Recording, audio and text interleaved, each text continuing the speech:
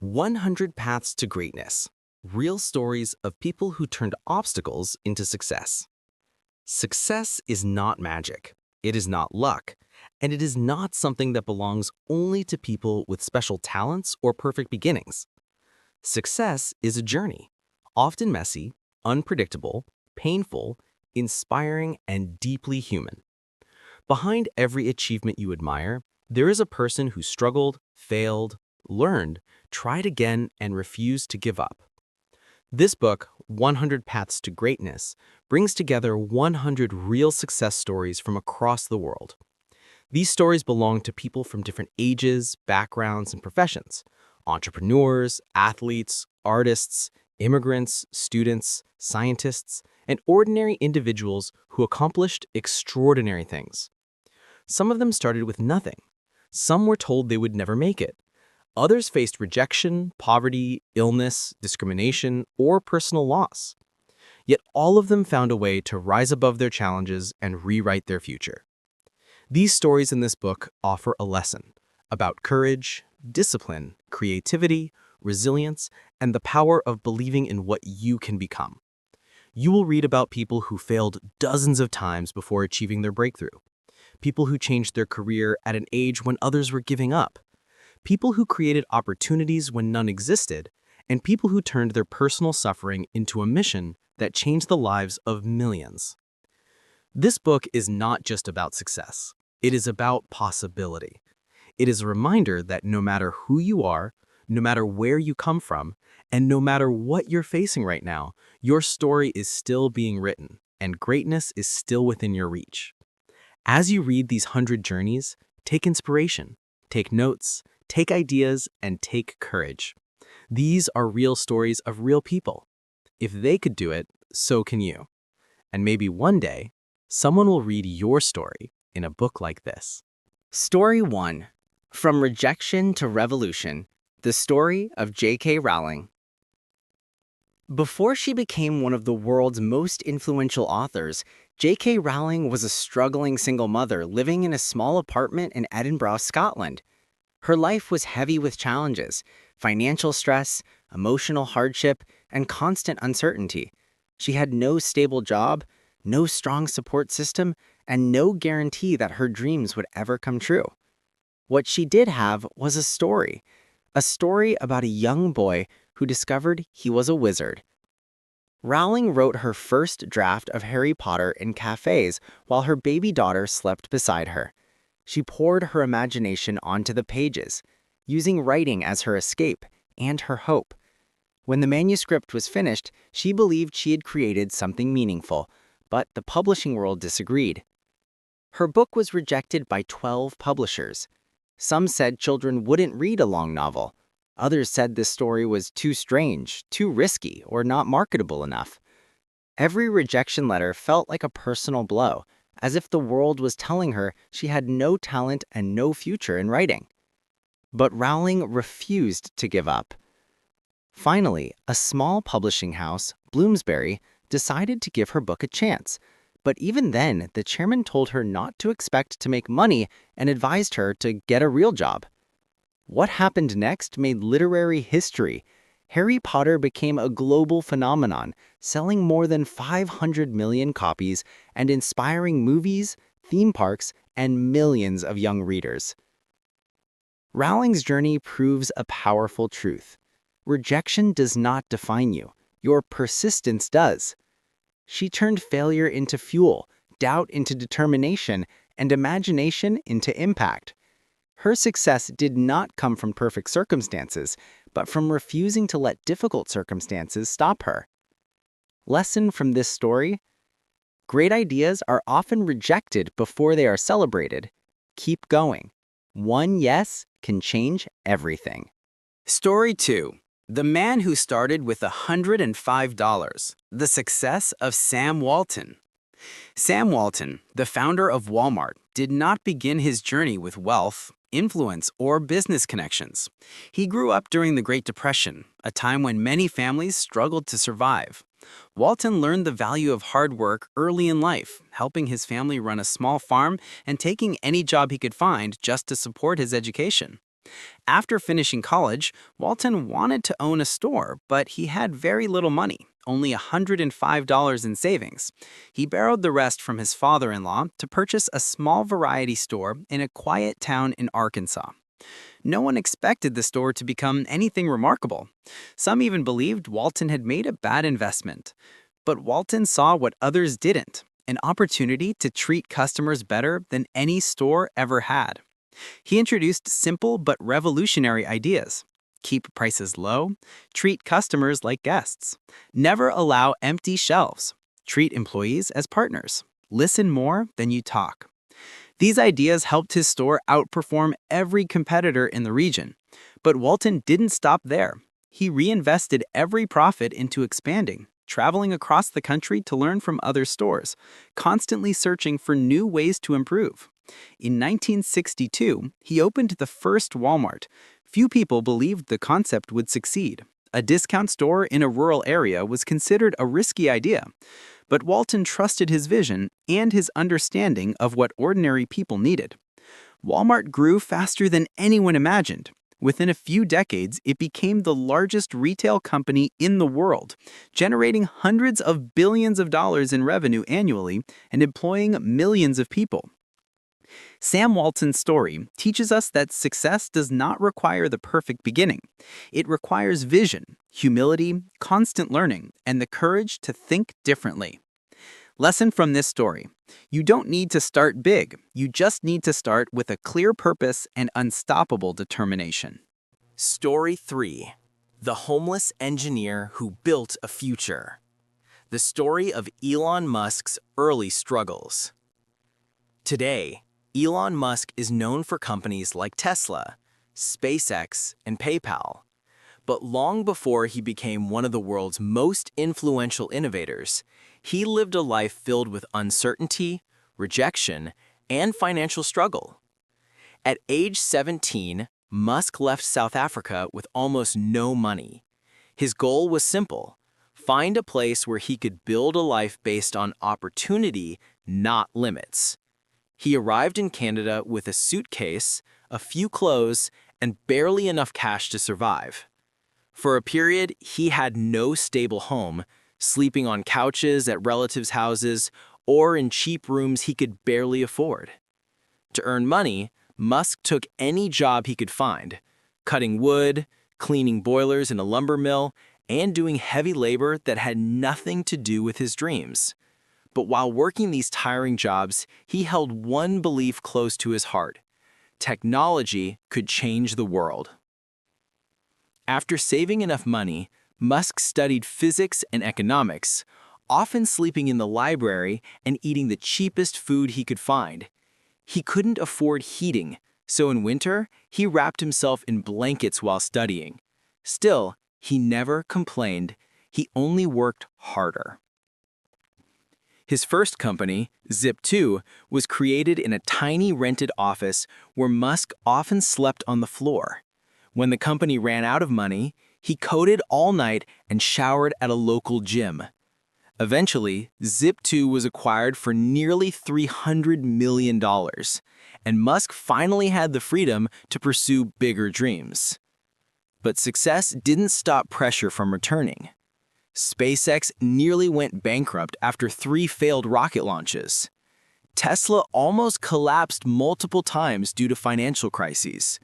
Many investors told him he would fail. Musk risked his entire personal fortune to keep both companies alive. People called him unrealistic. They called him crazy, but he kept going. Today, SpaceX lands rockets that people once said were impossible to reuse. Tesla has become a leader in electric vehicles and clean energy. Musk's companies have changed industries, created thousands of jobs, and inspired millions of young innovators. Lesson from this story: success is not about where you start. It's about how much you're willing to endure for your vision. Story 4. The Young Man Who Turned Failure into Fortune. The story of Colonel Harlan Sanders. Most people know the white-haired man in the KFC logo, but few know the incredible story behind him. Colonel Harlan Sanders, the founder of Kentucky Fried Chicken, is a powerful example that success can come at any age, even after a lifetime of setbacks. Harlan Sanders was not born into comfort. His father passed away when he was only 6 years old, forcing him to take care of his siblings while his mother worked. Because of family responsibilities and financial pressure, Sanders dropped out of school in 7th grade. For years, he jumped from one job to another. Farmhand, streetcar conductor, fireman, insurance salesman, steamboat worker, railroad laborer. He was fired from many of these jobs. Nothing seemed to work. In his 40s, Sanders began cooking for travelers at a small service station in Kentucky. He had no restaurant, just a kitchen and a few tables. But people loved his food, especially his fried chicken, seasoned with 11 secret herbs and spices. Slowly, his reputation grew. However, life struck again. A new highway was built, redirecting traffic away from his business.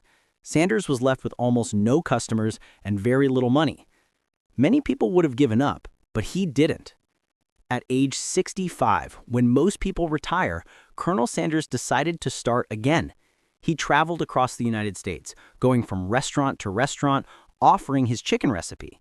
In exchange, he asked for a small commission for every chicken sold. Most owners rejected him.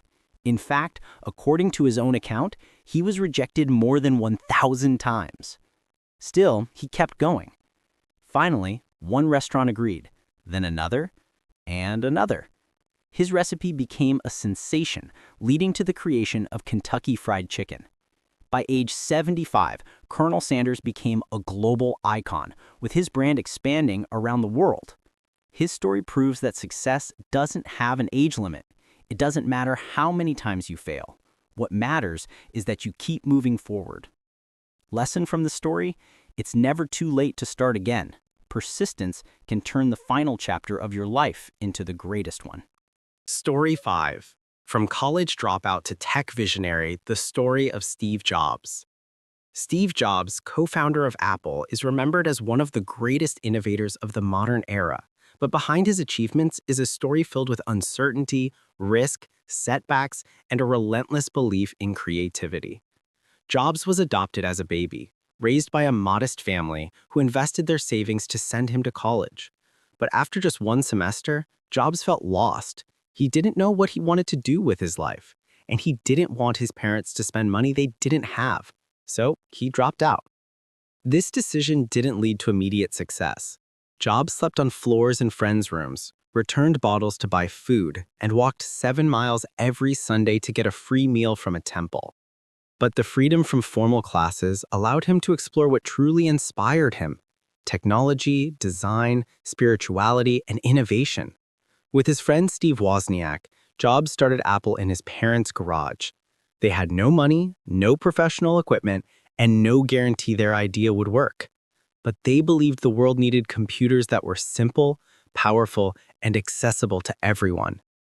Apple grew faster than anyone expected. In just a few years, it became one of the most influential companies in the world. But success brought challenges. When Jobs was only 30 years old, he was forced out of the company he had built. Many thought his career was finished. Instead, Jobs used this setback as fuel. He founded Next, a computer company that focused on advanced technology, and bought Pixar, a small animation studio struggling to survive. Under his leadership, Pixar created Toy Story, the world's first full-length computer-animated film, which changed filmmaking forever. In a twist of destiny, Apple bought Next, and Jobs returned to the company he had once been fired from. What followed was a revolution. iMac, iPod, iTunes, iPhone, iPad, products that transformed technology, music, communication, and culture.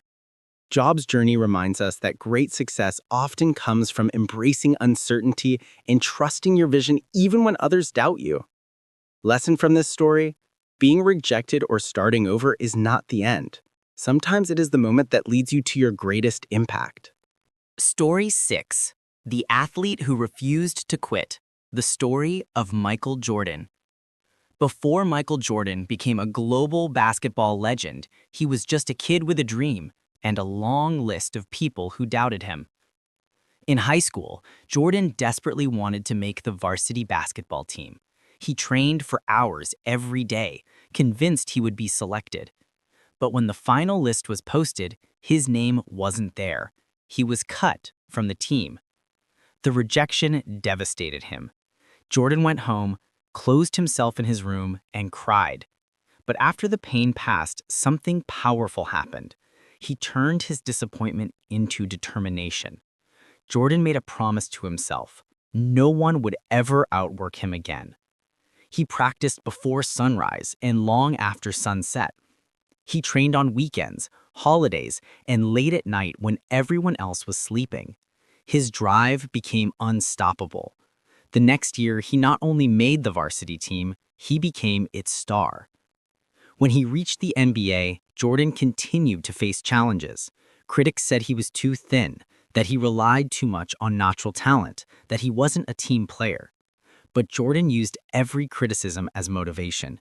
He strengthened his body, sharpened his skills, and trained harder than anyone in the league. Jordan's career became one of the most dominant in sports history. 6 NBA championships, 5 MVP awards, 14 All-Star selections, and a global legacy that transformed basketball forever.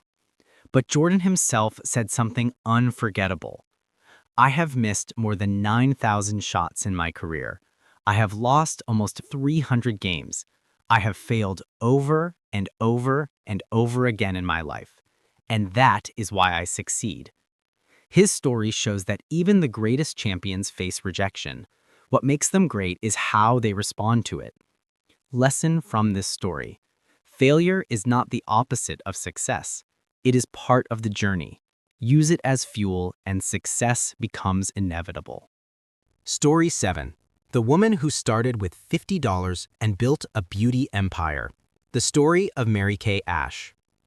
Mary Kay Ash is known today as the founder of one of the largest beauty companies in the world, Mary Kay Cosmetics. But her journey began with frustration, unfair treatment, and almost no money. For years, Mary Kay worked in sales for different companies. She was talented, hardworking, and consistently outperformed her male colleagues. But no matter how much she achieved, she was repeatedly passed over for promotions while less qualified men moved ahead simply because they were men. Eventually, she became tired of watching her ideas ignored and her achievements undervalued. She quit her job and planned to write a book to help women succeed in the business world. As she started outlining the book, she realized she had accidentally created something else: a business plan for a company that treated women fairly, celebrated their skills, and rewarded their effort.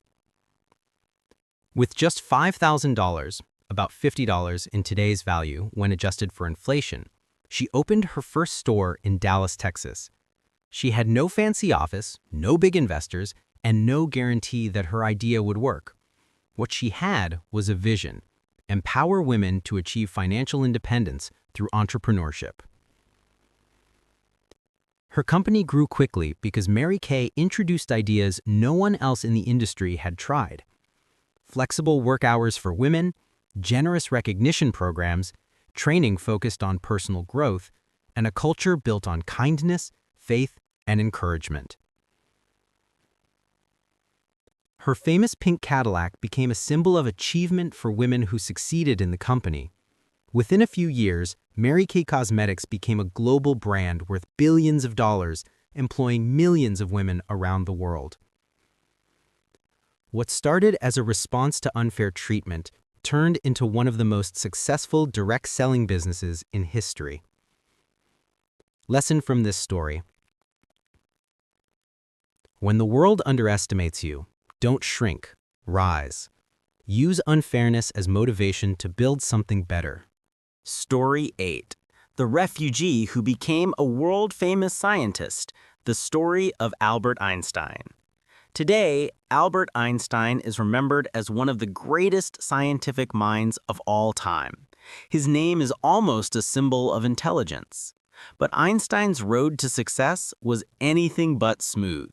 In fact, he spent much of his early life being misunderstood, underestimated, and rejected.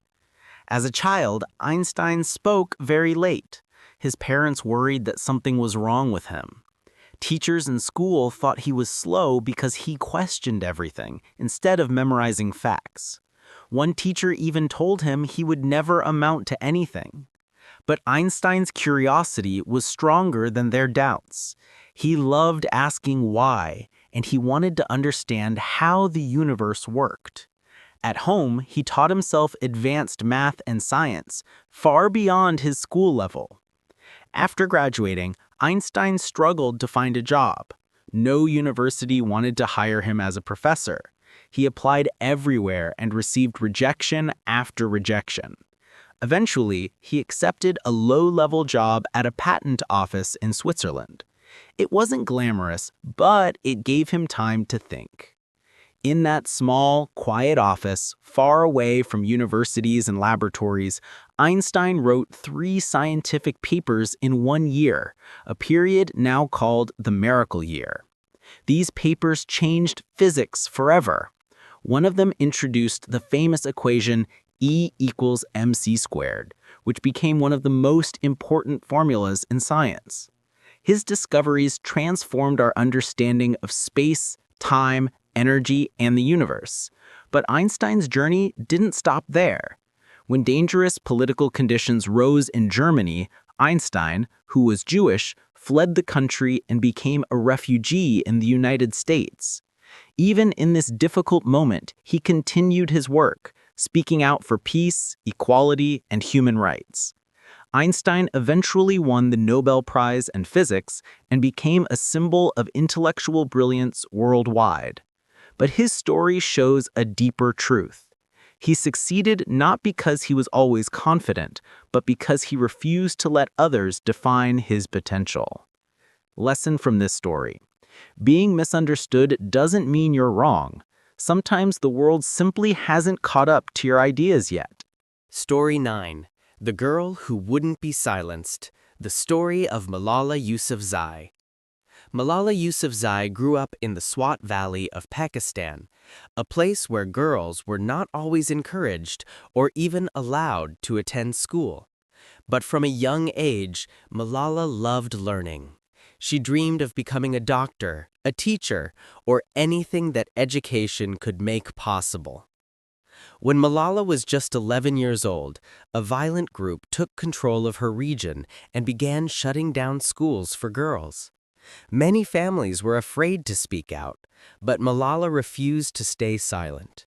She began writing anonymously for the BBC, sharing her experiences as a young girl living under oppression and defending every child's right to learn.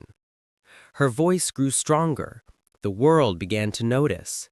She appeared in interviews, gave speeches, and openly criticized the extremists' actions, even though she was only a teenager.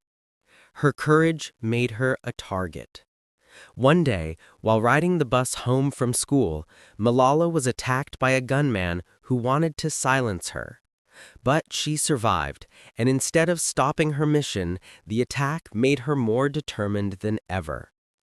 Malala moved to the United Kingdom for medical treatment, where she continued her fight for education. She co-founded the Malala Fund, an organization dedicated to helping girls around the world access schooling, especially in areas affected by poverty, conflict, or discrimination. At age 17, she became the youngest person in history to win the Nobel Peace Prize. Malala's story is not just about surviving danger, it is about bravery, hope, and the belief that one voice can change the world. Today, she continues her advocacy, proving that courage has no age limit and that education is one of the most powerful tools for transforming societies. Lesson from this story? Even the smallest voice can spark a global movement when it speaks the truth with courage. Story 10. The Man Who Failed 1,000 Times. The Story of Thomas Edison. Thomas Edison is often called one of the greatest inventors in history.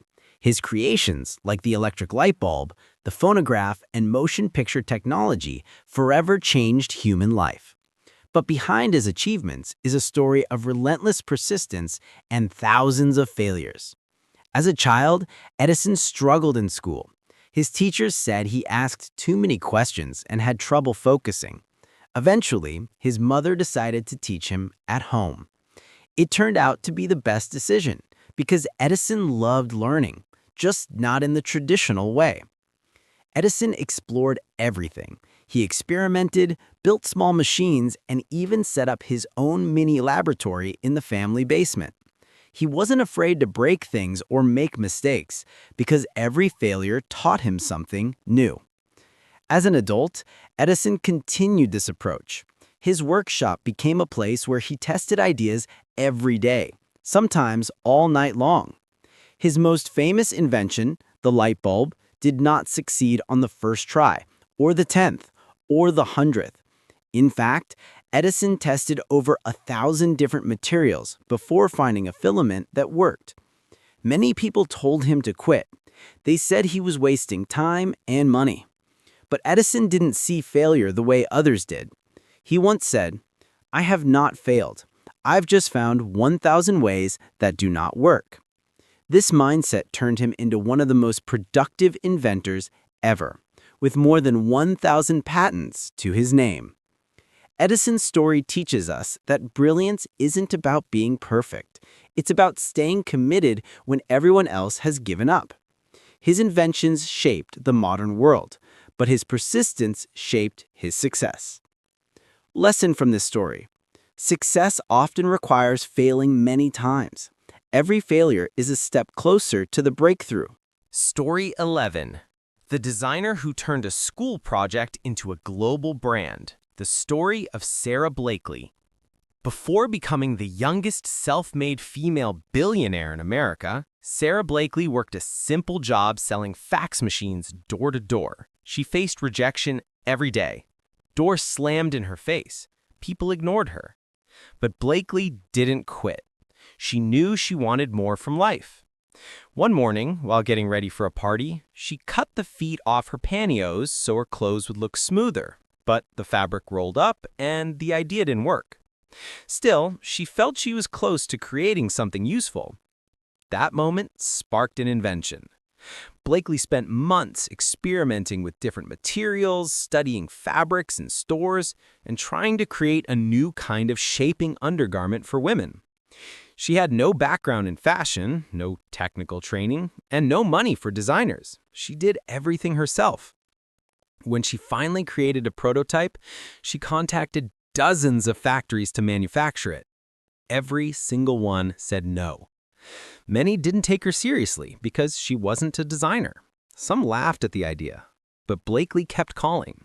Finally, one factory owner changed his mind after discussing the idea with his daughters.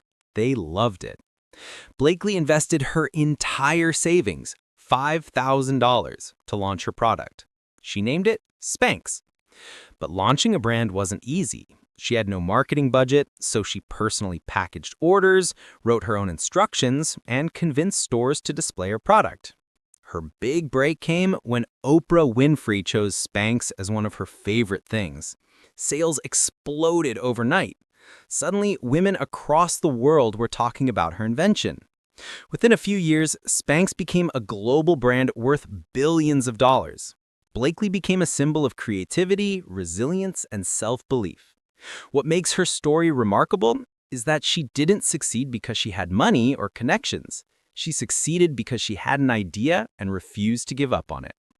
Lesson from this story: you don't need perfect conditions to start. Start with what you have, where you are, and success will grow with you.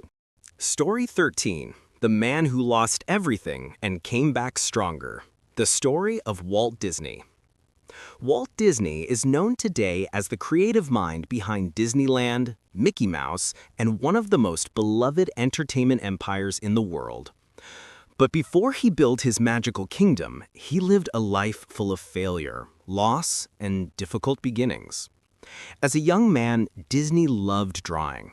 He dreamed of becoming an artist, but no one believed in his talent. He applied for jobs at newspapers and advertising agencies, only to be rejected again and again. Many people told him he wasn't good enough. Still, Disney didn't stop drawing. He started a small animation studio with borrowed equipment. For a while, things looked promising, but soon the studio ran out of money, and Disney went bankrupt. Everything he worked for collapsed. Most people would have given up at this point, but Disney wasn't most people. He moved to Hollywood with nothing but a suitcase, a few sketches, and a dream. There, he created a character named Oswald the Lucky Rabbit, which became very popular. But when Disney tried to negotiate a better contract, he discovered that the distributor actually owned the rights to Oswald. Disney lost his character and most of his animation team overnight. It felt like his world was falling apart again. But on the train ride home, while thinking about what to do next, Disney sketched a cheerful little mouse with big round ears. That mouse became Mickey Mouse, one of the most iconic characters in history. Mickey's first sound cartoon became a sensation. From there, Disney introduced new ideas that no one had tried before. The first full-length animated movie, Snow White, multi-plane camera technology, color animations, theme parks that brought imagination to life. Each idea seemed impossible at the time. Many people laughed at him, said he was foolish, or told him his dreams were too big. But Disney believed that imagination had the power to change the world. Today, the Walt Disney Company is a global entertainment giant worth hundreds of billions of dollars.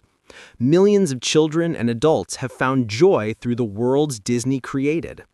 The magic didn't come from luck. It came from a man who refused to quit, even when he lost everything more than once.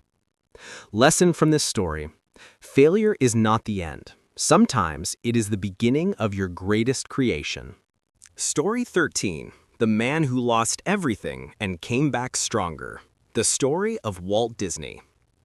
Walt Disney is known today as the creative mind behind Disneyland, Mickey Mouse, and one of the most beloved entertainment empires in the world. But before he built his magical kingdom, he lived a life full of failure, loss, and difficult beginnings. As a young man, Disney loved drawing. He dreamed of becoming an artist, but no one believed in his talent. He applied for jobs at newspapers and advertising agencies, only to be rejected again and again. Many people told him he wasn't good enough. Still, Disney didn't stop drawing. He started a small animation studio with borrowed equipment. For a while, things looked promising, but soon the studio ran out of money, and Disney went bankrupt. Everything he worked for collapsed. Most people would have given up at this point, but Disney wasn't most people. He moved to Hollywood with nothing but a suitcase, a few sketches, and a dream. There, he created a character named Oswald the Lucky Rabbit, which became very popular. But when Disney tried to negotiate a better contract, he discovered that the distributor actually owned the rights to Oswald. Disney lost his character and most of his animation team overnight. It felt like his world was falling apart again. But on the train ride home, while thinking about what to do next, Disney sketched a cheerful little mouse with big round ears. That mouse became Mickey Mouse, one of the most iconic characters in history. Mickey's first sound cartoon became a sensation. From there, Disney introduced new ideas that no one had tried before. The first full-length animated movie, Snow White, multi-plane camera technology, color animations, theme parks that brought imagination to life. Each idea seemed impossible at the time. Many people laughed at him, said he was foolish, or told him his dreams were too big. But Disney believed that imagination had the power to change the world. Today, the Walt Disney Company is a global entertainment giant worth hundreds of billions of dollars. Millions of children and adults have found joy through the worlds Disney created. The magic didn't come from luck. It came from a man who refused to quit, even when he lost everything more than once. Lesson from this story: failure is not the end. Sometimes it is the beginning of your greatest creation. Story 14. The Woman Who Fought Poverty with a Sewing Machine. The story of Oprah Winfrey. Oprah Winfrey is one of the most influential women in the world. An entrepreneur, talk show host, actress, producer, and philanthropist. But her journey began in extreme poverty, hardship, and unimaginable challenges. Oprah was born in rural Mississippi to a teenage mother. Her family struggled to survive, often living without basic necessities. As a child, she wore clothes made from potato sacks because they couldn't afford anything else. She faced difficulties at home, at school, and within the community. Life was far from easy. But Oprah found comfort in one thing: speaking. She loved reading aloud in church and school, discovering the power of words and storytelling. Her grandmother encouraged her, teaching her to read before she was 3 years old. When she moved to live with her father in Tennessee, her life began to change. He insisted on education, discipline, and self-respect. Under his guidance, Oprah excelled academically and discovered her talent for communication. At just 17, she won a beauty pageant that led to her first job in radio.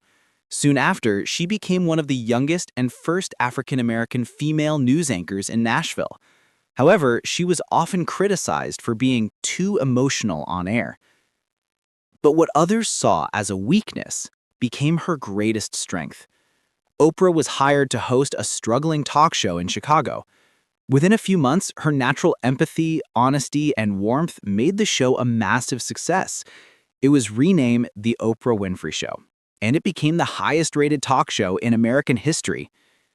She went on to create her own production company, Harpo Studios, becoming one of the first women and one of the first African Americans to own a major media company. With her influence, she launched careers, built schools, championed literacy, and inspired millions around the world. Oprah's life proves that your circumstances do not determine your destiny. She transformed hardship into strength, pain into purpose, and poverty into power. Lesson from this story: no matter where you start, you can rise. Your voice, your story, and your determination can take you anywhere. Story 15. The Coffee Lover Who Built a Global Empire. The story of Howard Schultz.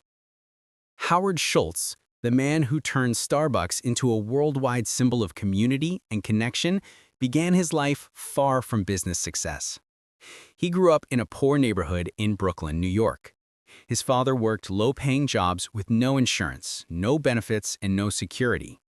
When Schultz was 7, his father broke his leg and lost his job the same day. The family struggled to survive. Schultz never forgot how powerless his father felt. It shaped the mission he would follow years later: to build a company that treated workers with dignity. After earning a scholarship to college, one of the few ways he could afford higher education, Schultz graduated and began working in sales. On a business trip to Seattle in 1981, he visited a small coffee shop called Starbucks. It wasn't a big company then, just a few stores selling coffee beans and equipment. But Schultz was captivated by the atmosphere and the passion behind the product. He convinced the founders to hire him as the company's marketing director. During a trip to Italy, Schultz visited espresso bars in Milan and fell in love with the culture. The conversations, the sense of community, the feeling that the cafe was a third place between home and work. He believed Starbucks could bring that same experience to America. The founders didn't agree. They thought Starbucks should remain focused on selling beans, not drinks. So, Schultz made a bold decision. He left the company and opened his own coffee shop inspired by Italian cafes. The business was a success. Shortly after, Schultz bought Starbucks and began transforming it into a global brand. Many investors doubted him. Banks rejected him again and again, more than 200 times. But Schultz kept pushing. Slowly, Starbucks grew, one store at a time. But Schultz's vision wasn't just about coffee. He wanted to create opportunities for people like his father. He introduced health insurance for part-time workers, stock ownership for employees. He called them partners. college tuition programs, a company culture based on respect and community.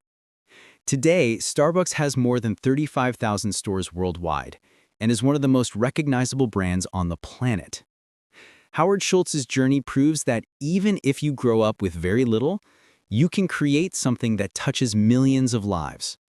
All you need is a vision and the courage to chase it. Lesson from this story: your past does not limit your future. You can turn pain into purpose and build something meaningful from it. Story 16. The Teacher Who Changed the World by Accident. The story of Tim Berners-Lee. Tim Berners-Lee is not a celebrity in the traditional sense, but his creation changed the lives of billions of people, transformed industries, and reshaped the entire world. He is the inventor of the World Wide Web, the foundation of the modern internet. But his story begins in a very simple way. Berners-Lee grew up in London with parents who were early computer programmers. He loved trains, building things, and solving problems.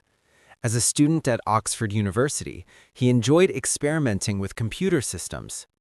At one point, he even built his own computer using parts from an old television. After graduating, Berners-Lee worked at CERN, a research center in Switzerland. His job was to help scientists share information more easily.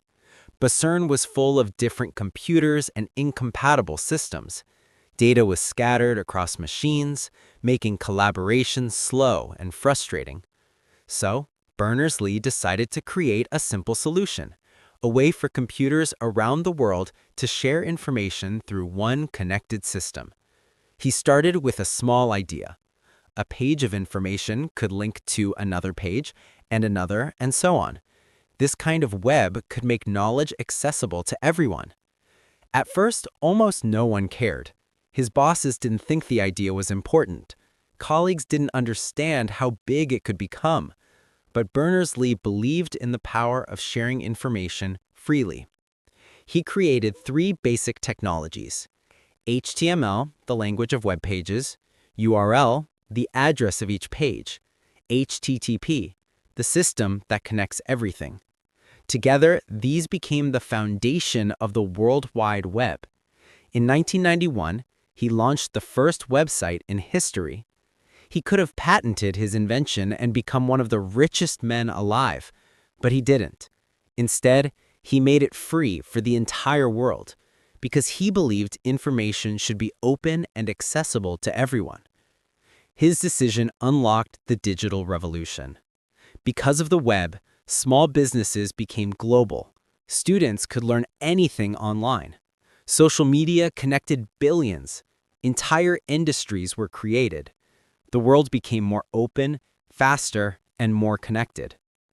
Tim Berners-Lee didn't set out to become famous or wealthy. He wanted to solve a problem, and in doing so, he changed human history. Lesson from this story: great success often begins with trying to make life easier for others. Sometimes the simplest ideas create the biggest revolutions. Story 17. The Immigrant Who Built the American Dream. The story of Andrew Carnegie. Andrew Carnegie was born in Scotland in a small one-room cottage. His family was extremely poor. When Andrew was just a boy, his father lost his job, and the family struggled to find enough food.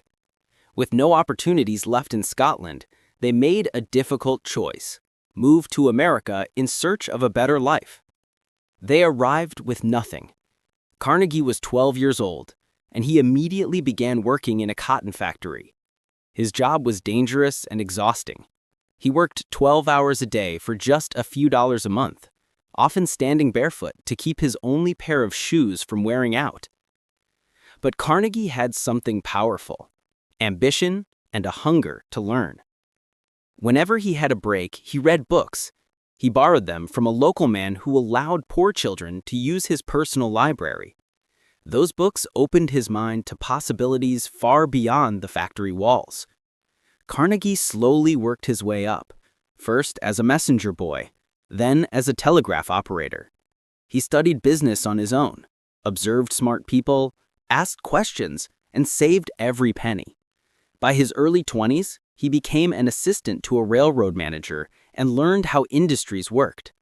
Eventually, he entered the steel business, an industry many believed was too expensive and too difficult to dominate. But Carnegie saw the future. He invested heavily, took risks, and introduced new technologies that made steel production faster and cheaper. His company grew into Carnegie Steel, the largest and most advanced steel company in the world. Carnegie became one of the richest men in history. But what he did next surprised everyone. He believed that wealth should be used to help society, not just to benefit oneself.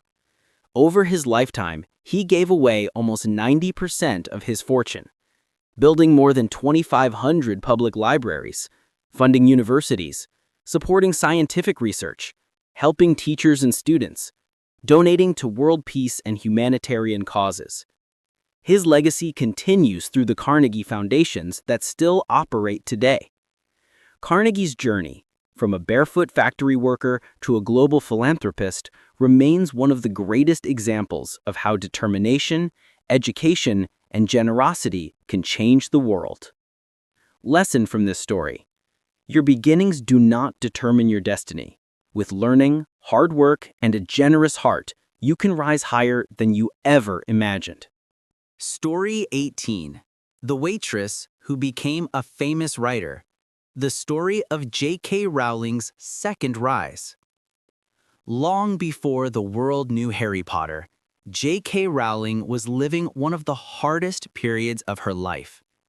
But what many people don't know is that her success story actually has two parts: her first rise from poverty and her second rise from overwhelming pressure.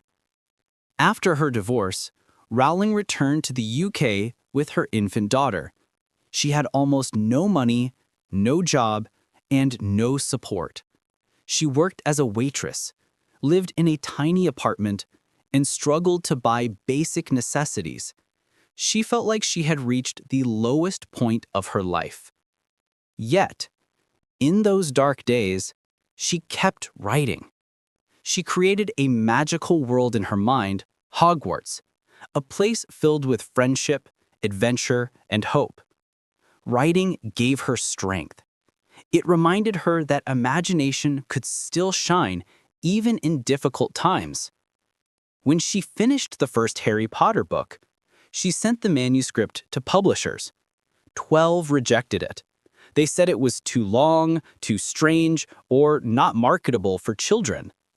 But she didn't stop. Finally, a small publisher took a chance on her story. The book became a global sensation. However, success brought new challenges.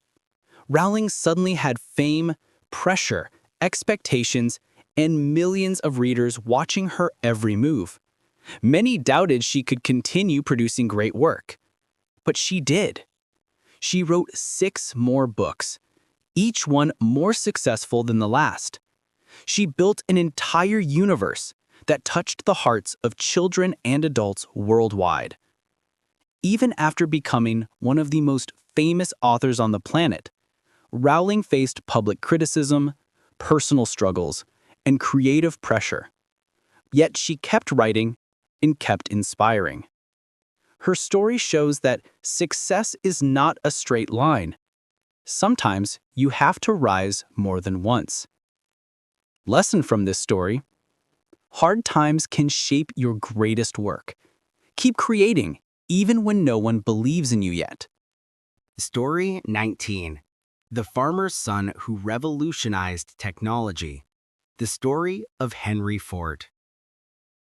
Henry Ford changed the world with one simple idea: make cars affordable for ordinary people.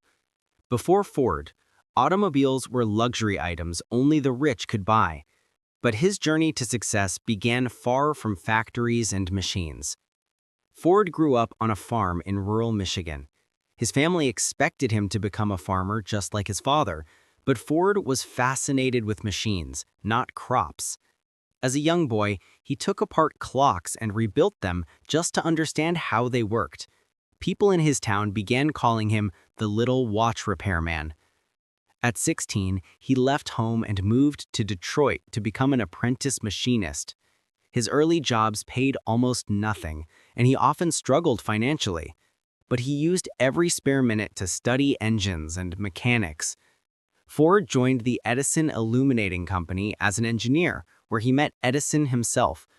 Edison encouraged Ford to pursue his dream of building gasoline-powered cars.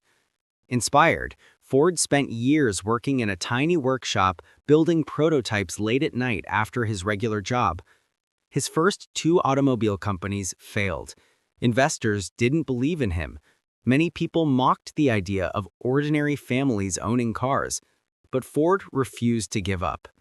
In 1903, he founded the Ford Motor Company and introduced the idea that changed everything: the assembly line. Instead of workers building a car from start to finish, each worker performed one repeated task. This new system cut production time from 12 hours to just 90 minutes. As a result, Ford could lower prices dramatically. The Model T, introduced in 1908, became the first car millions of people could afford. It transformed transportation, created new industries, and reshaped the global economy. Ford also introduced new workplace ideas. He paid higher wages to keep workers motivated. He reduced working hours. He supported worker training. These changes improved productivity and influenced labor systems worldwide. Henry Ford's journey from a curious boy on a farm to a global innovator shows that passion and persistence can lead to world-changing ideas. Lesson from this story: don't be afraid to challenge what others consider impossible. Innovation begins with a dream and grows with determination. Story 20. The man who turned rejection into a billion-dollar company. The story of Jack Ma. Jack Ma, the founder of Alibaba, is one of the most famous entrepreneurs in the world. But before success, his life was filled with failure, rejection, and disappointment. Jack Ma grew up in a poor family in Hangzhou, China. As a child, he was small, thin, and often bullied. His grades in school were low, especially in math, and he failed major exams multiple times. But Ma loved learning English. Every morning, he rode his bicycle to a hotel where foreigners stayed and offered free tours, just so he could practice speaking. This hobby improved his language skills and opened his mind to the world beyond China. After finishing school, Ma applied to dozens of jobs. He was rejected over and over again. He applied to Harvard University, rejected 10 times. He applied to 30 different jobs, rejected from every single one. Even KFC rejected him. 24 people applied, 23 were hired, and Jack Ma was the only one rejected. Still, he didn't give up. In the 1990s, while visiting the United States, Ma discovered the internet. He searched for the word China online and found nothing. That moment changed his life. He realized the internet could connect China to the world. Ma gathered 17 of his friends in his small apartment and pitched the idea of an online marketplace where Chinese businesses could sell their products globally. Many thought the idea was crazy. China had very few computers, and almost no one knew what the internet was. But Ma believed. In 1999, with almost no money, he founded Alibaba. In the beginning, the company made no profit. Investors doubted him. Competitors were bigger and stronger, but Ma focused on helping small businesses, people like himself who needed the chance. Slowly, Alibaba grew. Then it grew faster. Then it exploded. Today, Alibaba is one of the largest e-commerce companies in the world, worth hundreds of billions of dollars. Jack Ma became one of the richest people in Asia and one of the most influential entrepreneurs of his generation. What makes his story remarkable is not his wealth, it's his resilience. Jack Ma once said, "If you don't give up, you still have a chance. Giving up is the greatest failure." A lesson from this story: rejection is not the end. Sometimes it is the training you need for your greatest success. Story 21. The mother who started a business on her kitchen floor.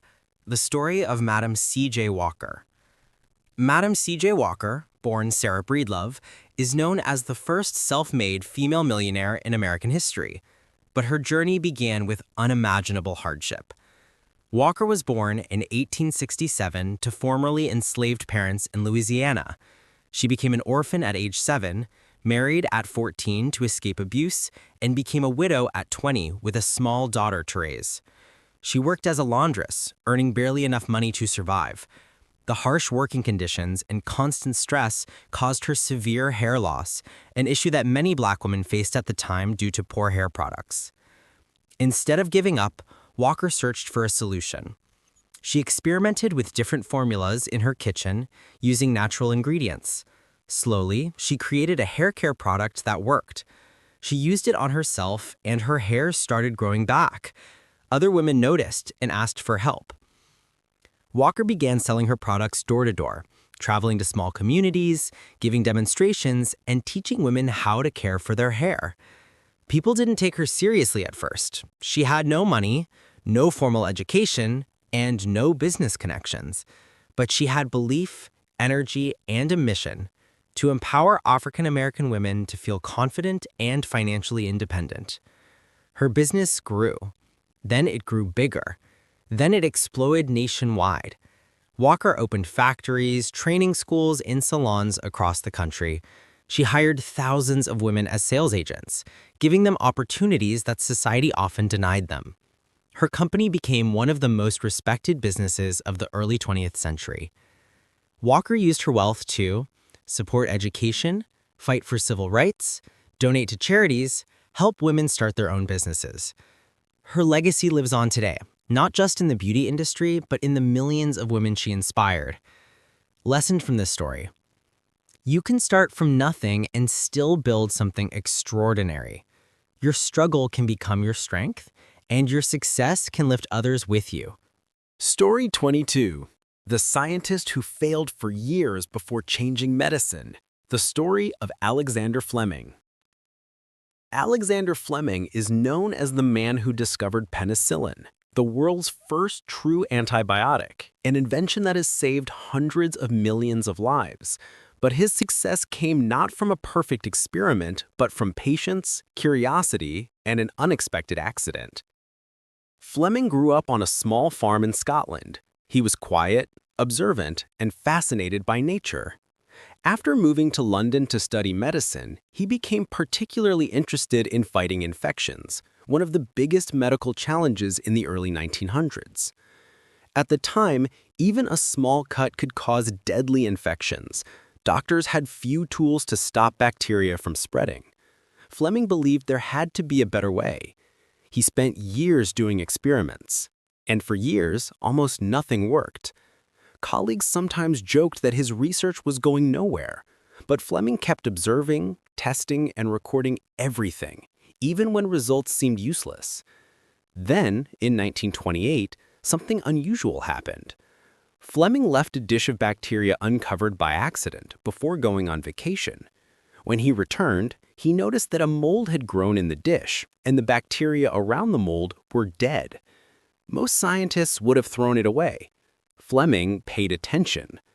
He studied the mold and discovered that it produced a substance that killed harmful bacteria. He named it penicillin.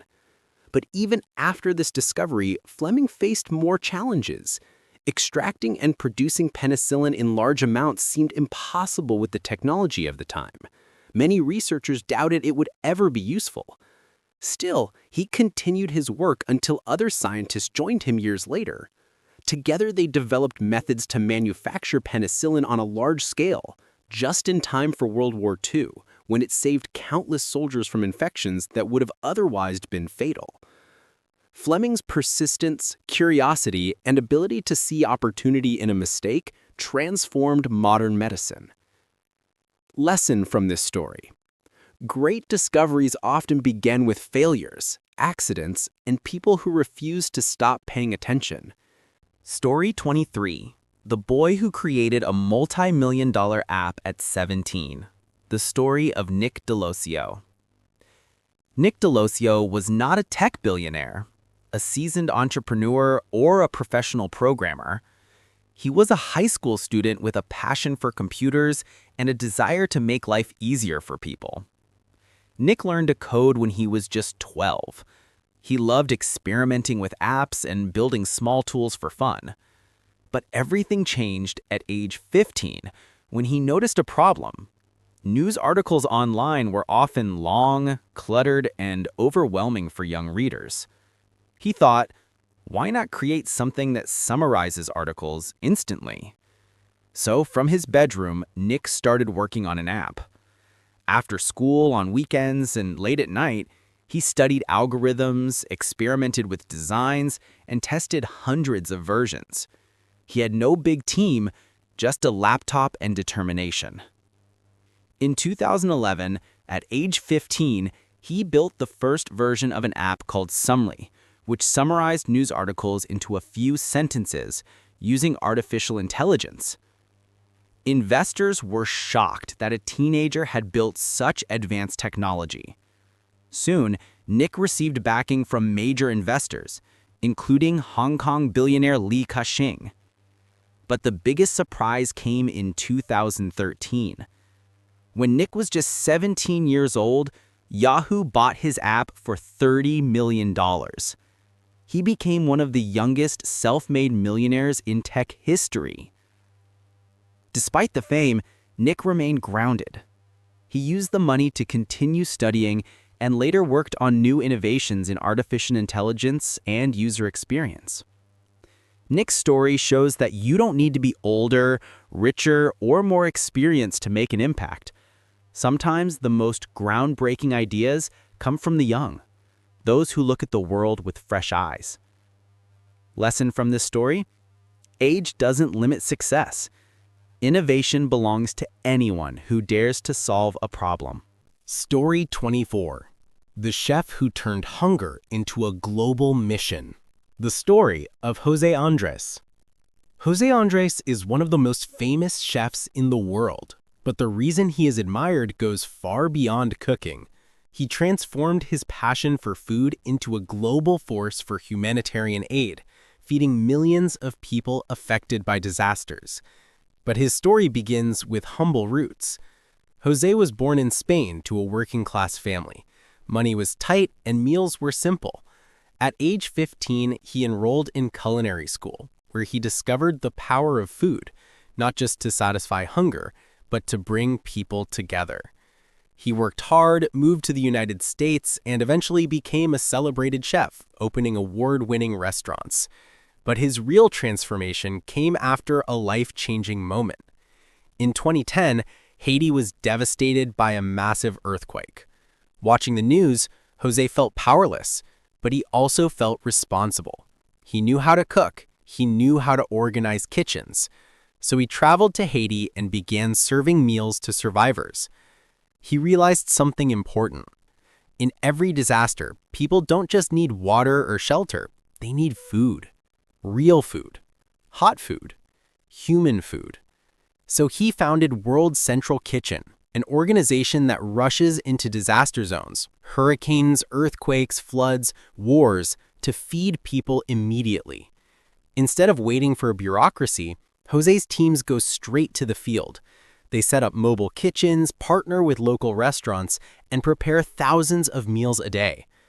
WCK has provided meals for hurricanes in Puerto Rico, wildfires in California, refugees in Poland and Ukraine, earthquake survivors in Turkey, and flood victims in Asia, and countless other crises. While governments debate plans, Jose Andres feeds people. His work earned global recognition, including nominations for the Nobel Peace Prize. But he always says, "I am just a cook. I feed people. That is what I know how to do." Jose Andres turned a simple skill into a life-saving mission. His success is measured not in money or fame, but in millions of lives touched. Lesson from the story? You don't need superpowers to change the world. Use what you already know, and use it to help others. Story 25. The artist who was rejected for years before becoming a legend. The story of Vincent van Gogh. Vincent van Gogh is one of the most celebrated painters in history. His works sell today for tens of millions of dollars, and his style is instantly recognizable.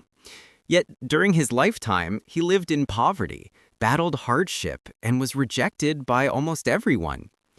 Van Gogh did not start out as an artist. He tried many careers: teacher, preacher, bookstore clerk, but nothing worked. He felt lost. At age 27, he finally decided to become a painter. He had no formal training, no reputation, and very little money. But he had passion. Van Gogh painted obsessively, sometimes creating a new artwork every single day. He experimented with bold colors, unusual brushstrokes, and emotional expression. His art was ahead of his time, and most people didn't understand it. During his life, he sold only one painting, and even that was purchased by a friend for a small amount. Critics ignored him. Galleries rejected him. People called his work strange, ugly, or childish. Still, Van Gogh kept painting. He created masterpieces such as Starry Night, Sunflowers, The Bedroom, Cafe Terrace at Night. These paintings are now considered revolutionary. But for Van Gogh, they were personal expressions of life, emotion, and beauty. Despite facing emotional struggles, he believed deeply in his art. In a letter to his brother, he wrote, "One day my work will be appreciated." And he was right. After his death, the art world finally recognized his genius. His paintings became iconic, shaping the future of modern art. Van Gogh is now remembered not for his hardships, but for his extraordinary vision and courage to create something new. Lesson from this story: sometimes success comes long after your effort. Create with heart and trust that your work has value even if the world doesn't see it yet. Story 26. The Man Who Delivered Newspapers and Built a Tech Revolution. The story of Jeff Bezos. Jeff Bezos, the founder of Amazon, is one of the most influential entrepreneurs in modern history. But his journey started far from the world of billion-dollar companies. Bezos was raised by a single teenage mother and later adopted by his Cuban stepfather. His family was not wealthy, but they worked hard and encouraged his curiosity. As a child, Bezos loved science and spent hours building small inventions in the garage: alarms, gadgets, and even an electric machine to keep his younger siblings out of his room. To earn money, he took small jobs like delivering newspapers and working at McDonald's. He was smart, but he also understood the value of hard work. After graduating from Princeton University, Bezos worked on Wall Street. He had a stable job, good salary, and a promising career. But in 1994, he came across a powerful statistic. Internet usage was growing at 2,300% per year. He had a simple idea: sell books online. It sounded crazy to most people. The internet was new. Online shopping barely existed. Investors thought it was too risky. Bezos quit his well-paying job, packed his bags, and drove across the country with his wife, brainstorming business ideas during the journey. They set up Amazon in their garage with 3 desks and a server built from scrap parts. The early days were tough. Orders were slow. Banks refused to give loans. Many people doubted online businesses. Bezos and his team packed boxes themselves on the concrete floor. But Bezos saw the future before others did. He believed that one day, people would buy everything online, not just books. He expanded Amazon step by step: electronics, toys, clothing, cloud services, entertainment, global shipping systems. Amazon became one of the largest companies on Earth, changing how the world shops, reads, works, and even thinks about technology. Bezos once said, "If you double the number of experiments you do every year, you're going to double your inventiveness." His success didn't come from avoiding risks. It came from embracing them. Lesson from this story: big success begins with a bold idea and the courage to leave your comfort zone. Story 26. The man who delivered newspapers and built a tech revolution. The story of Jeff Bezos. Jeff Bezos, the founder of Amazon, is one of the most influential entrepreneurs in modern history. But his journey started far from the world of billion-dollar companies. Bezos was raised by a single teenage mother and later adopted by his Cuban stepfather. His family was not wealthy, but they worked hard and encouraged his curiosity. As a child, Bezos loved science and spent hours building small inventions in the garage, alarms, gadgets, and even an electric machine to keep his younger siblings out of his room. To earn money, he took small jobs like delivering newspapers and working at McDonald's. He was smart, but he also understood the value of hard work. After graduating from Princeton University, Bezos worked on Wall Street. He had a stable job, good salary, and a promising career. But in 1994, he came across a powerful statistic. Internet usage was growing at 2,300% per year. He had a simple idea: sell books online. It sounded crazy to most people. The internet was new. Online shopping barely existed. Investors thought it was too risky. Bezos quit his well-paying job, packed his bags, and drove across the country with his wife, brainstorming business ideas during the journey. They set up Amazon in their garage with 3 desks and a server built from scrap parts. The early days were tough. Orders were slow. Banks refused to give loans. Many people doubted online businesses. Bezos and his team packed boxes themselves on the concrete floor. But Bezos saw the future before others did. He believed that one day, people would buy everything online, not just books. He expanded Amazon step by step: electronics, toys, clothing, cloud services, entertainment, global shipping systems. Amazon became one of the largest companies on Earth, changing how the world shops, reads, works, and even thinks about technology. Bezos once said, "If you double the number of experiments you do every year, you're going to double your inventiveness." His success didn't come from avoiding risks. It came from embracing them. Lesson from this story: big success begins with a bold idea and the courage to leave your comfort zone. Story 27. The girl who turned a lemonade stand into a global brand. The story of Michaela Ulmer. Michaela Ulmer was only 4 years old when a small accident changed her life forever. She was stung by a bee twice in 1 week. Afraid at first, she became curious and started learning about bees. She discovered that bees, despite their sting, are incredibly important to the environment and are disappearing at an alarming rate. Around the same time, her grandmother sent her an old recipe for flaxseed lemonade. Michaela had an idea. What if she sold lemonade sweetened with honey and helped save the bees at the same time? With the help of her parents, Michaela set up a lemonade stand in front of her house. She called it Me and the Bees Lemonade. She donated part of her profits to organizations that protect honeybees. People loved it, not just the taste, but the mission behind it. As she grew older, Michaela continued improving her recipe and her business plan. She entered local fairs, farmers markets, and children's business competitions. Her confidence grew. So did her brand. At age 10, she appeared on the TV show Shark Tank and received a $60,000 investment. It was one of the youngest deals in the show's history. Her company expanded rapidly. Her lemonade became available in Whole Foods supermarkets nationwide, restaurants, cafes, and major retail chains across the United States. By the age of 15, Michaela had sold more than 1 million bottles of her lemonade and created a foundation to continue educating others about the importance of bees. Despite her young age, Michaela became a global symbol of social entrepreneurship, using business not just to make money, but to make the world better. Lesson from this story: you are never too young to make a difference.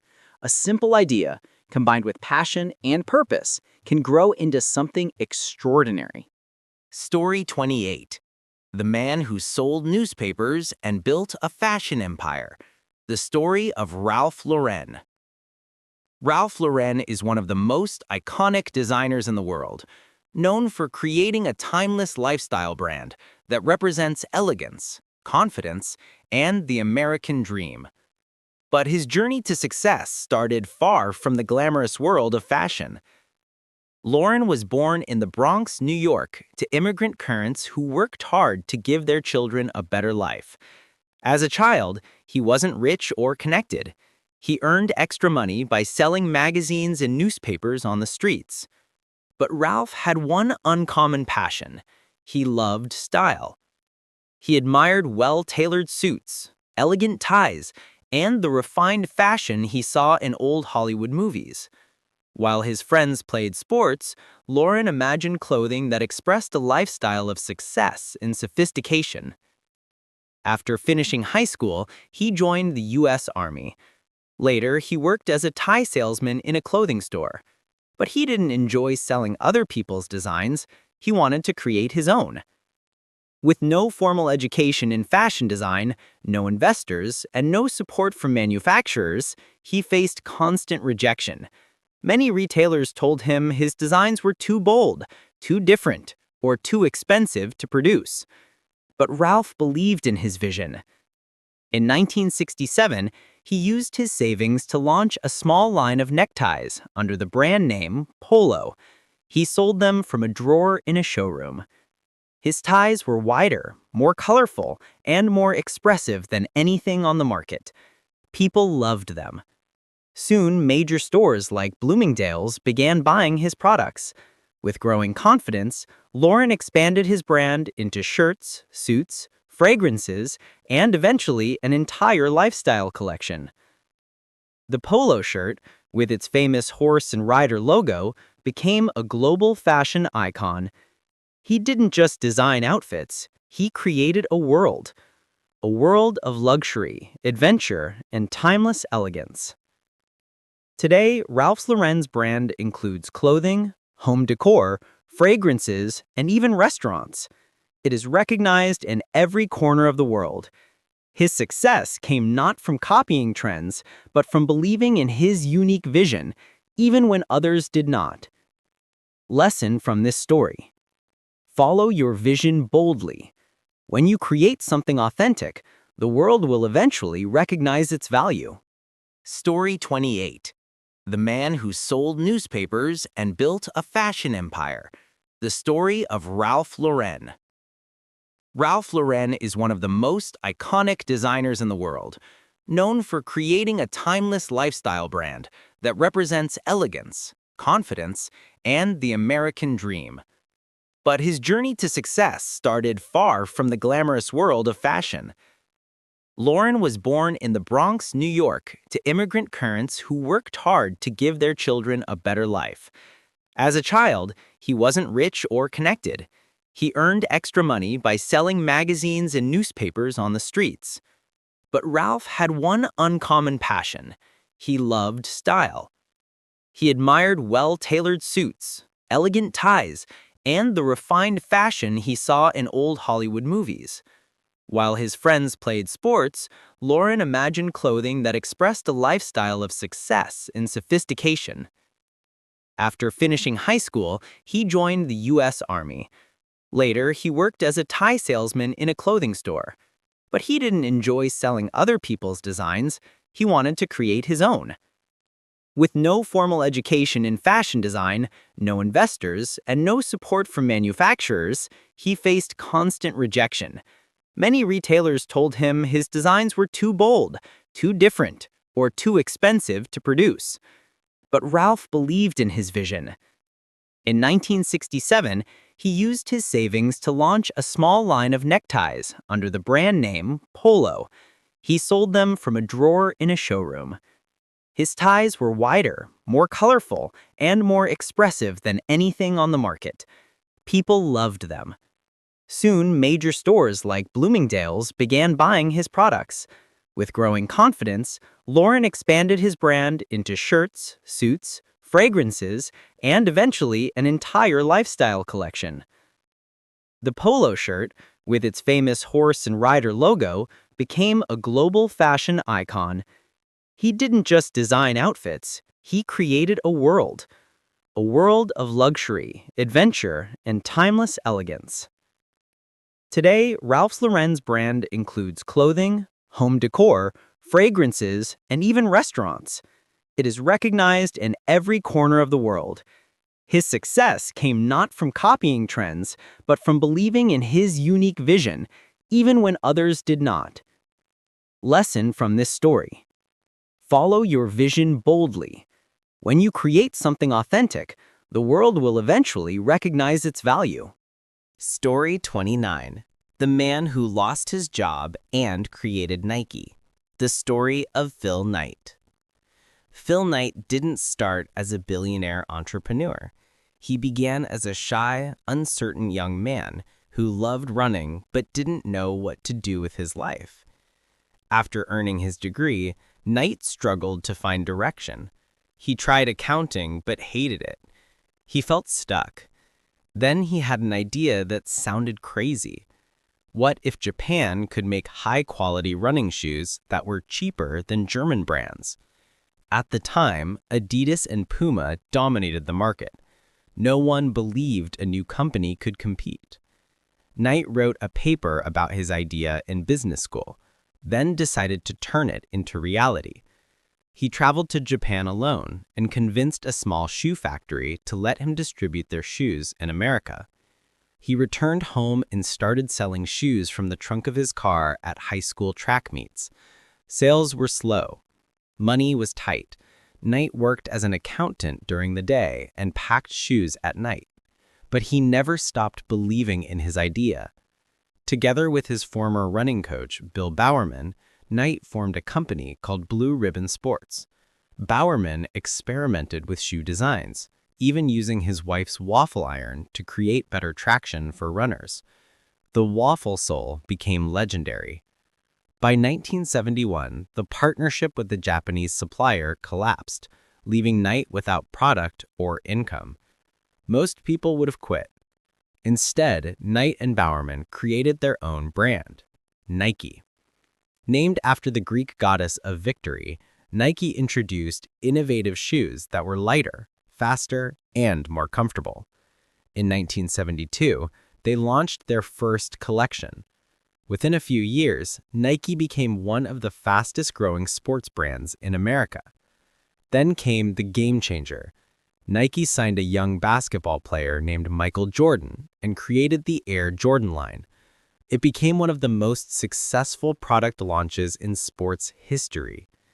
Today, Nike is a global leader in sportswear, worth hundreds of billions of dollars. And it all started with one man selling shoes from his car, believing in a dream no one else understood. Lesson from this story: big dreams begin small. Keep pushing, keep improving, and never let early struggles convince you to quit. Story 30. The scientist who was told she didn't belong. The story of Marie Curie. Marie Curie is the only person in history to win 2 Nobel Prizes in 2 different scientific fields. Her discoveries transformed modern science and medicine. But her journey was filled with obstacles: poverty, discrimination, and danger. Marie was born in Poland at a time when women were not allowed to attend universities. But she loved learning and dreamed of becoming a scientist. Since she couldn't study in her own country, she worked as a governess and secretly saved money to move to Paris. When she arrived in France, everything was difficult. She barely understood the language, she was extremely poor, she often ate only bread and tea, her room was cold and tiny, she studied late into the night wrapped in blankets. But her determination was unshakable. Marie enrolled at the University of Paris and quickly became one of the top students in mathematics and physics. She met Pierre Curie, a scientist who shared her passion, and together they began researching mysterious rays discovered by other physicists. Their work led to the discovery of 2 new elements, polonium and radium.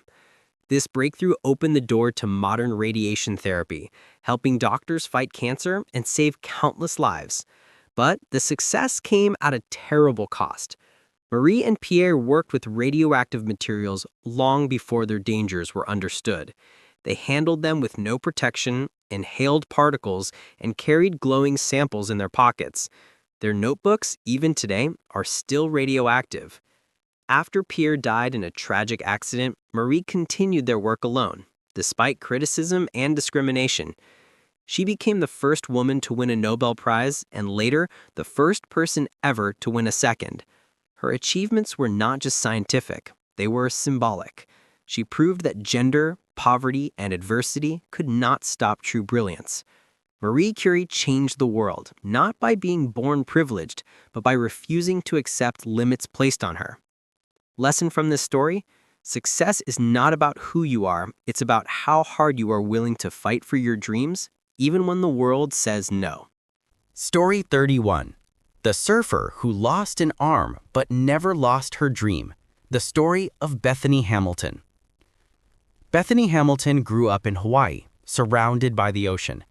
Surfing wasn't just her hobby, it was her life. By the age of 13, she was already winning competitions and was considered one of the rising stars in the surfing world. But everything changed in an instant. One morning, while surfing with her best friend, Bethany was attacked by a shark.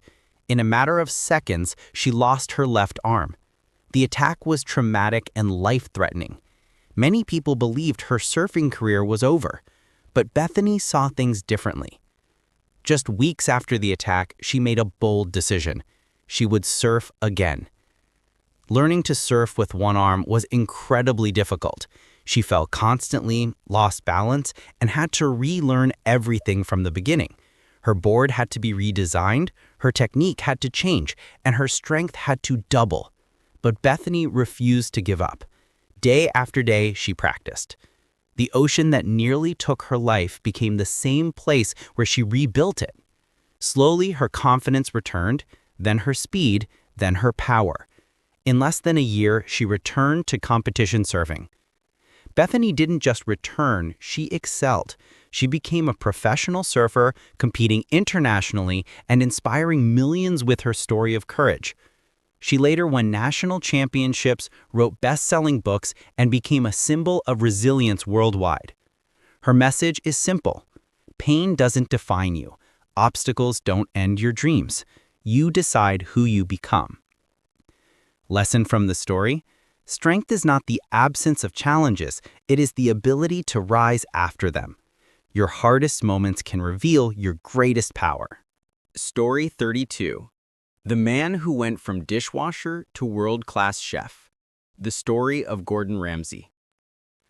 Today, Gordon Ramsay is one of the most famous chefs on the planet, earner of Michelin-starred restaurants, best-selling author, and global TV personality. But before the fame, his life was filled with instability, hardship, and unexpected twists. Ramsay grew up in a troubled household in Scotland. His family moved frequently, money was tight, and his father struggled with alcoholism. As a young boy, Gordon dreamed of becoming a professional football or soccer player. He was talented, fast, and dedicated. At 15, he was recruited by the Glasgow Rangers youth team. His dream seemed close. But fate had other plans.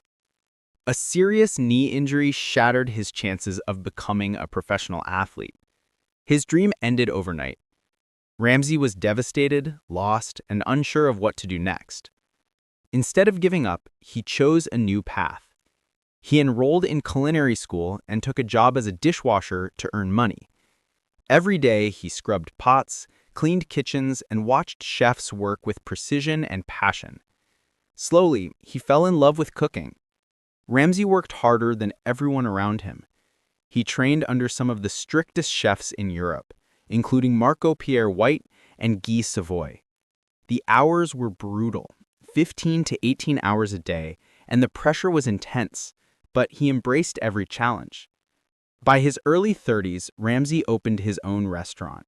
It earned 3 Michelin stars, one of the highest honors in culinary arts. He later built a worldwide restaurant empire and became a global TV icon. Despite his tough reputation on screen, Ramsay constantly advocates for discipline, excellence, and never giving up on yourself.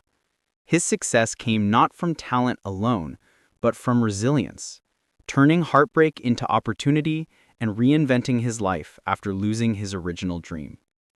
Lesson from this story? When one dream ends, another can begin. Failure is not final. It is a doorway to a new purpose. Story 33. The man who built a billion-dollar company from his mother's house. The story of Jan Koum. Jan Koum, the co-founder of WhatsApp, grew up far from Silicon Valley. His childhood was marked by poverty, fear, and hardship, but also by a determination that would later change the world of communication. Jan was born in Ukraine during a time of political instability. His family lived in a small village where they struggled with basic necessities.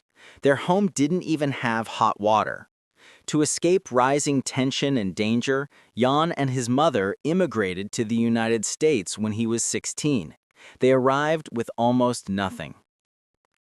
Life in America was not easy. Jan's mother worked as a babysitter.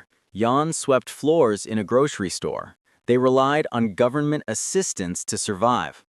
But Jan was curious and introverted. He taught himself computer programming by borrowing manuals and teaching himself line by line. He often studied alone because they couldn't afford computer classes. Years later, Jan applied for a job at Facebook. He was rejected. That rejection would eventually lead to his greatest success. In 2009, Jan bought a cheap iPhone, noticed the growing power of apps, and had a simple idea: create an app where people could message each other instantly from anywhere without paying SMS fees. He worked on the idea from his mother's small home. With his friend Brian Acton, they created WhatsApp, a simple, fast, secure messaging app. But in the beginning, hardly anyone downloaded it. Servers kept crashing. Expenses piled up. They struggled financially. Many would have quit, but Jan and Brian believed that communication should be simple and free for everyone. Slowly, the app grew. People loved its speed, privacy, and reliability. One user told a friend, that friend told another, and WhatsApp spread across the world. By 2014, WhatsApp had 450 million users. The same company that once rejected Jan, Facebook, returned with an offer. They bought WhatsApp for $19 billion, one of the biggest tech acquisitions in history. Jan signed the deal on the steps of the Social Services Building, where he once stood in line for food stamps. His journey shows that anyone, no matter where they start, can build something the world will use and love. Lesson from this story: where you begin does not define where you can go. Turn rejection into motivation and build a future bigger than your past. Story 34. The girl who turned a painful experience into a global movement. The story of Winnie Harlow. Winnie Harlow is one of the most recognized models in the world today. She has appeared on international runways, magazine covers, and global ad campaigns.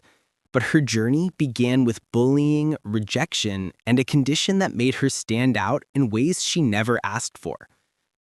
Winnie was born with vitiligo, a skin condition that causes patches of skin to lose their pigment. As a child, she faced relentless teasing and harassment. Kids called her hurtful names. Some people stared. Others thought her condition was contagious. The bullying became so intense that she moved schools multiple times. For years, she felt isolated and insecure. But something inside her refused to break. Winnie realized that she had a choice. She could hide from the world, or she could embrace her uniqueness and show others how beautiful differences can be. She began posting photos of herself online, proudly showing her skin. Her confidence caught the attention of thousands of people around the world who admired her courage. In 2014, her life changed. She was discovered by Tyra Banks and invited to compete on America's Next Top Model. Winnie didn't win the competition, but she won something more important: visibility. The fashion world began to see her not as someone different, but as someone powerful, iconic, and unforgettable. She signed with major modeling agencies, walked in New York, Paris, and Milan fashion weeks, and became the face of global beauty campaigns. Winnie also used her platform to raise awareness about vitiligo and inspire those who felt insecure about their appearance. Her message is clear. Beauty is not about perfection. It is about confidence, authenticity, and self-love. Today, Winnie Harlow is more than a supermodel. She is a symbol of empowerment for millions of people who have ever felt excluded or judged for being different. Lesson from this story. Your uniqueness is your strength. What once made you insecure can become the reason the world celebrates you. Story 35. The Man Who Lost His Legs But Not His Spirit. The story of Oscar Pistorius. Safe, non-glorifying version. Oscar Pistorius was born with a rare condition that caused his legs to develop improperly. Before his first birthday, both legs were amputated below the knee. Many people assumed this would limit his entire life. But Pistorius had a family who refused to let disability define him. As a child, he played sports: rugby, water polo, tennis, even wrestling. He fell often, bruised himself constantly, and struggled physically, but he never quit. At 16, after a serious rugby injury, Pistorius began running as part of his recovery. What started as therapy became a passion. He ran using carbon fiber prosthetic blades, which earned him the nickname Blade Runner. Pistorius trained relentlessly. He entered competitions and began winning medals in the Paralympics. But he wanted to aim even higher. He wanted to compete against able-bodied athletes. This goal sparked controversy. Some argued that his blades gave him an unfair advantage. Others said he would never keep up. Still, Pistorius pushed forward. He fought legal battles, trained intensely, and overcame countless challenges. In 2012, he achieved something once thought impossible. He qualified for the Olympic Games in London, becoming the first double amputee sprinter to compete at the Olympics. It was a historic moment. But his story also took a dark and tragic turn. In 2013, Pistorius was involved in a shooting that resulted in the death of his girlfriend, Riva Stenkamp. He was later convicted and sentenced to prison. His actions ended his athletic career and brought deep sorrow to many. Because of this, Pistorius' legacy is complicated. His athletic achievements inspired millions, but his later actions caused pain and cannot be ignored. This story is included to show that success is not just about talent or achievement. It is also about character, responsibility, and the choices we make. Lesson from this story. Even extraordinary achievements cannot replace the importance of integrity. True success is measured not only by what you accomplish, but how you live your life. Story 36. The Man Who Built Disney Pixar Magic After Repeated Failure. The story of Ed Catmull. Ed Catmull is one of the brilliant minds behind Pixar Animation Studios, the company that created classics like Toy Story, Finding Nemo, The Incredibles, and Up. But long before Pixar became a global icon, Catmull was simply a boy with an impossible dream. As a child, Ed loved Disney movies. While other kids enjoyed the characters, Ed wanted to understand how they were made. He dreamed of becoming an animator, but there was one problem. He couldn't draw well. Instead of giving up, Catmull explored another passion: computers. In the 1960s, computer animation didn't exist. People used computers for math and science, not storytelling. But Catmull believed computers could one day create movies. Everyone thought this idea was impossible. For years, Catmull worked quietly in research labs, experimenting, coding, testing, and failing. He developed groundbreaking techniques like texture mapping and curved surfaces that later became industry standards. Still, Hollywood studios ignored him. No one believed in computer animation. Everything changed when George Lucas hired Catmull to lead the computer division at Lucasfilm. There, he built a team of brilliant thinkers who shared his vision, including a young animator named John Lasseter. But progress was slow. Funding was unstable. Success seemed far away. Then Steve Jobs bought their division in 1986, and together they created Pixar. Even then, Pixar struggled. They nearly ran out of money multiple times. Their hardware business failed. Hollywood still doubted them, but they never stopped believing in the dream. In 1995, Pixar released Toy Story, the world's first full-length, fully computer-animated film. It was a revolution. Suddenly, the impossible became reality. Pixar went on to create hit after hit, becoming one of the most respected studios in history. Ed Catmull's leadership focused on creativity, trust, and allowing people to fail safely so they could innovate boldly. In 2014, Catmull received an Academy Award for his lifetime contributions to cinema. His journey shows that some dreams take decades to build, and that innovation requires patience, resilience, and imagination. Lesson from this story: even if the world can't see your vision yet, keep building it. Today's impossible idea can become tomorrow's revolution. Story 37. The Immigrant Who Became a Sports Legend. The story of Giannis Antetokounmpo. Giannis Antetokounmpo, known as the Greek Freak, is one of the greatest basketball players of his generation. But his journey to NBA stardom began in extreme poverty, uncertainty, and a life many would have given up on.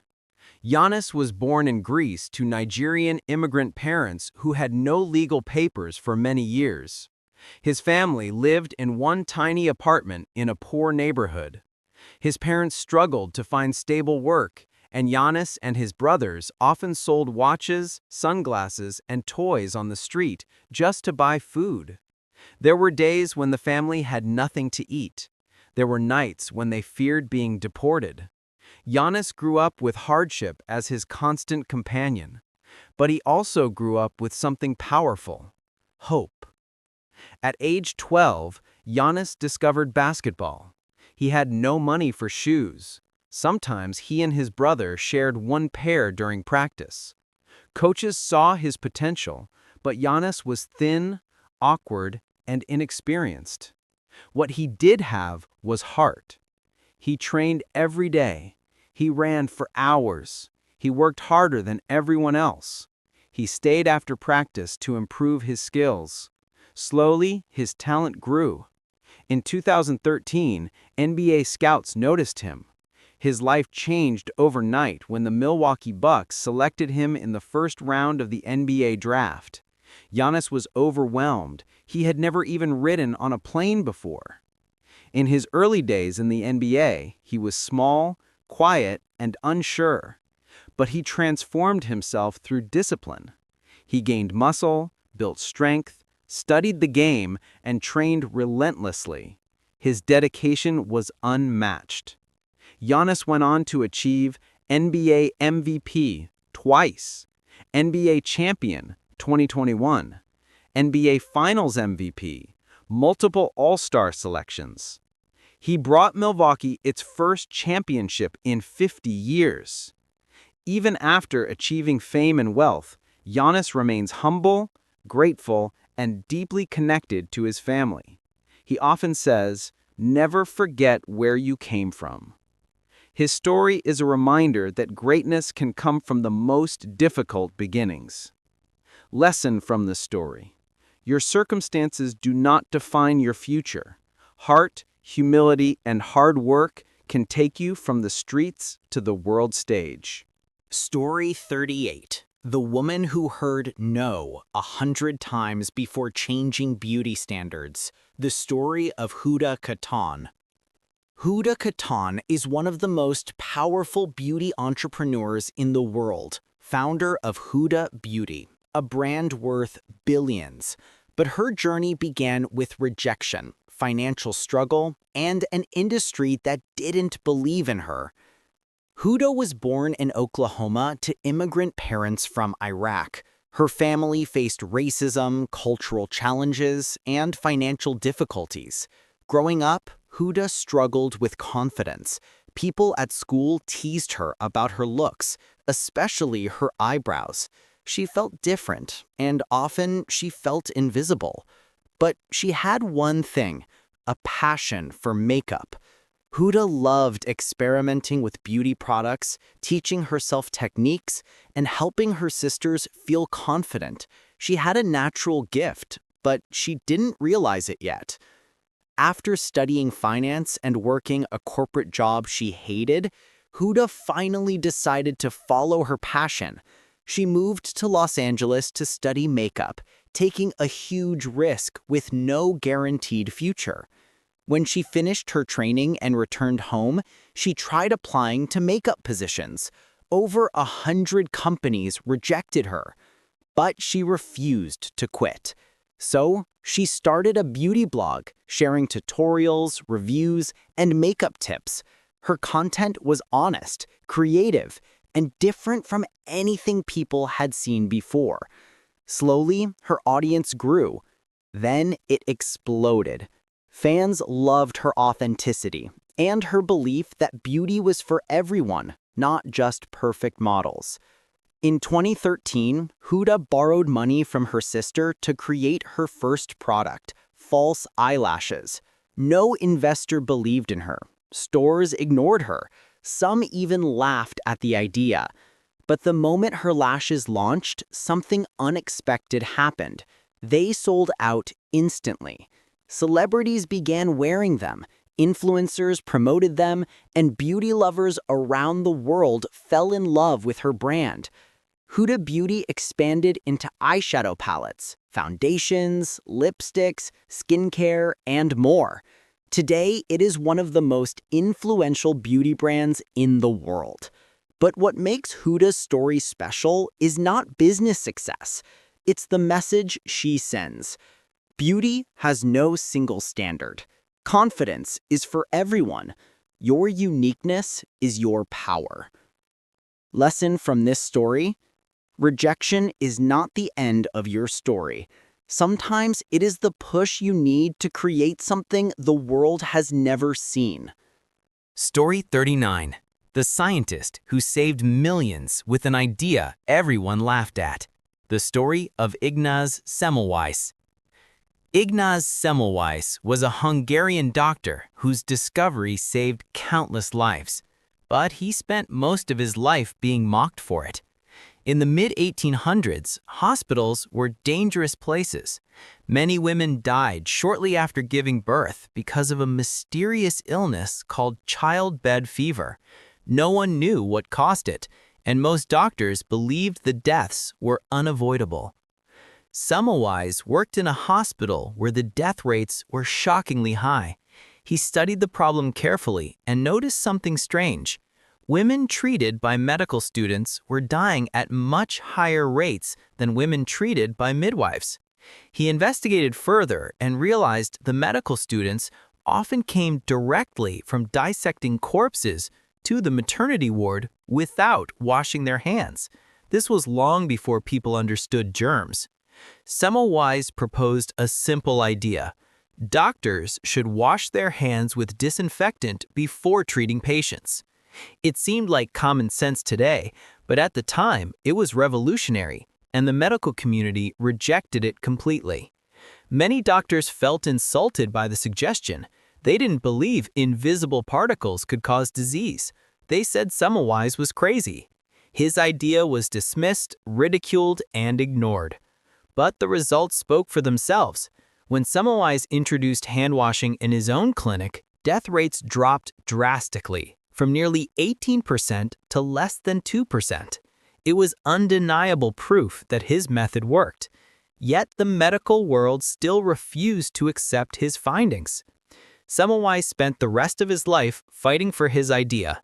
He wrote letters, published research, and gave speeches, but change often comes slowly.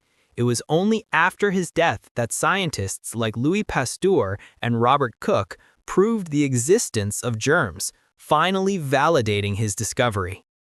Today, hand washing is one of the most important tools in medicine. It has saved millions of lives, all because one man was brave enough to question the norm. Lesson from this story? Sometimes the world is not ready for your truth, but if you believe in it, keep fighting. Your vision may save lives. Story 40. The young man who created a global movement from his classroom. The story of Boyan Slat. Boyan Slat was only 16 years old when he went diving in Greece and made a disturbing discovery. There was more plastic than fish in the water. Most people would complain or forget about it. Boyan didn't. He returned home determined to solve one of the world's biggest environmental problems: ocean plastic pollution. But how could a teenager clean an entire ocean? Boyan began researching. He read scientific papers, studied ocean currents, and experimented with small models. While still in high school, he developed a bold idea. Instead of chasing plastic with boats, use the ocean's natural currents to collect it. His concept was simple but revolutionary. Build floating barriers that would trap plastic as it moved through the ocean. When Boyan presented his idea at a TEDx event, many experts said it wouldn't work. They said he was too young, too inexperienced, and too ambitious. Some even mocked him. But Boyan refused to quit. At age 18, he founded the Ocean Cleanup, a nonprofit organization in his home country, the Netherlands. He raised money through crowdfunding, gathering millions from supporters who believed in his vision. With a small team of young engineers and scientists, Boyan built prototypes, tested them, failed, fixed them, and tried again. His persistence paid off. In 2019, the Ocean Cleanup successfully deployed its system in the Great Pacific Garbage Patch, the world's largest collection of marine plastic. For the first time in history, a system was able to capture floating plastic on a massive scale. Since then, Boyan and his team have collected millions of kilograms of ocean trash and developed river cleanup systems to stop plastic before it reaches the sea. What began as a high school project is now one of the most important environmental efforts in the world. Boyan Slat proved that you don't need to be old, powerful, or wealthy to create global change. You just need a vision and the determination to pursue it. Lesson from this story? The world's biggest problems can be solved by those brave enough to try, no matter their age. Story 41. The Homeless Man Who Became a Harvard Scholar. The story of Richard Ritchie Parker. Richard Ritchie Parker grew up in one of the toughest neighborhoods in the United States.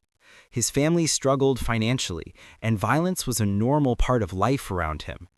As a child, Ritchie often felt like the world expected nothing from him. By the time he was a teenager, life became even harder. His family lost their home, and Ritchie became homeless. He slept in bathrooms, stairwells, or anywhere he could find shelter.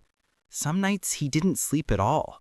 Staying in school was almost impossible, but Ritchie refused to give up on his education. He studied in hallways, libraries, and under streetlights.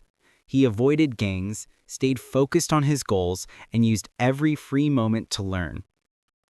His teachers began noticing something special about him. He was brilliant. Despite having no home, no stability, and no resources, he consistently ranked among the top students in his class. Ritchie made a promise to himself. He would break the cycle of poverty, no matter how difficult it was. During his senior year, he applied to colleges. Most people doubted he would get in anywhere. He was homeless, and his life was unstable. But Ritchie didn't listen to doubt. He applied to Harvard University, one of the most prestigious schools in the world. Admissions officers were stunned by his resilience, determination, and academic excellence. Richie was accepted. He became a Harvard student, something that once seemed impossible for a homeless teenager.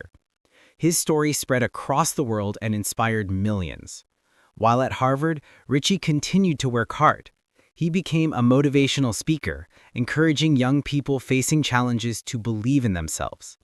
After graduating, he continued his education and built a successful career dedicated to helping others rise from hardship.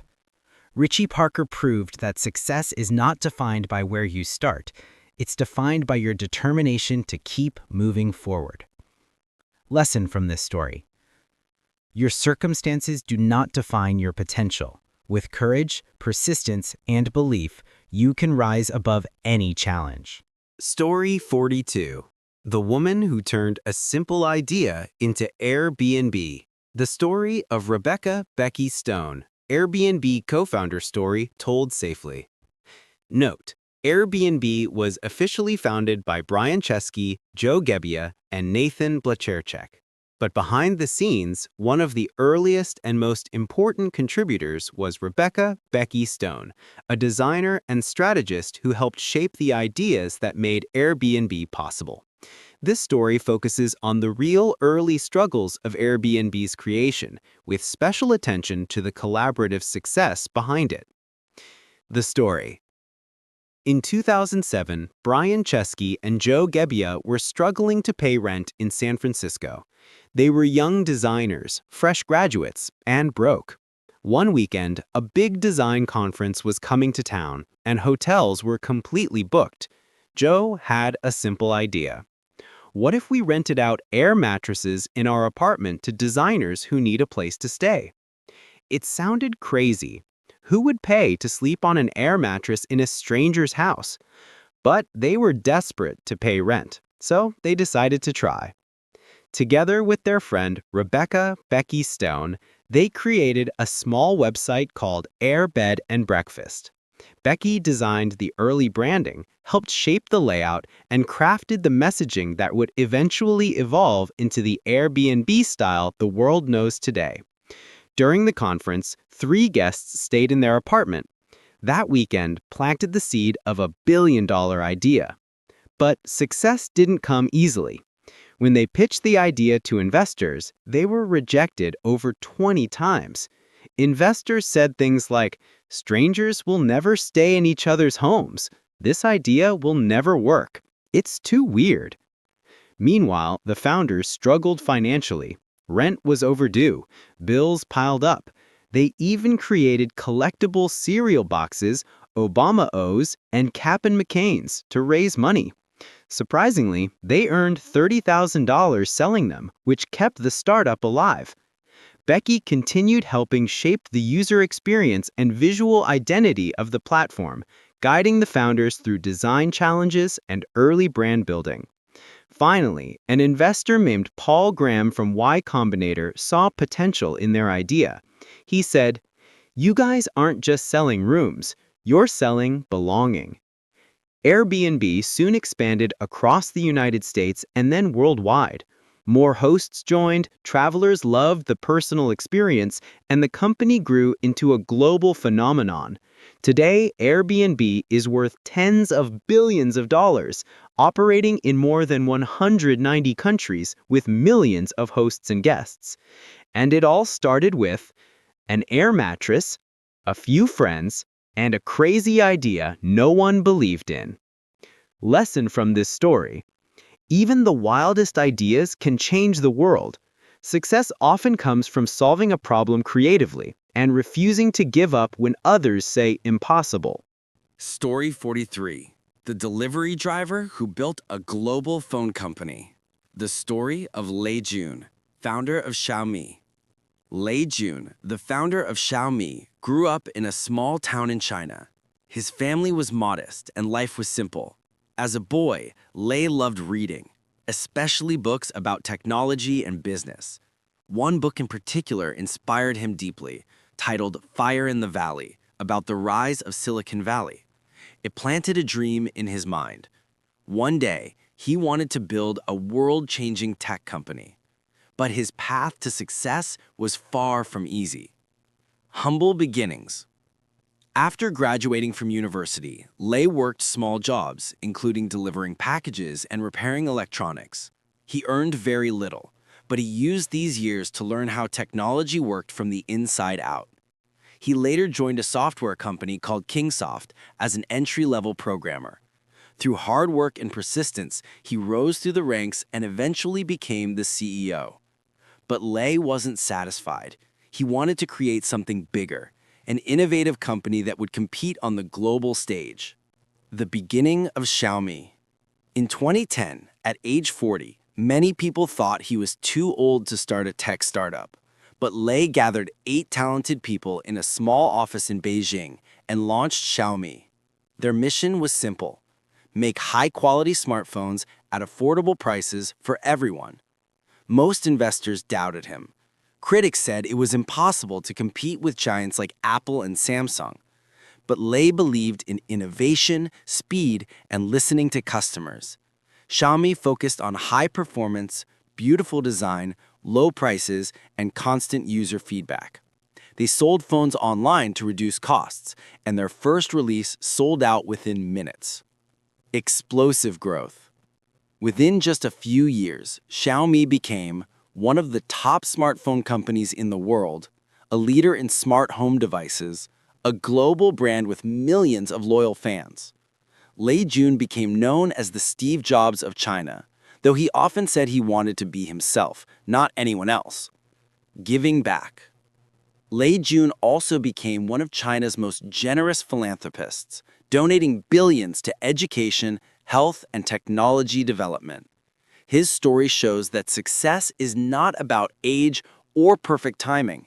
It's about passion, vision, and courage. Lesson from this story?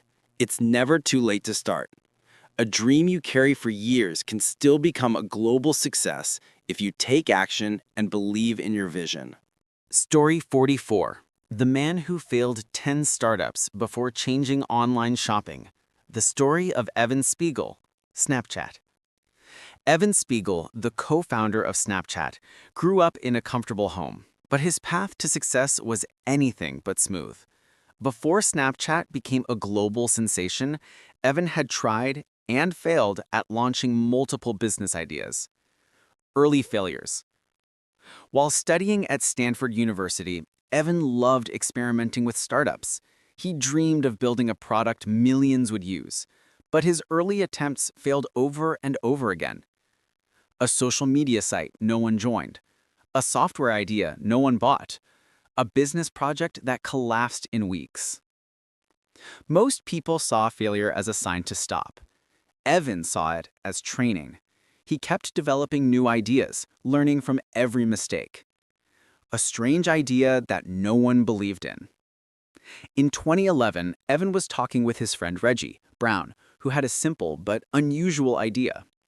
What if people could send photos that disappear after a few seconds? At first, many thought the idea was silly. Others said it would never work. Some professors laughed at the project, but Evan saw potential. He designed the app, worked night and day, and launched Peekaboo, which later became Snapchat. The first version was simple, awkward, and full of bugs, but teenagers loved it. They liked the freedom of sending photos without the pressure of perfection. Explosive growth. Within months, Snapchat exploded in popularity. Millions of downloads, thousands of new users every day, a new culture of sharing moments in the now. Evan was only 23 years old when Snapchat became one of the fastest-growing apps in the world. Investors took notice. Facebook even offered $3 billion to buy Snapchat. Evan refused, a decision many called crazy. But he believed Snapchat could become something bigger. He was right. Snapchat today grew into a global platform with stories, filters, lenses, Discover channels, augmented reality features. The company went public in 2017, turning Evan Spiegel into one of the youngest billionaires in history. What makes his story inspiring? Evan Spiegel's success wasn't about luck. It was about failing repeatedly until one idea worked. He trusted his instincts even when others laughed. Lesson from this story? Failure is not the opposite of success. It is the path that leads to it. Keep building, keep trying, and your breakthrough will come. Story 45. The Man Who Lost His Voice and Still Changed the Music World. The story of Andrea Bocelli. Andrea Bocelli is one of the most beloved voices in the world, a singer who has touched millions with his powerful, emotional music. But what makes his success extraordinary is not just his talent, but the challenges he had to overcome. A difficult beginning. Bocelli was born with severe eyesight problems. Doctors told his parents he would go blind one day, but they raised him with love, hope, and encouragement. As a child, Bocelli found comfort in music. He loved opera, and his voice filled their small home with passion and warmth. At age 12, after an accident during a football game, Bocelli permanently lost his eyesight. Many people assumed his dreams were over. His world became dark, uncertain, and full of limitations. But Bocelli refused to let blindness define him. A dream stronger than obstacles.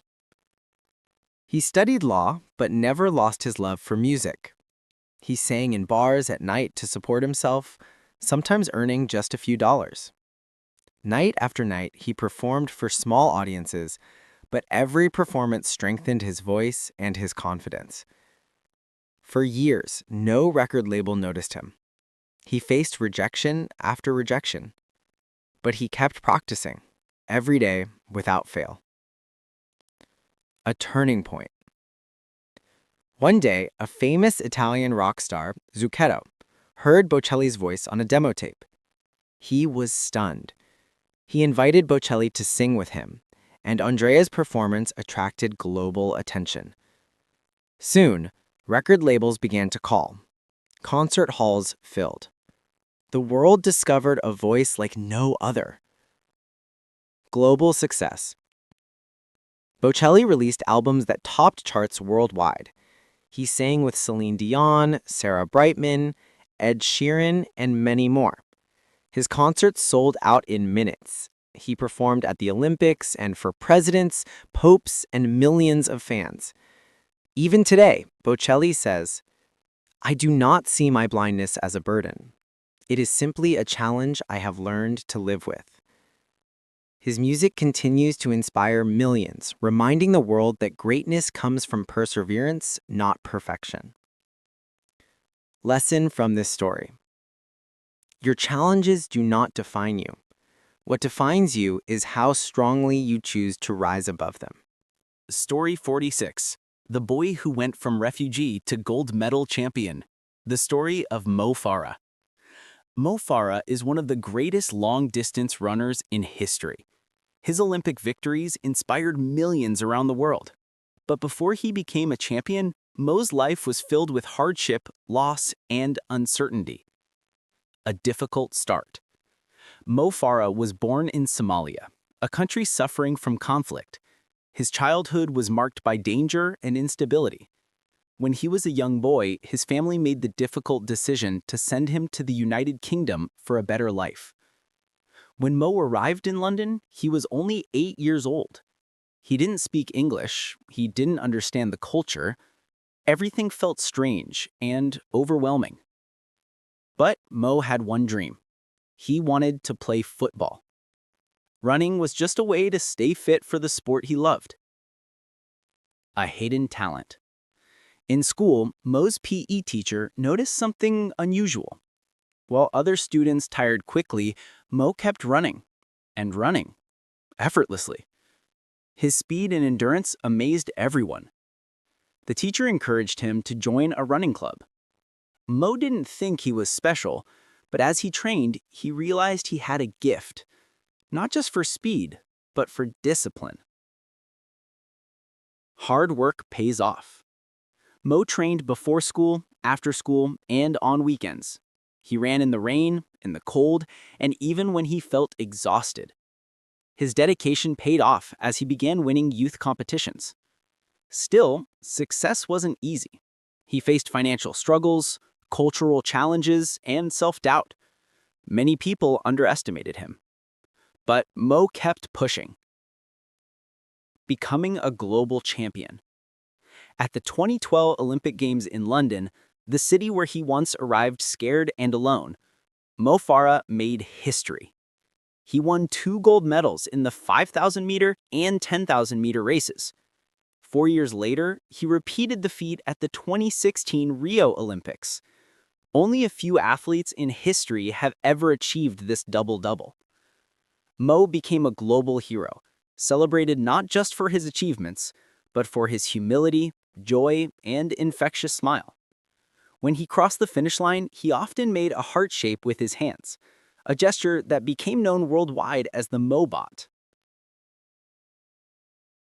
A champion beyond sports. Mo later revealed that he had been trafficked as a child, brought to the UK illegally and forced into labor before he found a loving school community. Sharing his story helped thousands of others understand the hidden struggles that many children face. His bravery inspired even more people than his medals. Lesson from this story: your past does not define your future. With courage, support, and determination, you can rise from hardship to greatness. Story 47. The young inventor who brought electricity to his village. The story of William Kamkwamba. William Kamkwamba grew up in a small rural village in Malawi, one of the poorest countries in Africa. His family were farmers, and their lives depended completely on the weather. When William was 14, a terrible drought struck the country. Crops died, food became scarce, people went hungry. William's family could no longer afford his school fees, so he had to drop out. But William did not give up on learning.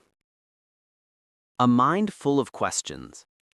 Even though he couldn't attend school, William visited a small library nearby. He loved science and spent hours reading books about engineering, energy, and electricity, topics he barely understood at first. One day, he found a book with a picture of a windmill on the cover. He read that windmills could generate electricity and pump water. A spark lit in his mind. What if I build a windmill to help my village? It sounded impossible. He had never seen a real windmill before. He had no tools, no training, and no money. But he had imagination and determination. Building the impossible. William began searching junkyards for old parts. He collected a broken bicycle frame, tractor fan blades, plastic pipes, scrap wood, and old dynamo. Neighbors laughed at him. Some thought he was crazy. But William continued working, piece by piece. Finally, after months of effort, he built a small, shaky windmill in his backyard. When the blade spun, the light bulb connected to it glowed for the first time. His family stood in awe. Word spread through the village. The boy who dropped out of school had created electricity. Changing the future. William didn't stop there. He built bigger windmills that pumped water for farming, helping his village survive droughts. His invention attracted attention from journalists, engineers, and global organizations. He was invited to speak at a TED conference where he said, "I tried, and I made it." His story inspired people around the world. William received scholarships and completed his education. He wrote a best-selling book, and his life was turned into a Netflix movie titled The Boy Who Harnessed the Wind. His impact. William's windmills did more than generate electricity. They generated hope. He showed that innovation can come from anywhere, even the poorest corners of the world, and that one young mind can change the future of an entire community. Lesson from this story. Great ideas don't require money. They require courage, curiosity, and the willingness to try. Story 48. The man who lost everything in war and became a world-famous surgeon. The story of Dr. Moonjade Al-Mudaris. Dr. Moonjade Al-Mudaris is one of the world's leading orthopedic surgeons, known for revolutionizing prosthetic limb technology. But his journey began with fear, danger, and survival. A life turned upside down. Moonjade grew up in Iraq. From a young age, he dreamed of becoming a doctor so he could help people live better lives. He studied medicine and worked hard to become a surgeon. But in 1999, during Saddam Hussein's regime, Moonjade faced a life-or-death situation. Soldiers ordered him and other doctors to perform inhumane acts on injured prisoners. Moonjade refused. His refusal put his life in immediate danger. He had two choices: obey or flee. He chose to run. Escaping for survival. Moonjade escaped Iraq, leaving behind his home, his career, and his family. He boarded a boat headed for Australia, seeking safety. The journey was terrifying: overcrowded boats, rough seas, and the constant fear of being caught. When he arrived in Australia, instead of finding freedom, he was sent to a detention center for months. Conditions were harsh, and he had no idea if he would ever be released. But even in the camp, Moonjade held on to hope. He believed that one day he would return to medicine, starting over from zero. When he was finally released, Moonjade had to rebuild his life from the beginning. He had no home, no money, no medical license, no connections. He worked tirelessly to requalify as a doctor in a completely new country. Many hospitals rejected him because of his refugee background. Yet, he persisted. Eventually, he was given a chance. He impressed his supervisors with his skill, dedication, and compassion. Step by step, he rose again in the medical field, changing lives through innovation. Moonjade became a pioneer in osseointegration, a groundbreaking surgical technique that allows amputees to attach prosthetic limbs directly to their bones. This method gives patients greater movement, less pain, more natural control, and a chance to get their lives back. He has helped hundreds of people walk again, including wounded soldiers, accident victims, and children born with limb differences. A global inspiration. Dr. Moonjade Al-Mudaris went from refugee to world-renowned surgeon, proving that hardship can shape remarkable strength. Today, he advocates for refugee rights and uses his platform to inspire hope and compassion. Lesson from this story: your darkest moments cannot stop your purpose. With courage and persistence, you can rebuild your life and help others rebuild theirs too. Story 49. The teen gamer who became a world champion and multi-millionaire. The story of Buga. Kyle Buga Giersdorf was just an ordinary teenager who loved video games. He spent hours practicing, strategizing, and studying gameplay, not because he wanted fame or money, but because he genuinely loved the challenge. But many people around him didn't understand his passion. They told him, "Video games are a waste of time. You'll never make a living from this. Go do something real." Buga ignored the negativity and focused on improving. He treated gaming like a sport: discipline, training, routines, and constant learning. A moment that changed everything. In 2019, when Buga was just 16 years old, he qualified for the Fortnite World Cup in New York City.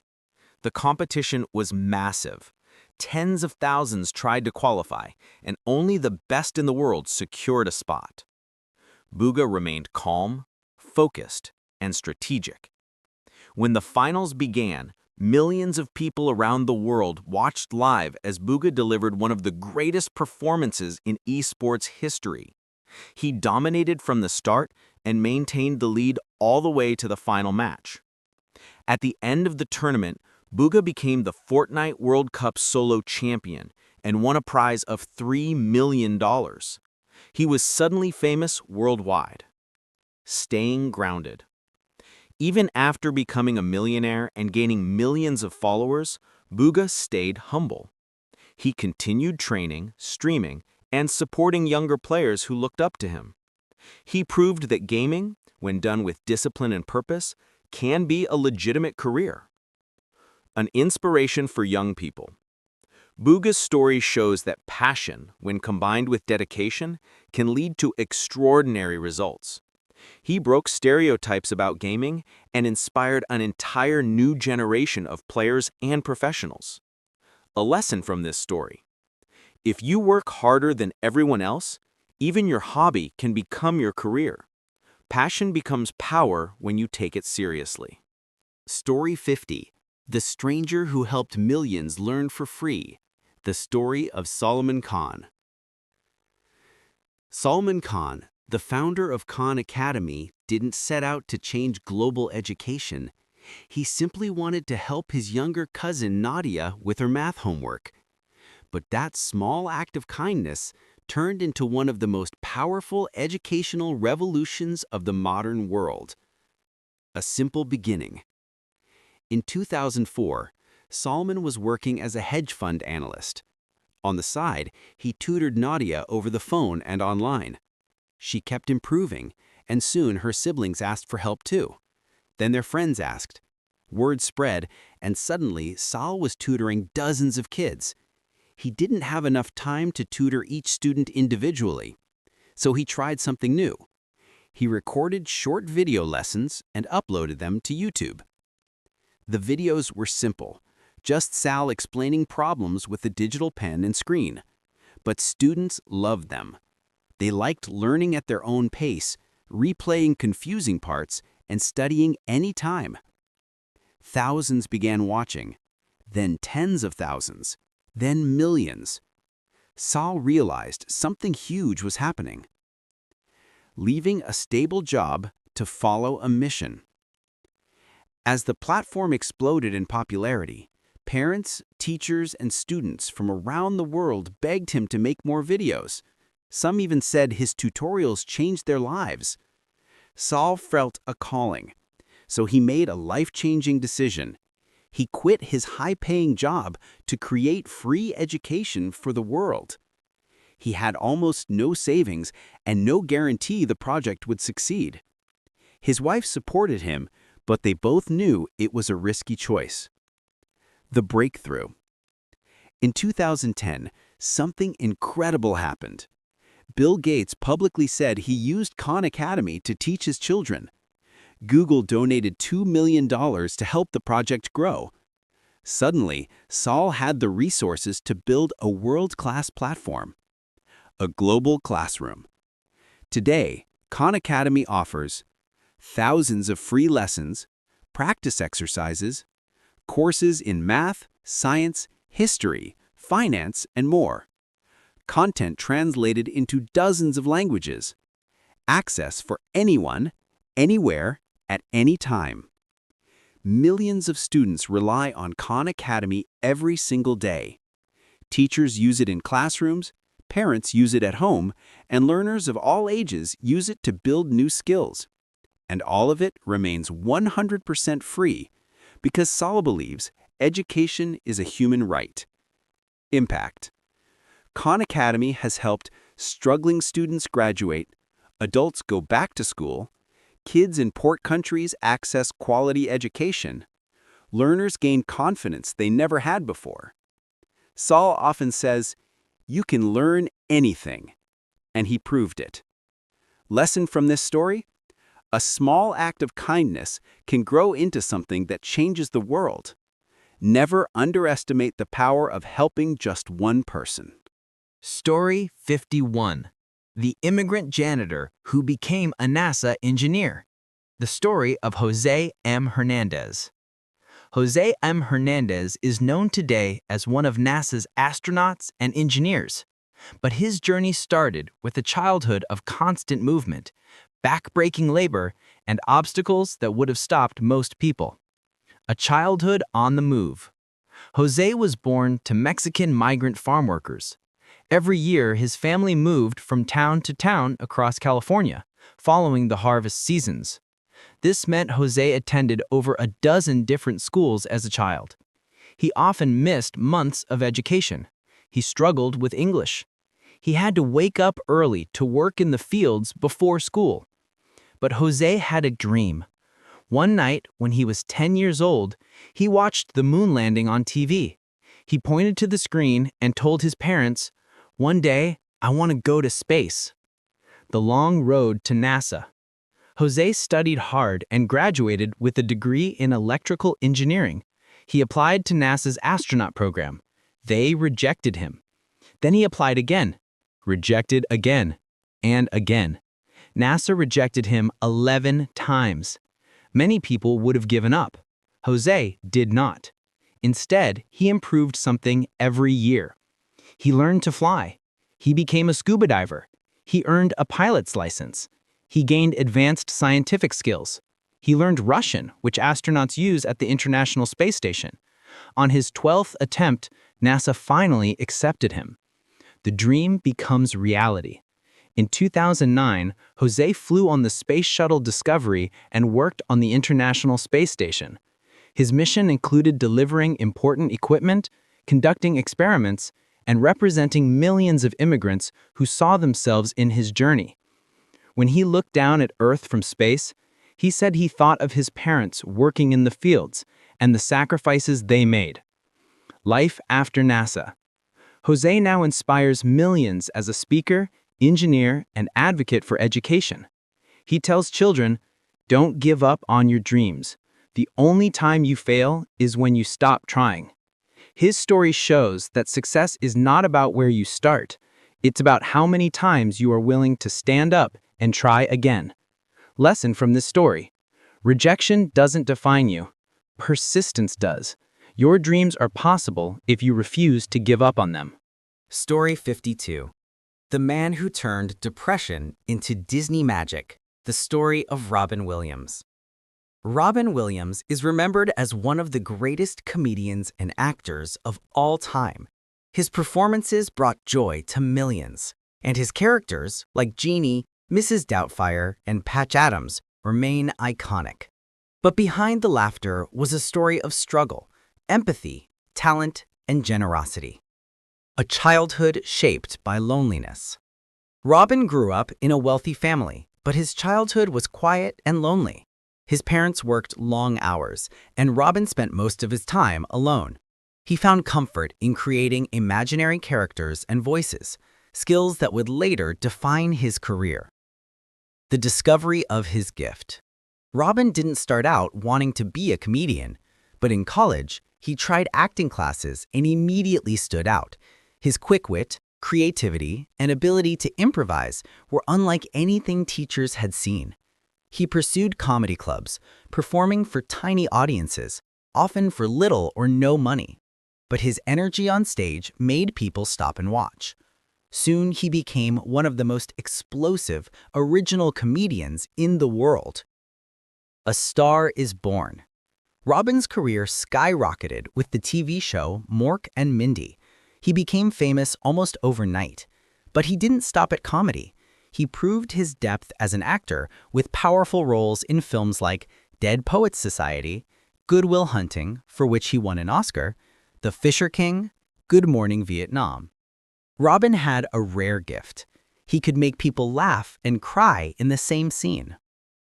His quiet acts of kindness. Behind the scenes, Robin often helped others without publicity. He visited sick children in hospitals. He raised money for homeless shelters. He entertained U.S. troops overseas. He supported struggling comedians financially. He stayed humble, kind, and down to earth. Many people later shared stories of how he changed their lives privately, never asking for recognition. Lesson from this story. Success is not only about achievements, it's also about how you touch the lives of others. Kindness, empathy, and authenticity create a legacy no one can erase. Story 53. The Young Girl Who Built a Multi-Million-Dollar Candy Business. The story of Alina Morse. Alina Morse was only 7 years old when she asked a question that would change her life. Why can't candy be good for your teeth? Most adults would laugh or forget the idea. Alina didn't. A sweet idea from a child's mind. Alina loved candy, but her parents warned her about sugar and cavities. Instead of complaining, she started researching. She learned that certain natural sweeteners don't cause tooth decay. So, she asked her dad to help her create a candy that was both delicious and tooth-friendly. At age 9, Alina began experimenting in her family kitchen. She wrote down formulas, tested flavors, and contacted scientists and food technologists for help. Most experts ignored her emails. She was just a kid. But Alina kept trying. The birth of Zolly candy. After 2 years of research, she created Zolly Pops, a lollipop sweetened with natural ingredients that clean teeth instead of harming them. She took her product to stores. Most rejected her. One store finally agreed to try it. Zolly Pops sold out. Word spread quickly, the candy that's good for your teeth. Growing into a global brand. By age 13, Alina's company, Zolly Candy, was available in Whole Foods, Walmart, Amazon, Kroger, and thousands of stores worldwide. Her brand began generating millions of dollars in revenue. Alina became the youngest entrepreneur ever to appear on the cover of Entrepreneur magazine. She didn't stop there. She created new products like Zolly Drops and Zoffy Taffy, all tooth-friendly candies. Giving back. Alina also launched the Million Smiles initiative, using her profits to donate free candy and dental education kits to schools across America. Her goal was to help children understand healthy eating, especially those in underserved communities. A young leader with a big vision. Alina proved that age does not limit innovation. If anything, her youth helped her think differently. She once said, "Kids can change the world. We just have to believe in our ideas." Lesson from this story. No idea is too small and no person is too young to make a global impact. Creativity paired with persistence can build something sweet and successful. Story 54. The woman who survived war and became a global superstar. The story of Rihanna. Rihanna is one of the most successful artists and entrepreneurs in the world. She has sold millions of records, built a billion-dollar beauty brand, and become a cultural icon. But her journey began far from fame and fortune. A childhood full of challenges. Rihanna was born in Barbados. Her home life was difficult. Her father struggled with addiction, and her parents' relationship was unstable. Rihanna often felt afraid and lonely. To escape the stress at home, she turned to music. She sang everywhere, school hallways, talent shows, and even in her bathroom. Singing made her feel free.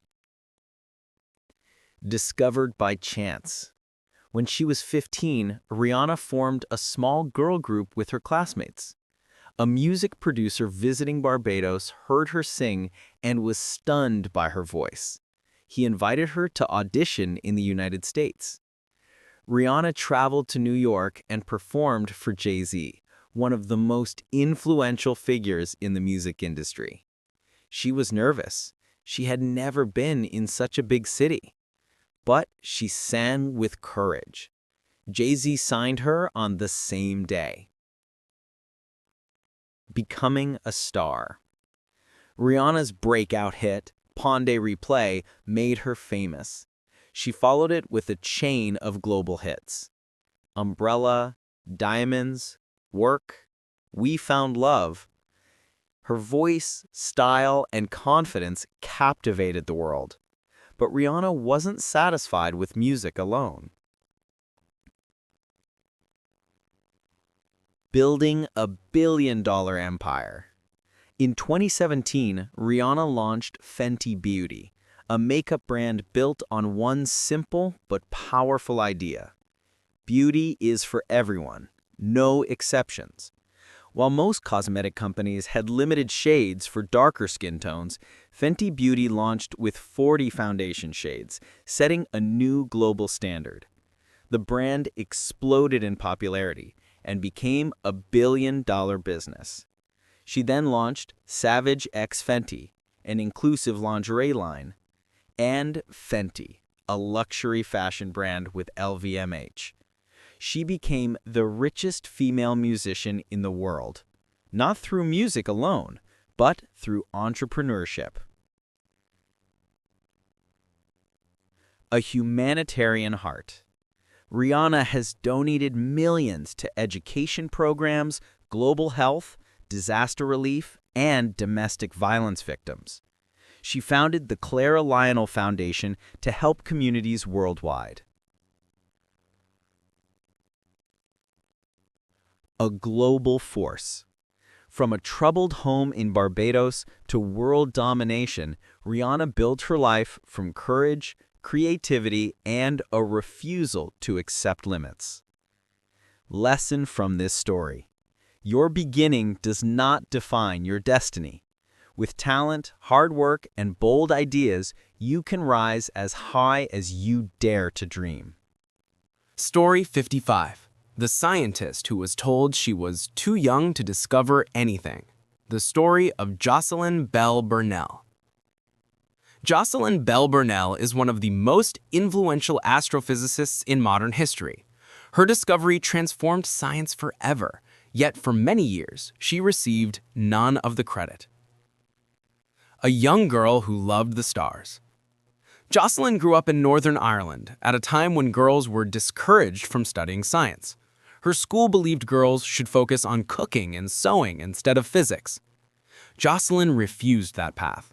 Her parents found another school where she could study science, and Jocelyn quickly showed exceptional talent.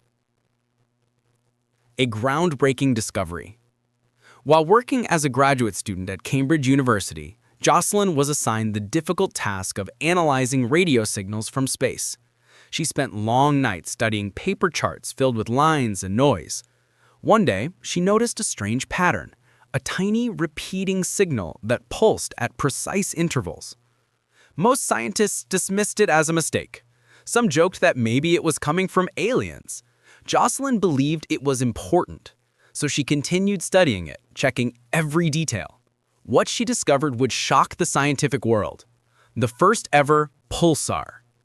A pulsar is a rapidly rotating star that emits beams of radiation, something no one had ever observed before.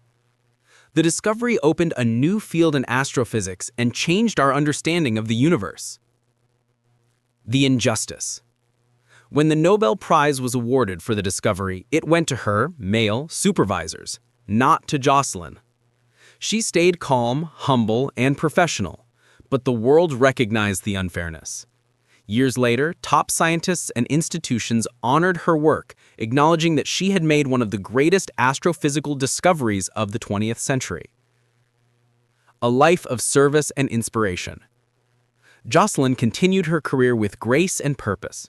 She became a champion for women in science, donated a $3 million prize she won to support minority students, inspired generations of young scientists around the world. Her humility is as legendary as her discovery. She once said, "The fact that my discovery helped open a new field is what matters most." Legacy. Jocelyn Bell Burnell proved that brilliance has no age, no gender, and no boundaries. Her perseverance and attention to detail reshaped astronomy forever. Lesson from this story. Sometimes you won't receive credit right away, but the truth of your contribution will shine through, and your impact will last far beyond awards. Story 56. The boy who became the world's youngest chess grandmaster. The story of Sergei Karyakin. Sergei Karyakin amazed the world when he became the youngest chess grandmaster in history at just 12 years and 7 months old. But behind this incredible achievement is a story of discipline, sacrifice, and an extraordinary mind. A gifted child, Sergei was born in Ukraine, From the moment he touched a chessboard, his parents knew he was different. At age 5, he was already defeating adults. At 7, he became the youngest candidate master in his region. He didn't just play chess. He saw patterns instantly. He remembered entire games move by move, and he trained with intensity far beyond his years. A life built around the game. While other kids played outside, Sergei spent hours studying chess books and solving complex puzzles. He practiced up to 10 hours a day, analyzing games by legendary champions and developing strategies of his own. His parents supported his talent even when money was tight or travel was difficult. His coaches pushed him further, realizing they were training a prodigy. Breaking records. At age 10, Sergei joined a professional chess club. At 11, he defeated experienced grandmasters. At 12, he achieved the impossible. He earned the title of Grandmaster, the highest title in chess. It was a world record, and still one of the most astonishing achievements in chess history. Beyond the record. As he grew older, Sergei continued to compete at the highest levels. He became a world championship contender. He faced Magnus Carlsen in the 2016 World Chess Championship. He earned the nickname the Minister of Defense for his incredible defensive skills. Even though he didn't become world champion, Sergei remains one of the strongest and most respected players in modern chess. What makes his story powerful? Sergei's achievement wasn't only about natural talent. It was about countless hours of study, focus, and dedication, starting from a very young age. He showed that greatness often requires sacrifice, and that mastery comes from disciplined practice, not shortcuts. Lesson from this story? Talent may open the door, but discipline, effort, and unwavering focus are what lead to extraordinary success. Story 57. The woman who turned trash into global fashion. The story of Stella McCartney. Stella McCartney is one of the most influential fashion designers in the world. Her clothing is worn by celebrities, sold in major international stores, and celebrated for its elegance. But what makes her success truly remarkable is her revolutionary approach. She built a luxury fashion empire without using leather, fur, or animal products. A childhood surrounded by creativity. Stella grew up in a famous family. Her father was Paul McCartney from the Beatles, and her mother was a photographer and animal rights activist. Despite the fame around her, Stella lived a simple childhood focused on creativity, kindness, and love for animals. She learned to sew at a young age and developed a passion for designing clothing. But she also made a promise to herself. She would never harm animals for fashion. A bold vision in a resistant industry. In the 1990s, the fashion world was dominated by leather, fur, and exotic materials. When Stella entered the industry, many critics said, "You can't make luxury without leather. No one will buy animal-free products. This is impossible." But Stella didn't listen. At 25, she became the head designer at Chloe, a major French fashion house. Many doubted her ability, but her first collection was a massive success and silenced her critics. Building her own ethical brand. In 2001, Stella launched her own label, Stella McCartney. People were skeptical, investors hesitated, other designers laughed, but her designs were beautiful, modern, and sustainable. Customers loved that they could enjoy high fashion without guilt. Innovation through responsibility. Stella pioneered many practices before the fashion world cared about sustainability. 100% vegetarian materials, no leather or fur, recycled polyester, organic cotton, renewable energy in production, and ethical worker treatment. She proved that fashion can be luxurious and responsible. Today, Stella's innovations influence the entire fashion industry. Major brands now follow her lead by adopting eco-friendly materials. Awards, global recognition, and lasting impact. Stella McCartney has won countless awards for both design and sustainability.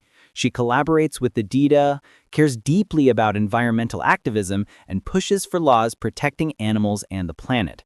but she remains humble and focused on her mission. She once said, "I'm not here to make easy decisions. I'm here to make a difference." Lesson from this story: don't be afraid to stand alone. When you have strong values and a clear vision, you can change an entire industry. Story 58. The Man Who Slept in His Car Before Winning an Oscar. The story of Tyler Perry. Tyler Perry is one of the most successful filmmakers, actors, and producers in the world. His movies and TV shows have generated billions, and he even built one of the largest film studios in the United States. But before all the success, Perry lived through struggle, poverty, and years of rejection. A childhood marked by pain. Tyler grew up in New Orleans in a household filled with hardship. He faced abuse, instability, and constant emotional stress. As a teenager, he felt lost and invisible. Writing became his escape. He started writing letters to himself as therapy, letters filled with encouragement, positivity, and hope. Those letters eventually inspired him to start writing plays, a dream nobody believed in. At age 22, Perry saved all his money to produce his first play. He expected hundreds of people to come. Only 30 people showed up, and most of them were friends. He lost all his savings, but he didn't quit. Each year he tried again, rewriting, improving, and performing his plays in small theaters. For 6 years, every attempt failed. During this time, Perry became homeless. He slept in his car. He showered in public bathrooms. He lived on small donations from friends. But even while homeless, he kept writing. The turning point. In 1998, Perry put on another performance of his play, I Know I've Been Changed. He didn't expect much. This time, the theater was packed. People cried, laughed, and gave standing ovations. Word spread quickly. Suddenly, Tyler Perry wasn't a struggling playwright, he was a rising star. Building an empire. Over the next decade, Perry wrote and produced dozens of plays, movies, and TV shows. His most famous character, Medea, became a cultural phenomenon. He built Tyler Perry Studios in Atlanta, larger than the studios owned by Disney, Warner Bros., and Paramount at their beginnings. His studio sits on land that once belonged to a Confederate Army base, a powerful symbol for an African-American artist who started with nothing. Perry went on to win major film awards, partner with Oprah, help young filmmakers, employ thousands of people. A heart of generosity. Tyler Perry is known for giving back, paying off debts for strangers, donating millions to families in need, helping artists get their first break, supporting community programs across America. He once said, "I've been poor. I've been homeless, so when I see someone struggling, I understand completely." His legacy. Perry's story shows that even the darkest moments can prepare you for greatness. His success came from resilience, faith, and an unshakable belief in his purpose. Lesson from this story: your situation today does not determine your future. Perseverance can turn pain into power and dreams into reality. Story 59. The Man Who Started with $50 and Built a Global Chocolate Brand. The story of Milton Hershey. Milton Hershey is the creator of the world-famous Hershey's chocolate, one of the most beloved brands in history. But before he became the chocolate king, he failed repeatedly and lost almost everything, more than once. A difficult beginning. Milton grew up in Pennsylvania, in a poor family. His father constantly searched for new business ideas, but failed at almost all of them. His mother, tired of instability, raised Milton to be disciplined and hardworking. Milton wasn't a great student. He dropped out of school in the 4th grade. But he had one passion: candy making. Failure after failure. At age 14, Milton became an apprentice to a candy maker. He worked long hours, learned every step of the process, and dreamed of owning his own business. At 18, he tried to start his first candy shop. It failed. He moved to New York and tried again. That business, too, failed. Most people would have stopped. Milton didn't. He returned home with only $50 and started a caramel company, using a new recipe that made his candy softer and tastier than others. This time, his hard work paid off. His caramel business became a huge success and made him wealthy. But Milton wasn't satisfied. He believed chocolate, not caramel, was the future. Betting everything on chocolate. Against everyone's advice, he sold his profitable caramel company and invested all his money into chocolate manufacturing. People thought he was crazy. Chocolate was expensive and difficult to make. Factories required huge machines and new technology. But Milton had a vision. Chocolate should be affordable for everyone, not just the rich. After years of experiment and innovation, he created the Hershey Milk Chocolate Bar, which became an instant favorite. Building a town of kindness. Milton Hershey didn't stop at business. He used his success to help others. He built Hershey, Pennsylvania, a town with free schools, affordable homes, parks, transportation, and recreation for workers. He believed employees should live good lives, not just work in factories. He and his wife, Catherine, later founded the Hershey Industrial School for orphaned children. He quietly donated most of his fortune to the school, ensuring it would operate for generations. Today, the Hershey School is one of the largest and most successful private charitable schools in the world. A legacy sweeter than chocolate. Milton Hershey's life teaches us that failure is not final. Dreams require bold risks. Success should be shared. And kindness can build empires just as much as money can. His chocolate changed an industry, but his generosity changed lives. Lesson from this story. Success is not about how many times you fall.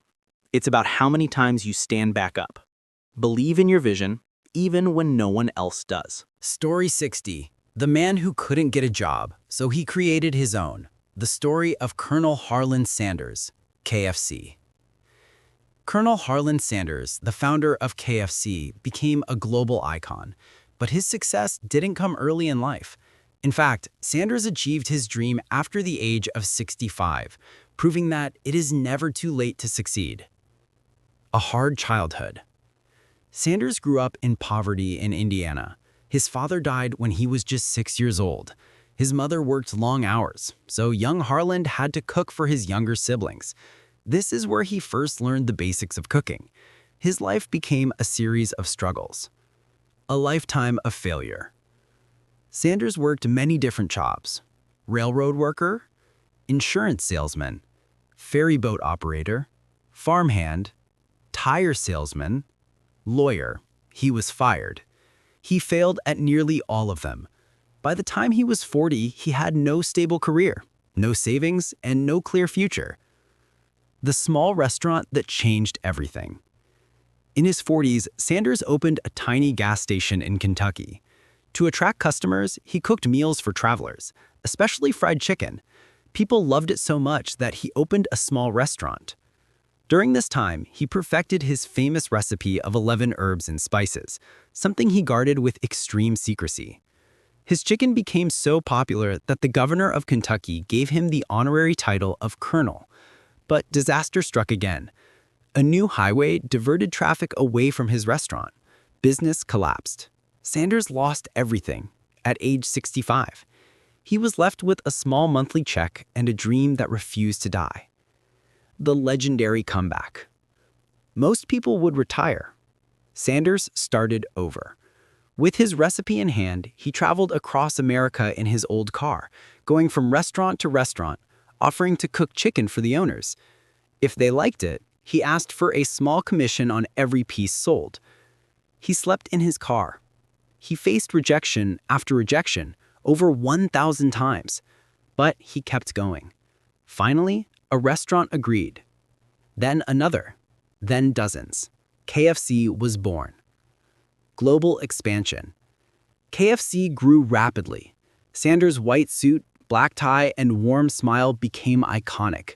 By the time he sold the company in his 70s, KFC had thousands of restaurants worldwide.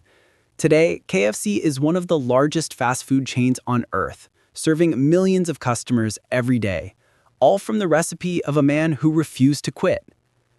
A timeless reminder. Colonel Sanders succeeded after a lifetime of failure. He proved that age doesn't matter, beginnings don't matter, and setbacks don't matter. What matters is the courage to keep trying. Story 61. The man who turned a garage startup into a smartphone revolution. The story of Andy Rubin, Android. Andy Rubin is the co-founder of Android, the operating system that now powers billions of smartphones worldwide. But his journey to the top of the tech world was filled with uncertainty, financial struggle, and bold decisions that shaped the future. A curious mind from the start. Andy grew up fascinated by electronics. As a kid, he took apart gadgets just to understand how they worked.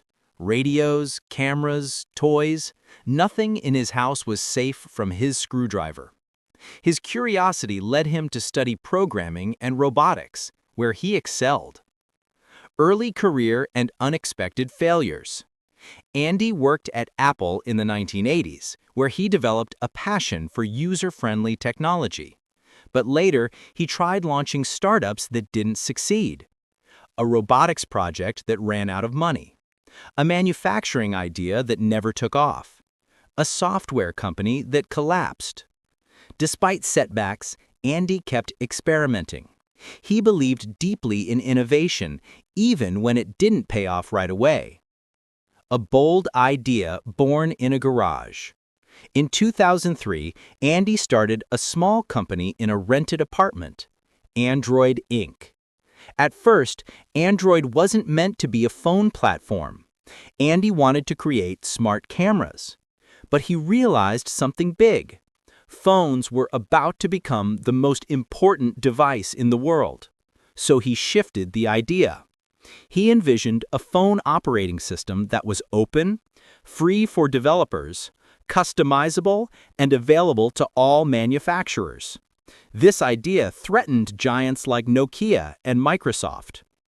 Andy's company ran out of money multiple times.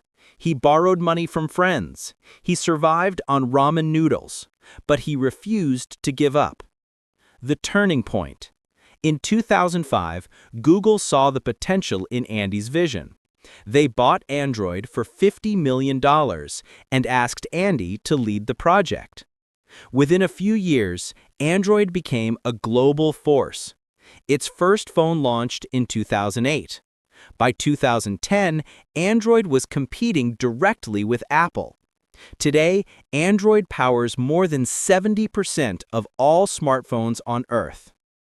Impact on the world. Andy Rubin didn't just create a product. He created a platform that gave millions of developers opportunities, made smartphones affordable, helped billions access the internet, and transformed communication, education, and business. His innovation reshaped modern life. Legacy.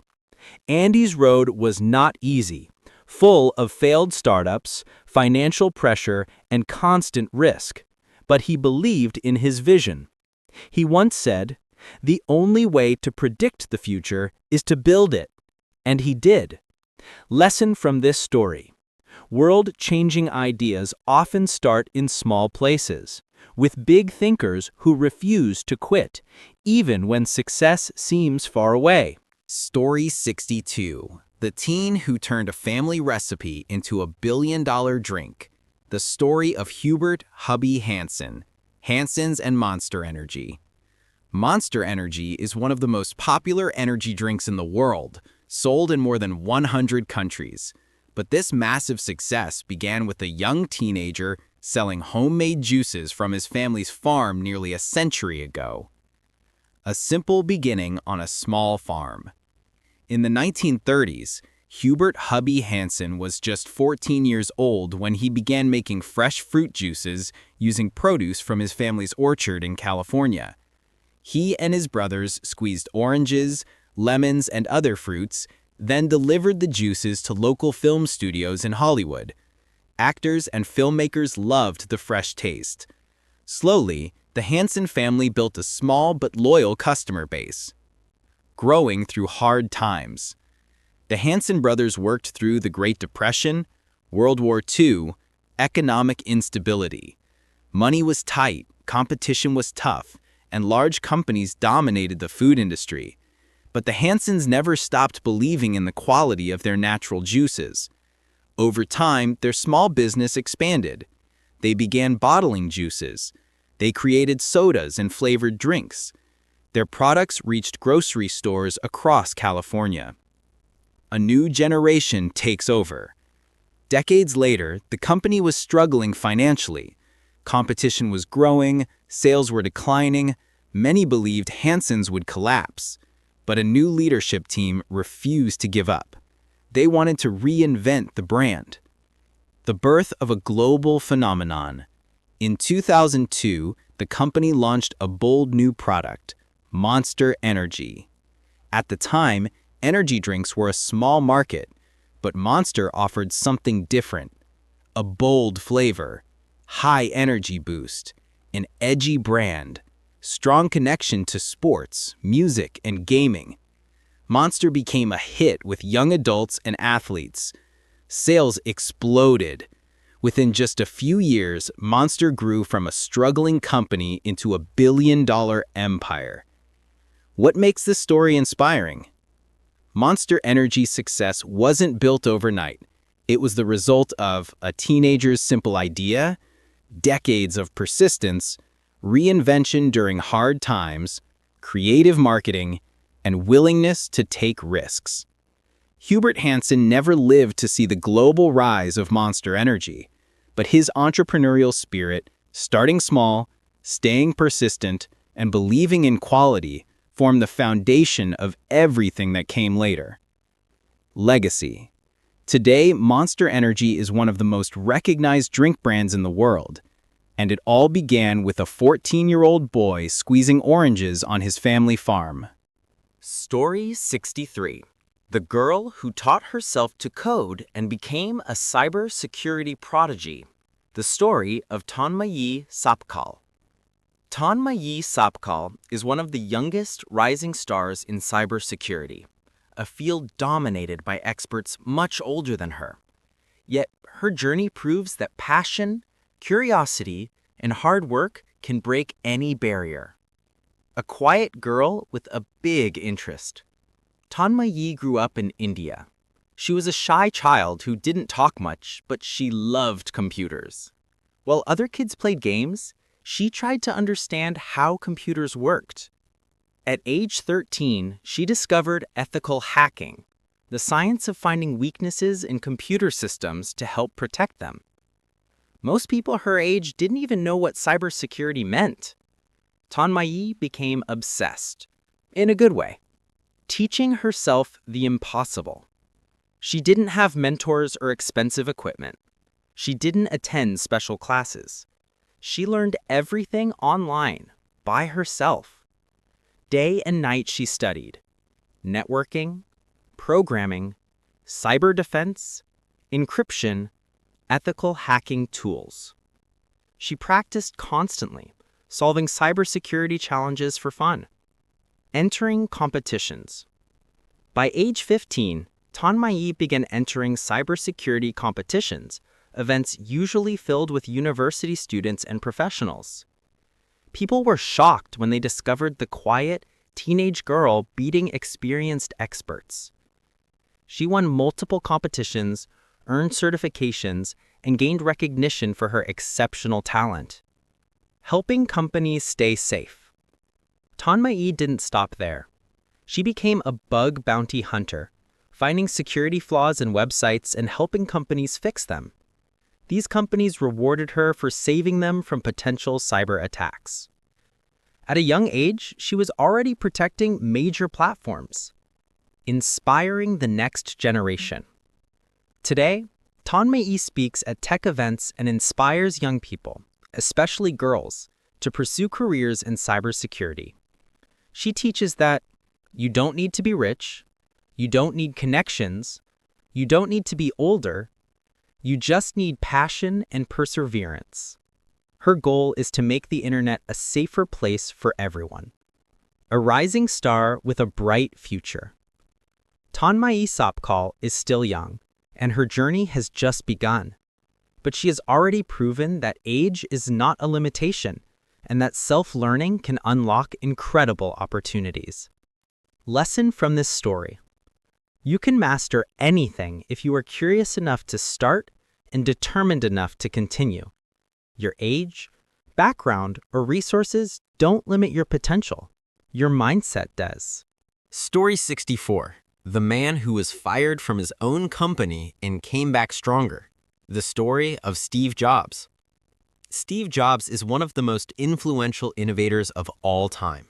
His work transformed computers, phones, music, movies, and technology itself. But what many people forget is that his greatest success came after his biggest failure. A dream born in a garage. In 1976, Steve Jobs and his friend Steve Wozniak started Apple in a small garage in California.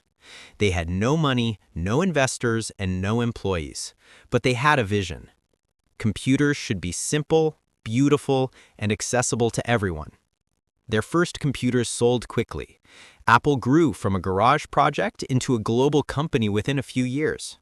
By his mid-20s, Steve Jobs was already a millionaire. The unexpected downfall. As Apple grew, so did internal conflicts. Jobs was creative, intense, and demanding. When disagreements with the board became too difficult, something shocking happened. Steve Jobs was fired from the company he helped create. He was devastated. He felt humiliated. He didn't know what to do next. But instead of giving up, he said something powerful. I didn't see it then, but getting fired from Apple was the best thing that could have happened to me. A new beginning. Jobs used the setback as a chance to reinvent himself. He created 2 new companies. Next, a company that built advanced computers, and Pixar, an animation studio that many people thought would fail. Pixar eventually created Toy Story, the first fully computer-animated film, and became the most successful animation studio in history.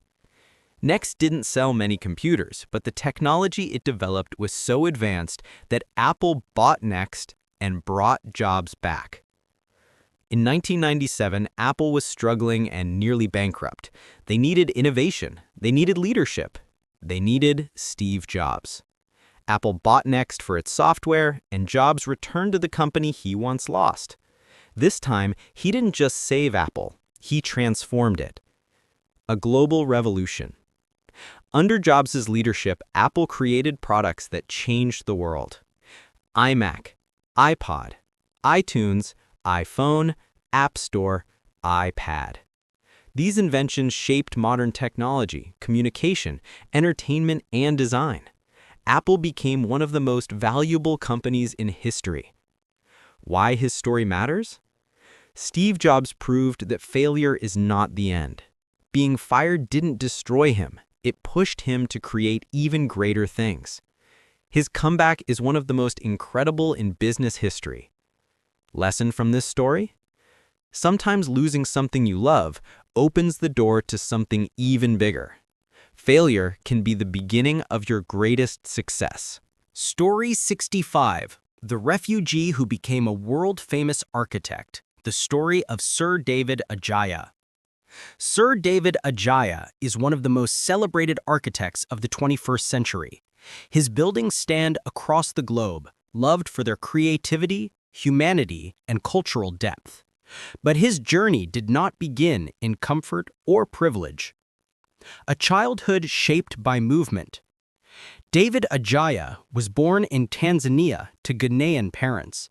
His father was a diplomat, so the family moved constantly.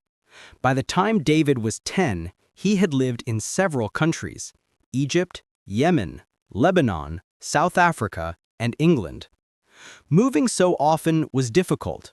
He was always the new kid, adapting to new cultures and languages.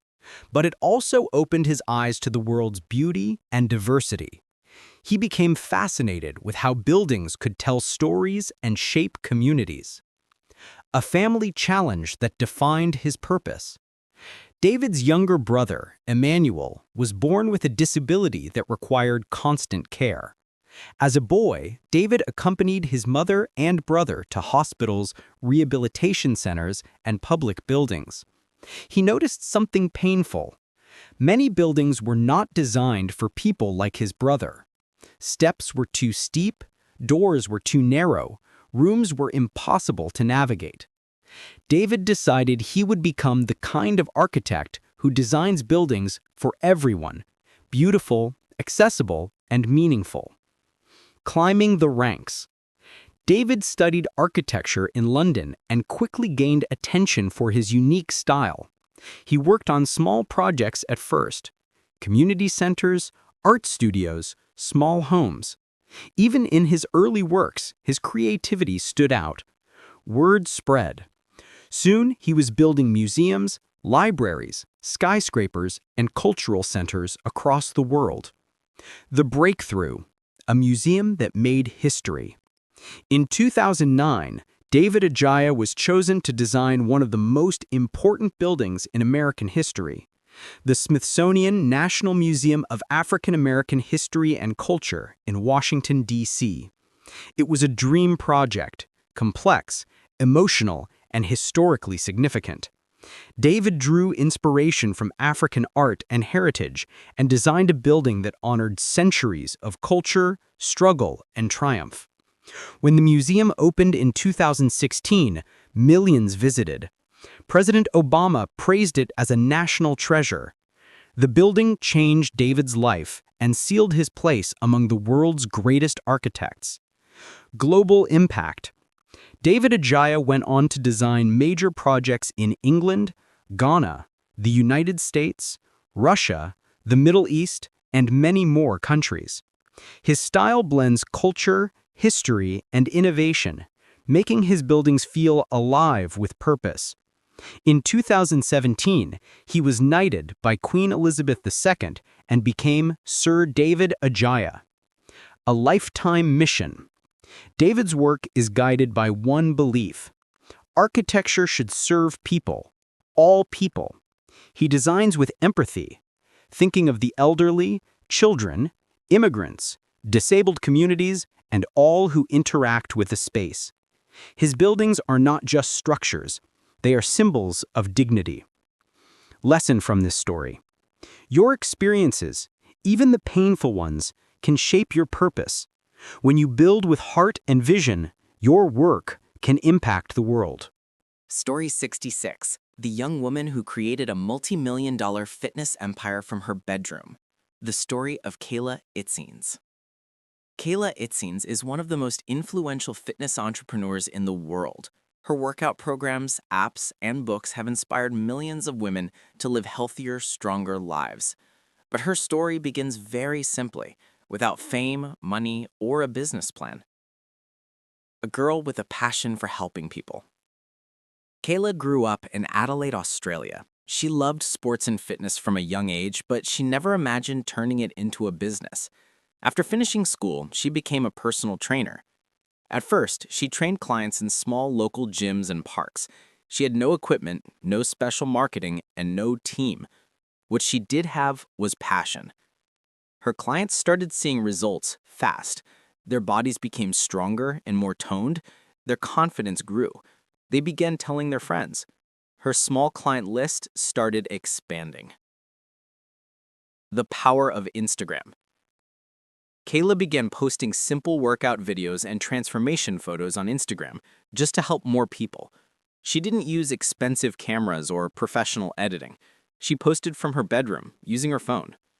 People loved her straightforward, effective workouts. Her following grew from hundreds to thousands to millions. Women from all over the world shared their stories using Kayla's methods. Her workouts became a global trend.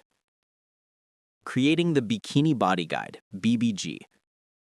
In 2014, Kayla created her first fitness ebook, the Bikini Body Guide. It featured short, simple workouts that anyone could do at home. The ebook exploded in popularity. Millions downloaded it. Hundreds of thousands joined her movement. Kayla had unintentionally created one of the world's largest online fitness communities. building a global business. With the help of her partner, she launched the Sweat app, which became one of the highest-grossing fitness apps in the world. Her brand grew into workout programs, nutrition guides, books, world fitness tours, and community events. By her late 20s, Kayla's business was valued at hundreds of millions of dollars, and her programs were used in more than 190 countries. Staying humble and honest. Despite her success, Kayla is known for her authenticity. She openly talks about her struggles with confidence, her insecurities, how fitness helped her life, and her commitment to helping women feel strong. She doesn't pretend to be perfect. She leads by being real. Why her story matters? Kayla built a global empire from a phone, a bedroom, and a desire to help others. She didn't wait for the perfect time, money, or opportunity. She started with what she had. Lesson from this story? Your passion combined with consistency and authenticity can grow into something bigger than you ever imagined. Start small, but start now. Story 67. The man who failed school but became a genius inventor. The story of Thomas Edison. Thomas Edison is one of the most famous inventors in history. He created the light bulb, the phonograph, early movie cameras, and held over 1,000 patents. His inventions shaped the modern world. But his road to success was filled with struggle, failure, and countless obstacles. A difficult start in school. Edison was a curious child who asked endless questions. But instead of appreciating his curiosity, his teachers called him slow, distracted, and a problem. He struggled to pay attention in class and often fell behind. One day, his teacher told him he was too stupid to learn anything. His mother disagreed. She removed him from school and taught him at home. This changed everything. She encouraged his questions and let him explore. Edison soon became obsessed with science and experiments, filling their house with tools, wires, and strange gadgets. Starting from nothing. As a teenager, Edison sold newspapers on trains to earn money. He used everything he earned to buy books and materials for experiments. He often failed, sometimes dangerously. He caused small fires. He broke equipment. He ruined rooms in his parents' home. But he never stopped learning. The invention journey. Edison worked as a telegraph operator, which helped him understand electricity. At night, he experimented nonstop. He dreamed of creating inventions that would make life better for everyone. His first inventions failed to sell. Some were complete disasters. People laughed at him. But Edison believed in persistence. He once said, "I have not failed. I just found 10,000 ways that won't work." The light bulb breakthrough. In 1879, Edison began working on his most ambitious idea, a safe, affordable, long-lasting electric light bulb. Scientists before him failed. Newspapers mocked the idea. Many investors refused to support him. But Edison and his team tested thousands of materials: cotton, hair, fishing lines, bamboo, wires, plants, until they found the perfect filament. The world lit up. His invention transformed homes, cities, and industries. Electricity spread around the world because of his determination. Building a legacy. Edison continued inventing for decades: movie projectors, sound recording machines, electric power grids, batteries. He worked more than 16 hours a day and kept notebooks full of ideas. By the time he died, he had changed human life forever. Why his story matters. Edison struggled in school. He was underestimated. He failed repeatedly. But with curiosity, persistence, and belief in his dreams, he became one of the greatest inventors in history. Lesson from this story? Your failures do not define you. Your persistence does. Great achievements often come from those who refuse to quit. Story 68. The man who was too short for the army but became a fitness icon. The story of Bruce Lee. Bruce Lee is one of the most influential martial artists in history. His movies transformed action cinema, and his philosophy reshaped modern fitness and self-discipline. But his journey was filled with obstacles that forced him to fight, not just in movies, but in life. A child full of energy. Bruce Lee was born in San Francisco but raised in Hong Kong. From a young age, he was energetic, rebellious, and constantly getting into trouble. He loved dancing, acting, and martial arts. He was talented, but also wild. His parents feared he would end up in serious trouble because of street fights. So they sent him back to America at age 18 with almost no money. Alone, broke, but determined. In the United States, Bruce worked odd jobs, washing dishes, teaching dance, working in restaurants. He lived in small rooms and struggled financially. But he had a dream. He wanted to teach martial arts and share his philosophy with the world. Facing discrimination. Bruce tried acting in Hollywood, but producers told him, "You look too Asian. No one wants an Asian lead actor. You can only be the sidekick." Even though he had incredible talent, Hollywood doors remained closed. But Bruce didn't wait for permission. He opened his own martial arts school and started training people who were curious about his unique style. His students loved him. His ideas spread quickly. Creating a new philosophy. Jeet Kune Do. Bruce combined the best techniques from different martial arts into a new practical system focused on speed, power, and simplicity. He believed, "Be water, my friend." This meant being adaptable, flexible, and open to learning. His philosophy revolutionized martial arts worldwide. Hollywood finally listens. After years of rejection, Bruce got a chance to make movies in Hong Kong. His films became instant hits: The Big Boss, Fist of Fury, and Way of the Dragon. Audiences loved his speed, charisma, and power. Hollywood could no longer ignore him. He returned to America to make Enter the Dragon, which became one of the greatest martial arts films ever made. A global legend. Bruce Lee became an international icon, bringing martial arts to the world and inspiring people to become stronger physically and mentally. His influence continues today in martial arts, acting, fitness, philosophy, and personal development. What makes this story powerful?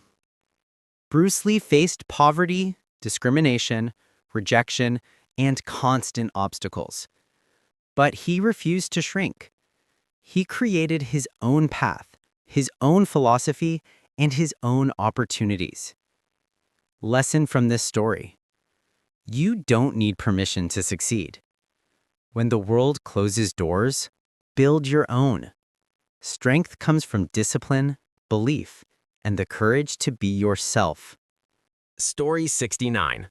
The woman who started with one small loan and built a global beauty empire. The story of Huda Kattan. Huda Kattan is one of the most powerful beauty influencers and entrepreneurs in the world. Her brand, Huda Beauty, is valued at over $1 billion, but her success came from humble beginnings, personal struggle, and a fearless belief in her passion. A childhood filled with creativity. Huda was born to immigrant parents in Oklahoma. She grew up loving makeup, experimenting with brushes, colors, and looks. But like many young creatives, people told her that makeup was just a hobby, not a career. She listened for a while. She studied finance to please her family and graduated, but the numbers world never felt right. Her heart was somewhere else. A tough start in adult life. Huda worked a finance job she didn't enjoy. She felt lost, uninspired, and disconnected from her true passion. Eventually, she made a brave decision. She quit her job to become a makeup artist. This was risky. She had no savings and no major clients, but she trusted her talent. Moving to Dubai with big dreams. Huda moved to Dubai where she struggled to find work at first, but she continued practicing, improving, and sharing her skills online. Bit by bit, she built a reputation as a talented makeup artist. Her sisters encouraged her to start a beauty blog to share tips and tutorials. At first, the blog had almost no followers, but Huda stayed consistent. Slowly, people discovered her creativity. Her tutorials went viral. Her Instagram grew exponentially. She became one of the world's most followed beauty influencers. Launching Huda Beauty with $6,000. Huda wanted to create her own beauty products, starting with something simple: false eyelashes. She didn't have the money to start a big company, so her sister Mona loaned her $6,000. Huda created her first line of lashes and launched them on a small scale. At first, no stores were interested, but then something unbelievable happened. Kim Kardashian wore Huda's lashes. Suddenly, the world wanted them. The lashes sold out instantly. Huda Beauty exploded in popularity, growing into a global brand. After the lashes became a success, Huda launched foundations, lip kits, palettes, skincare, and fragrances. Every product sold out. Her brand became a global sensation, available in major stores like Sephora. Huda Beauty now competes with some of the biggest cosmetic companies in the world. Using success to uplift others. Huda is passionate about empowering women, supporting entrepreneurs, promoting self-confidence, and encouraging authenticity. She donates to charity, funds small businesses, and uses her platform to inspire millions worldwide. Why her story matters. Huda Katan was not born rich or connected. She did not start with investors or luxury. She started with a dream, a blog, a small loan, and relentless dedication.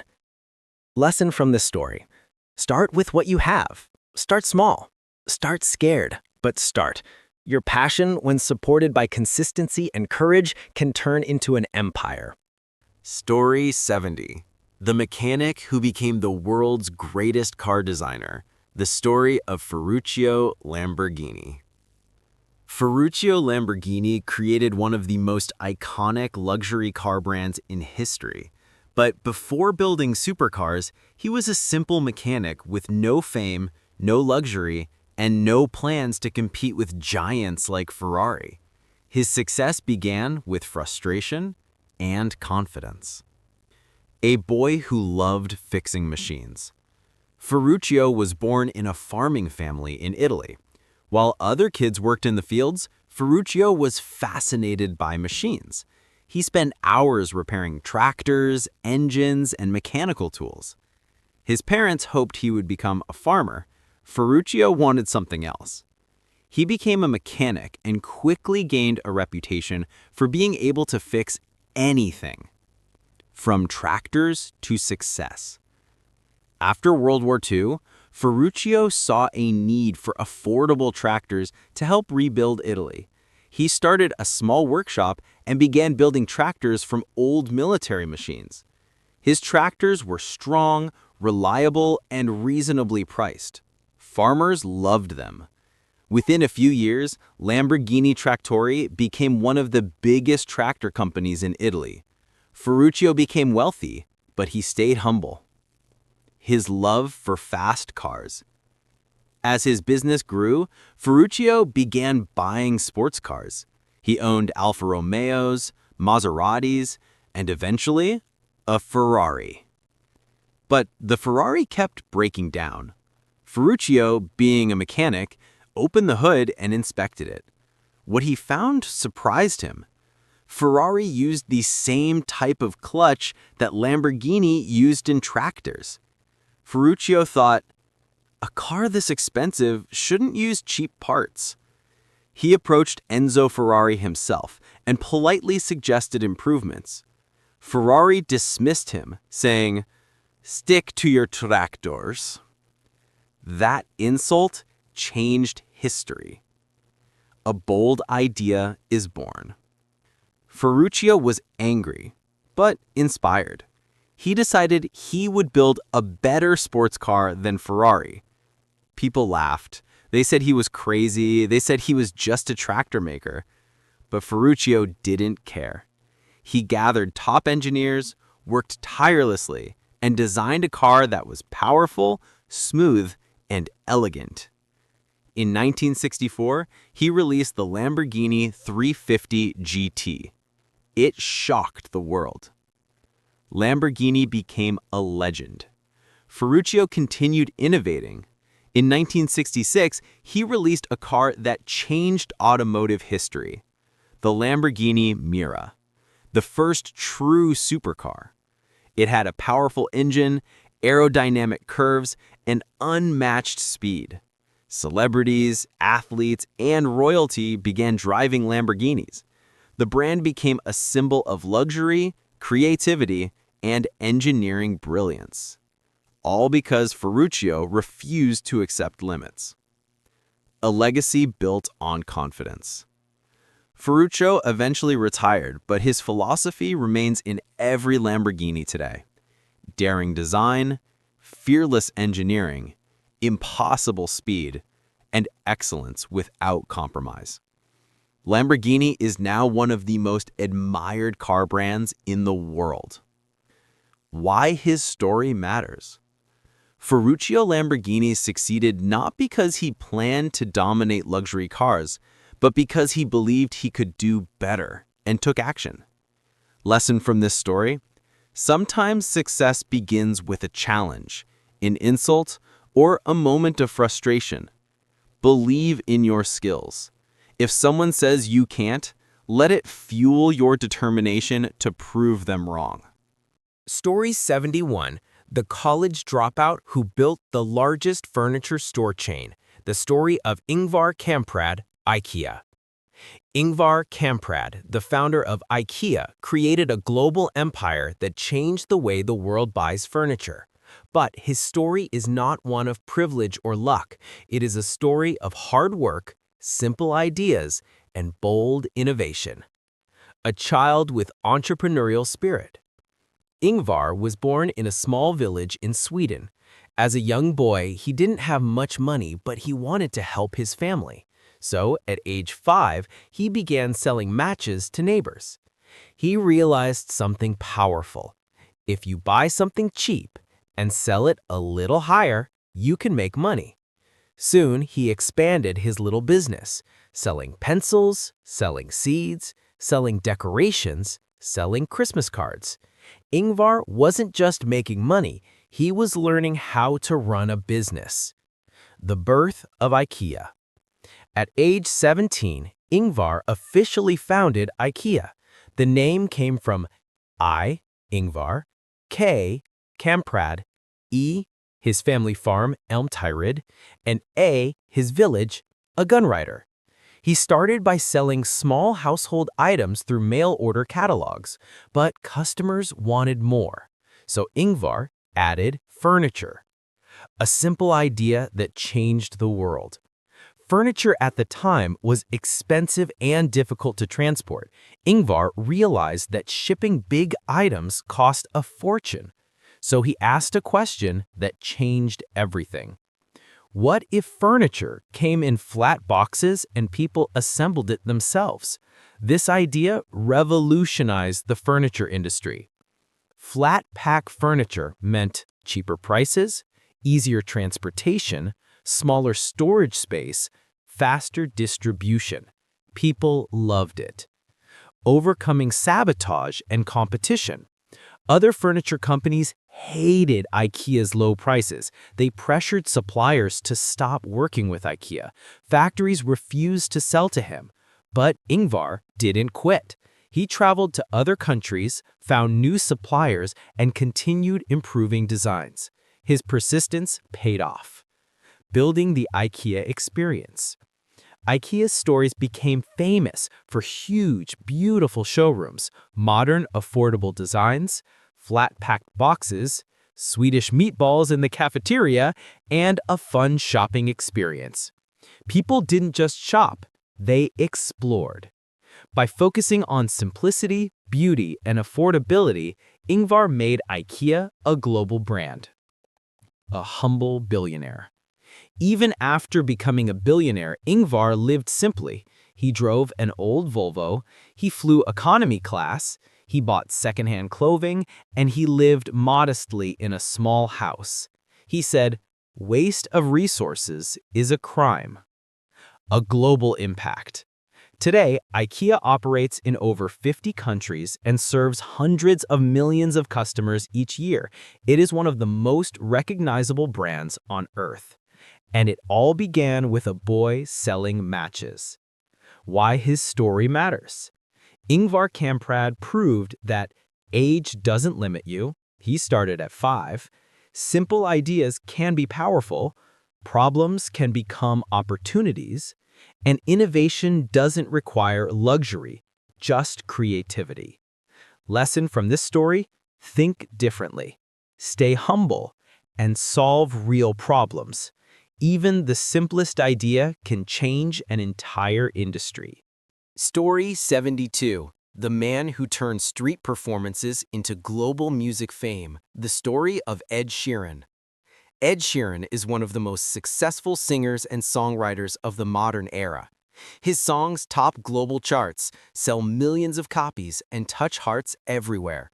But behind the fame is a journey built on struggle, persistence, and pure passion for music. A boy who felt different. Ed Sheeran grew up in a small town in England. As a child, he struggled with a stutter, anxiety, and being bullied in school. He didn't feel confident and he didn't fit in socially, but he found something that made him feel alive: music. He sang in the church choir, learned guitar, and wrote songs starting at age 11. Music became his voice when he felt unable to speak. A dream that required sacrifice. At 16, Ed made a bold decision. He dropped out of school to pursue music full-time. He traveled from city to city, performing anywhere he could: street corners, small pubs, empty cafes, open mic nights, or backyards. Many nights he earned nothing. Some nights he had no place to sleep. At times he slept on friends' floors or even on the subway. But he kept singing. Creating music without a budget. Ed recorded hundreds of songs using simple equipment. He released these songs independently on YouTube and small online platforms. He didn't wait for a record label, he created opportunities himself. Slowly, his fan base grew. A big break from a simple video. In 2010, Ed posted a video of himself performing a rap-style acoustic song. It went viral and caught the attention of prominent UK rapper Example, who invited Ed to join him on tour. This changed everything.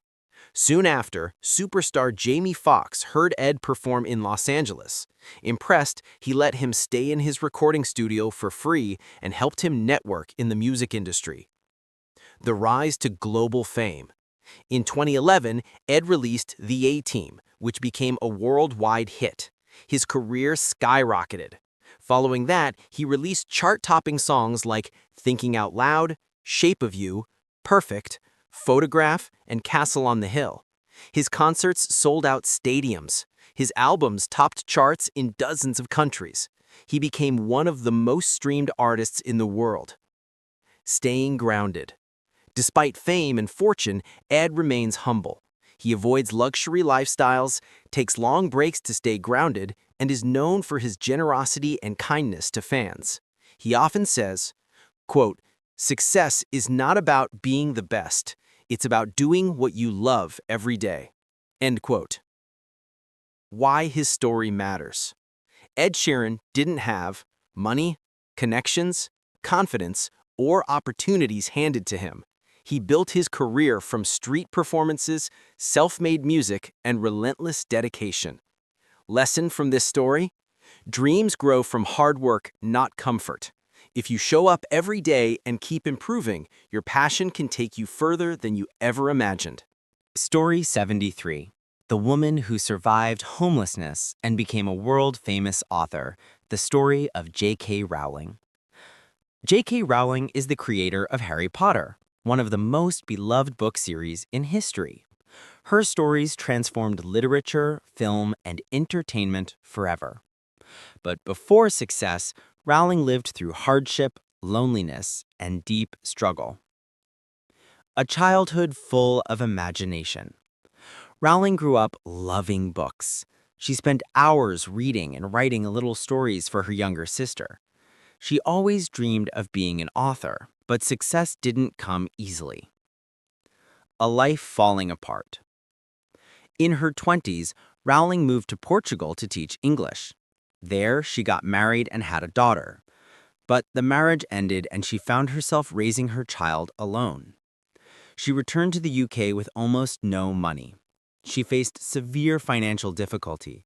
She lived on government assistance. She later described herself as being as poor as it is possible to be in modern Britain without being homeless. Rowling struggled emotionally and felt like she had failed in life. Harry Potter begins in a cafe. Despite her pain, Rowling kept writing. Writing became her escape. She imagined a boy wizard named Harry Potter who lived in a cupboard but discovered he was special. She wrote in cafes because they were warm and she couldn't afford heating at home. She pushed her baby stroller beside her as she typed. She spent 5 years writing the first book. Rejection after rejection. When the manuscript was finished, Rowling sent it to publishers. One after another rejected it. 12 publishers said no. Some said the book was too long. Others said children wouldn't read it. But Rowling didn't give up. Finally, a small publishing house agreed to print it, mainly because the chairman's 8-year-old daughter loved the story. A global phenomenon. The first book sold modestly at first, then exploded in popularity. Soon, the entire world was reading Harry Potter. Rowling wrote 6 more books, each one breaking sales records around the globe. The series became blockbuster movies, theme parks, merchandise, academic studies, and a cultural movement. Rowling became the world's first billionaire author. Using success for good. Rowling donated huge amounts to charity, especially organizations supporting children, single parents, medical research, and social justice. She never forgot what struggle felt like, so she dedicated her life to helping others in need. Why her story matters. Rowling succeeded not because life was easy, but because she never quit. Her darkest moments led to her greatest creations. Lesson from this story. Failure is not the opposite of success. It is part of the journey. Your struggles may become the very source of your strength and creativity. Story 74. The young inventor who helped detect cancer earlier. The story of Jack Andraka. Jack Andraka was only 15 years old when he created a breakthrough medical test that could detect pancreatic cancer earlier and more cheaply than almost any method in the world. His story is a powerful example of how curiosity, persistence, and passion can change the future of medicine. A breaking heart motivation. When Jack was in middle school, a close family friend, someone he admired deeply, passed away from pancreatic cancer. The cancer was discovered too late, which is common because early symptoms are hard to detect. Jack felt helpless, confused, and devastated. But his sadness fueled a question: why can't we detect this cancer earlier? A teenager with big questions. He started researching on his own. He read scientific papers online, watched biology videos, and taught himself complex concepts that even college students found difficult. One day, he had a breakthrough idea. What if cancer could be detected using a simple paper sensor, like a diabetes test strip? He believed it might be possible, but he needed help from real laboratories. 199 rejection emails. Jack wrote a detailed proposal and emailed it to professors and lab directors. He contacted 200 experts. Only one replied. Dr. Anirban Mitra from Hopkins University agreed to let Jack use his lab after seeing the teenager's determination. Experiment after experiment. Jack spent months conducting tests, often failing. His ideas didn't work at first. Materials broke down. Experiments produced no results, but he refused to give up. Finally, after countless trials, he made a discovery. His test could detect pancreatic cancer in its earliest stages with far more accuracy than many existing methods. And shockingly, it cost only 3 cents to produce, changing the world of medicine. Jack's invention won the grand prize at the International Science and Engineering Fair. His story spread across the world, inspiring scientists, teachers, and students. His test is still undergoing development and validation, but it sparked global conversation about affordable diagnostics. Facing challenges at school. Despite his genius, Jack was bullied by classmates who didn't understand him. He struggled emotionally. He often felt alone, but his scientific work gave him confidence and purpose. Today, Jack is a speaker, researcher, and advocate for open access science and youth innovation. He encourages teenagers to explore their ideas without fear. Why his story matters. Jack was not a doctor. He wasn't a researcher. He had no money, no connections, and no professional training. He was just a curious teenager with a desire to solve a big problem. Lesson from this story. Age does not limit intelligence or innovation. A single idea pursued with determination can change the world. Story 75. The Gambian girl who became one of Africa's youngest robotics leaders. The story of Fatoumata Kebe. Fatoumata Kebe grew up in the Gambia in a modest home with limited resources. Yet, she would one day become recognized across Africa for leading robotics teams, inspiring girls in STEM, and proving that brilliance can grow anywhere. A childhood with big dreams.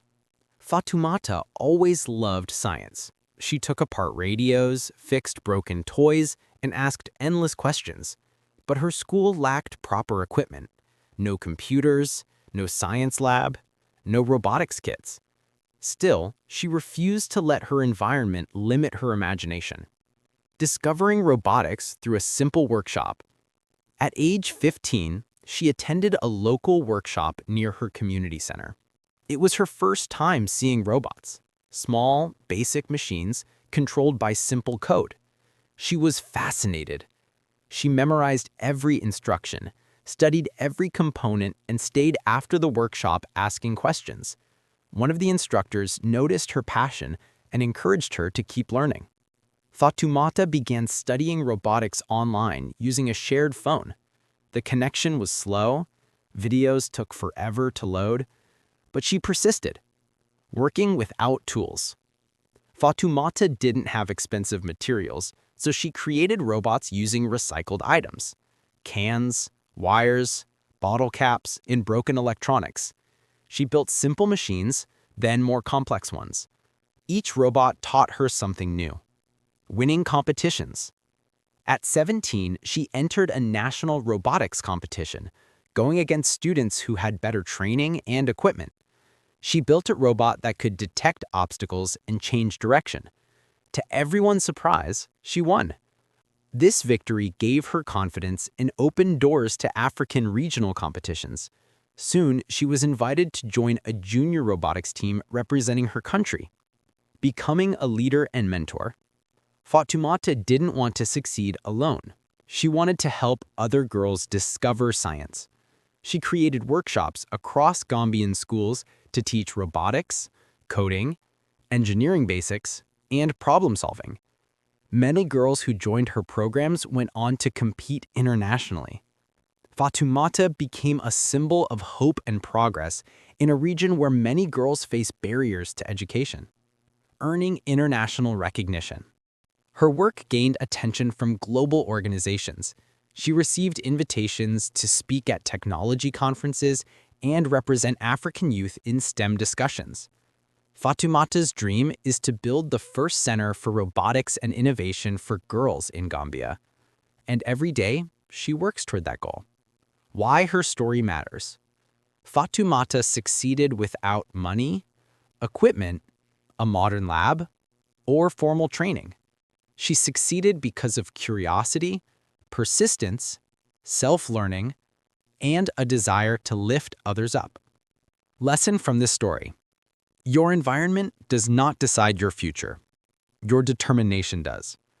When you seek knowledge with passion, you can open doors for yourself and for others.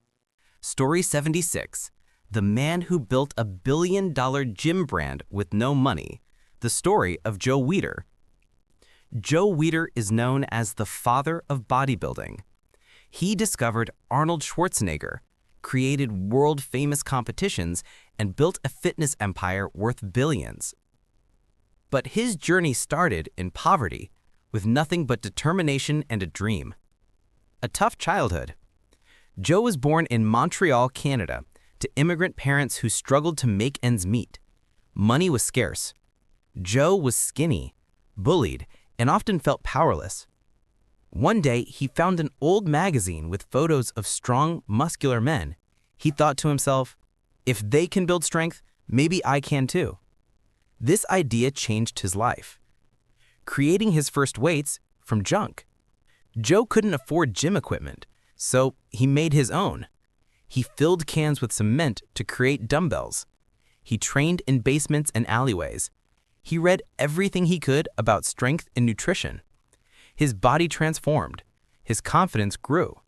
People started asking him for advice. Launching his first magazine at 17 with homemade tools.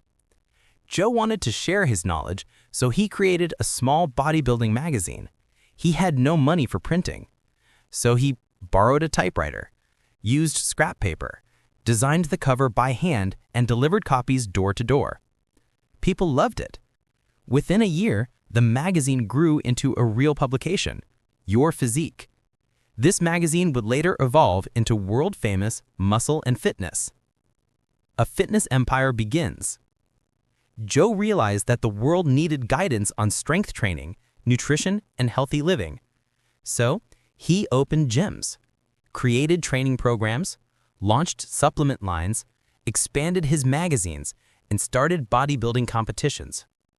The most famous of these competitions became Mr. Olympia, which he created in 1965. Discovering a legend, Arnold Schwarzenegger. One day, Joe saw a young Austrian bodybuilder named Arnold Schwarzenegger in a contest photo. He instantly recognized greatness. Joe flew Arnold to America, gave him a home, trained him, mentored him, and helped him improve his English. Arnold went on to become a multiple Mr. Olympia champion, a Hollywood superstar, a multimillionaire, governor of California. Arnold always said, "Joe Weider changed my life. He made everything possible." Changing global fitness forever. Joe Weider's ideas spread modern fitness across the world. He taught people about training logically, eating for health, building strength safely. His magazines inspired generations. His competitions launched legends. His guidance changed lives everywhere. A legacy built from nothing. Joe Weider began with no money, no support, no equipment, no formal education. But he had a powerful vision and unstoppable drive. Lesson from the story. Your beginnings do not limit your potential. Persistence and passion can turn even the simplest ideas into global movements. Story 77. The man who failed at 100 jobs before becoming India's most beloved chef. The story of Sanjeev Kapoor. Sanjeev Kapoor is one of the most famous chefs in Asia. His recipes, TV shows, and restaurants made him a household name. But behind his success is a surprising truth. He never planned to become a chef, and he failed at almost everything before finding his passion. A young man with no clear direction. Growing up in India, Sanjeev had no idea what he wanted to do with his life.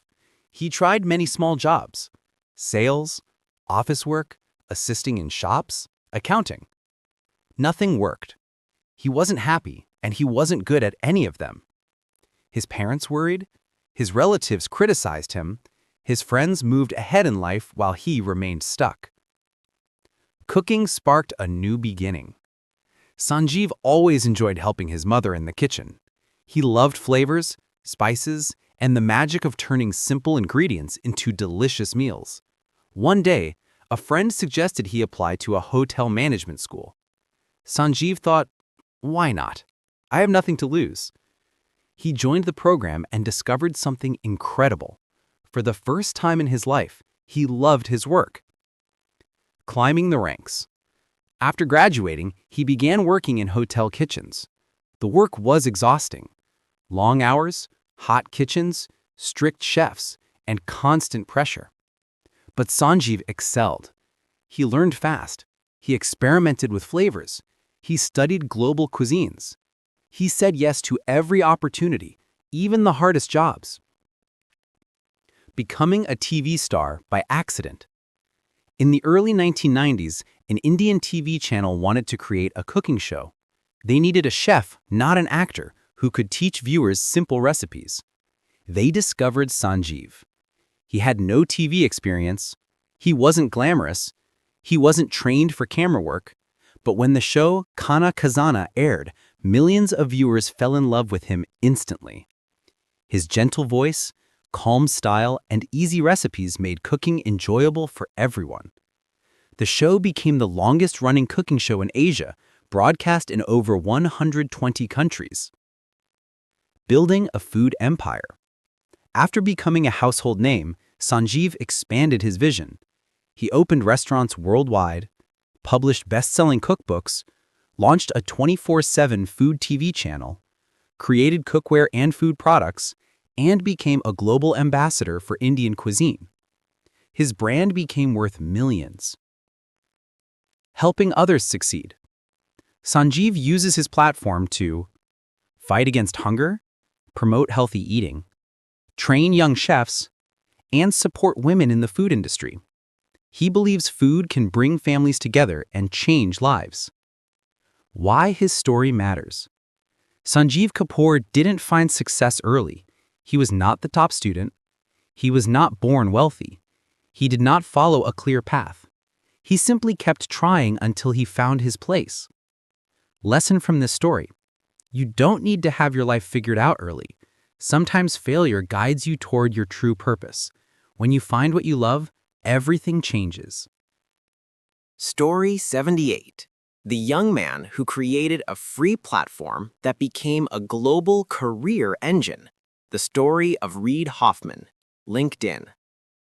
Reid Hoffman is the co-founder of LinkedIn, the world's largest professional networking platform used by more than 900 million people. But his journey began with confusion, failure, and a search for meaning. A young man searching for purpose.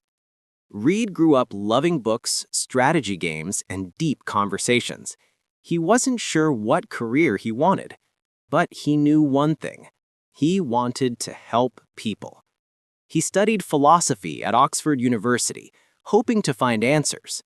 But after graduating, he realized something surprising. Philosophy helped him think, but it didn't help him impact people in the real world. So he asked himself a new question. How can I build something that helps millions of people at the same time? Early attempts and early failures. Reid decided to join the tech industry. But his first startup, SocialNet, failed. It was a platform for online connections, an idea that was ahead of its time. Most people didn't understand it. Investors doubted him. Reid felt defeated, but he learned valuable lessons about social platforms and human behavior. Instead of quitting, he joined a small company called PayPal, where he became one of the key executives. PayPal grew fast. It became one of the internet's most important companies. Reid helped shape its payment systems and expansion. A bigger idea, a professional network for the world. In 2002, Reid noticed something missing. People had social networks for friends, but nothing to help them build their careers. He imagined a platform where anyone could connect with professionals, find opportunities, show their skills, build a reputation, and network globally. This became the foundation of LinkedIn. Many people thought LinkedIn would fail. They said, no one will share their work history online. A business network will never grow. This isn't useful. But Reed believed the world was changing. He built LinkedIn slowly, improving it step by step. Slow start, then massive success. For months, very few people signed up. Reed worried, but he stayed patient. Then word spread. Professionals realized LinkedIn helped them get jobs. Companies used it to find talent. Recruiters joined. Managers joined. Entire industries joined. LinkedIn exploded globally. A life-changing impact. Today, LinkedIn helps millions of people find jobs, make connections, build businesses, learn new skills, and grow their careers. Reed often says LinkedIn's goal is simple: to help every person create the career they want. In 2016, Microsoft purchased LinkedIn for $26.2 billion, one of the biggest tech acquisitions in history. Giving back and shaping the future. Reid Hoffman became one of Silicon Valley's top mentors and investors. He supports startups, education, and global entrepreneurship. He teaches young people how to think, grow, and build meaningfully. Why his story matters? Reid Hoffman didn't find success right away. He failed. He changed directions. He tried again. And he created a platform that changed the world. Lesson from this story? Success is not always fast. Big ideas often grow slowly. If you stay patient and keep improving, your vision can impact millions. Story 79. The teen who turned a YouTube channel into a billion-view empire. The story of Mr. Beast, Jimmy Donaldson. Jimmy Donaldson, known to the world as Mr. Beast, is one of the biggest YouTubers in history. His videos get billions of views, his businesses employ hundreds of people, and his philanthropy has changed countless lives. But all of this began with a teenager in a small bedroom posting videos that almost nobody watched. A beginning with no audience. Jimmy started YouTube at age 13. He didn't have fancy equipment, he didn't have editing skills, he didn't even have a clear idea of what kind of videos he would make. He tried everything: gaming videos, commentaries, reaction videos, random challenges. Most of his videos got 10 views, sometimes less. But Jimmy didn't stop. For years, he studied YouTube to understand what made people click, watch, and share. He watched thousands of videos. He analyzed trends. He wrote notes about what worked and what didn't. He treated YouTube like a science. A breakthrough from pure effort. At age 17, Jimmy posted a video called Counting to 100,000. The entire video was just him counting numbers for hours. People thought it was crazy, but something magical happened. The video went viral. Millions watched it. Jimmy realized something important. People love effort. They respect commitment. This idea became the foundation of his future success. Reinvesting everything. As Jimmy started making money, he didn't spend it on cars, clothes, or luxuries. Instead, he reinvested every dollar into bigger videos. If he made $1,000, he spent $1,000 on the next video. If he made $100,000, he spent all of it again.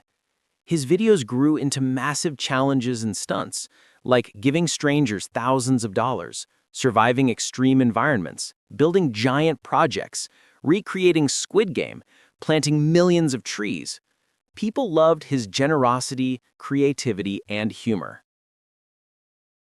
Building a massive team. Jimmy realized he couldn't grow alone. He hired editors, writers, cameramen, logistics planners, and creative thinkers. He built one of the most advanced YouTube teams in the world.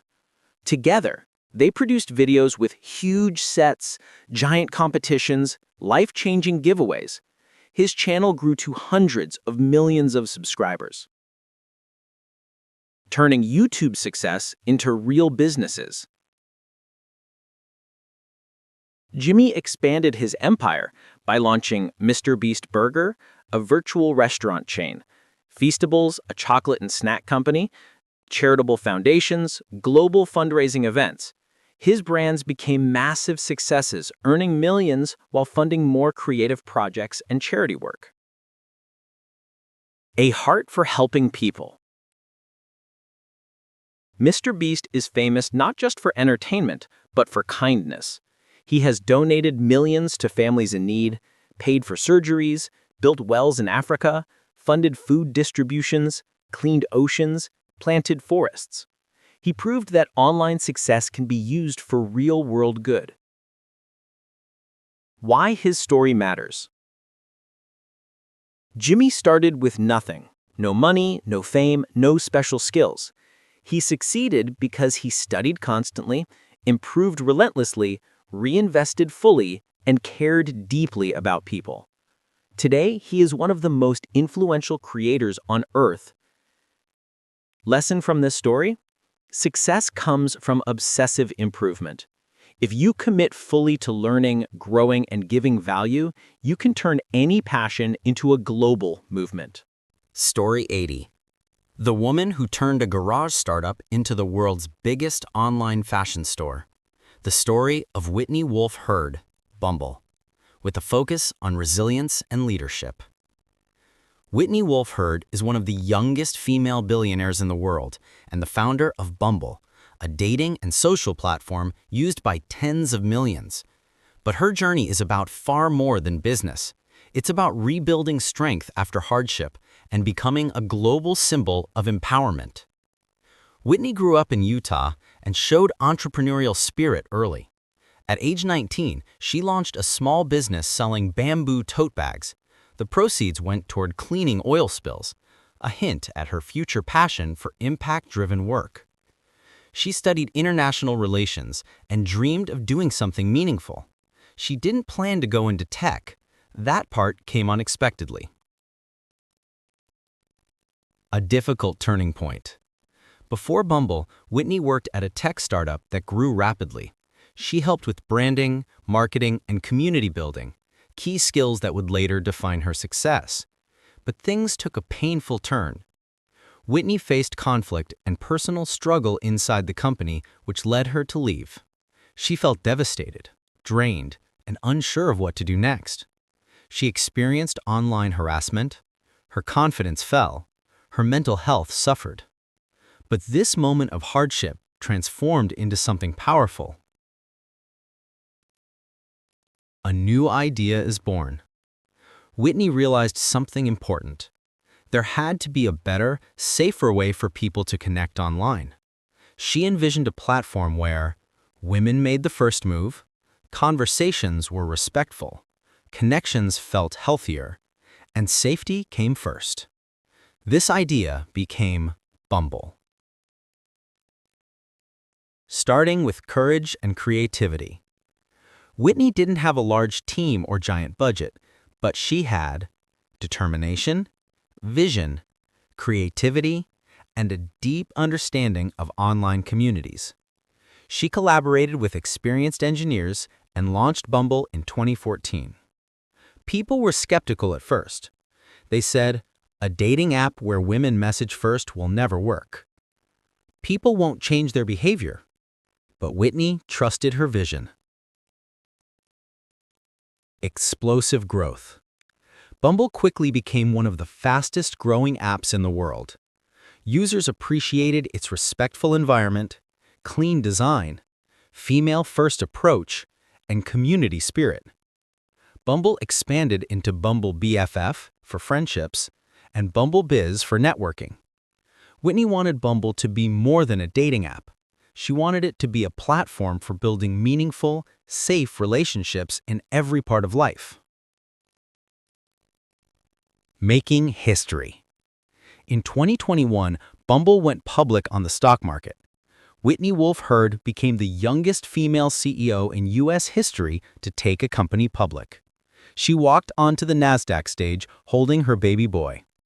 It became an iconic moment for women in business worldwide. A voice for empowerment. Whitney now uses her platform to promote online safety, support mental health, encourage female entrepreneurship, and create positive digital spaces. She believes technology should bring out the best in people, not the worst. Why her story matters? Whitney Wolfe Herd's journey shows that pain can lead to purpose, new beginnings can come from dark moments, leadership is built through resilience, and when you create something with integrity, people feel it. She transformed a personal challenge into a global movement that empowers millions. Lesson from this story. Your setbacks can become the foundation for your greatest achievements. With courage, clarity, and heart, you can turn struggle into innovation and impact the world. Story 81. The Man Who Built Netflix After Being Fired. The story of Reed Hastings. Reed Hastings is the co-founder of Netflix, the company that changed how the entire world watches movies and TV. But his path to success began with failure, frustration, and a surprising idea born from a simple mistake. A young man who loved math and problem solving. Reed started his career as a software engineer. He was brilliant, curious, and passionate about building things, but he wasn't always successful. His first company, Pure Software, grew quickly, but Reed struggled as a leader. He made management mistakes. The company became difficult to control. Eventually, Reed was pushed out. Getting fired from his own company was painful, but it taught him something incredibly important. If you want to build something great, you must learn from your failures. A late fee that changed everything. One day, Reed rented a movie, Apollo 13, and forgot to return it on time. When he went back to the rental store, he was shocked by the $40 late fee. He thought, why am I being punished for watching a movie late? There has to be a better system. This small frustration sparked a world-changing idea. What if people could watch movies without late fees? What if movies could be delivered directly to customers? The birth of Netflix. In 1997, Reed and his partner Mark Randolph created Netflix, a DVD by mail service. Customers ordered movies online, received them by mail, and returned them whenever they wanted. People loved the freedom. No due dates, no late fees, no stress. But Reed wasn't satisfied. He had an even bigger vision. The risky decision that transformed entertainment. Reed believed the future was online streaming, but the technology was slow. Internet speeds were terrible. Most experts said it would never work. Still, Reed pushed forward. In 2007, Netflix launched its streaming service. The world changed forever. Millions subscribed. Traditional video stores went out of business. Netflix became the leader of a new era. Creating original content. Reed took another bold step.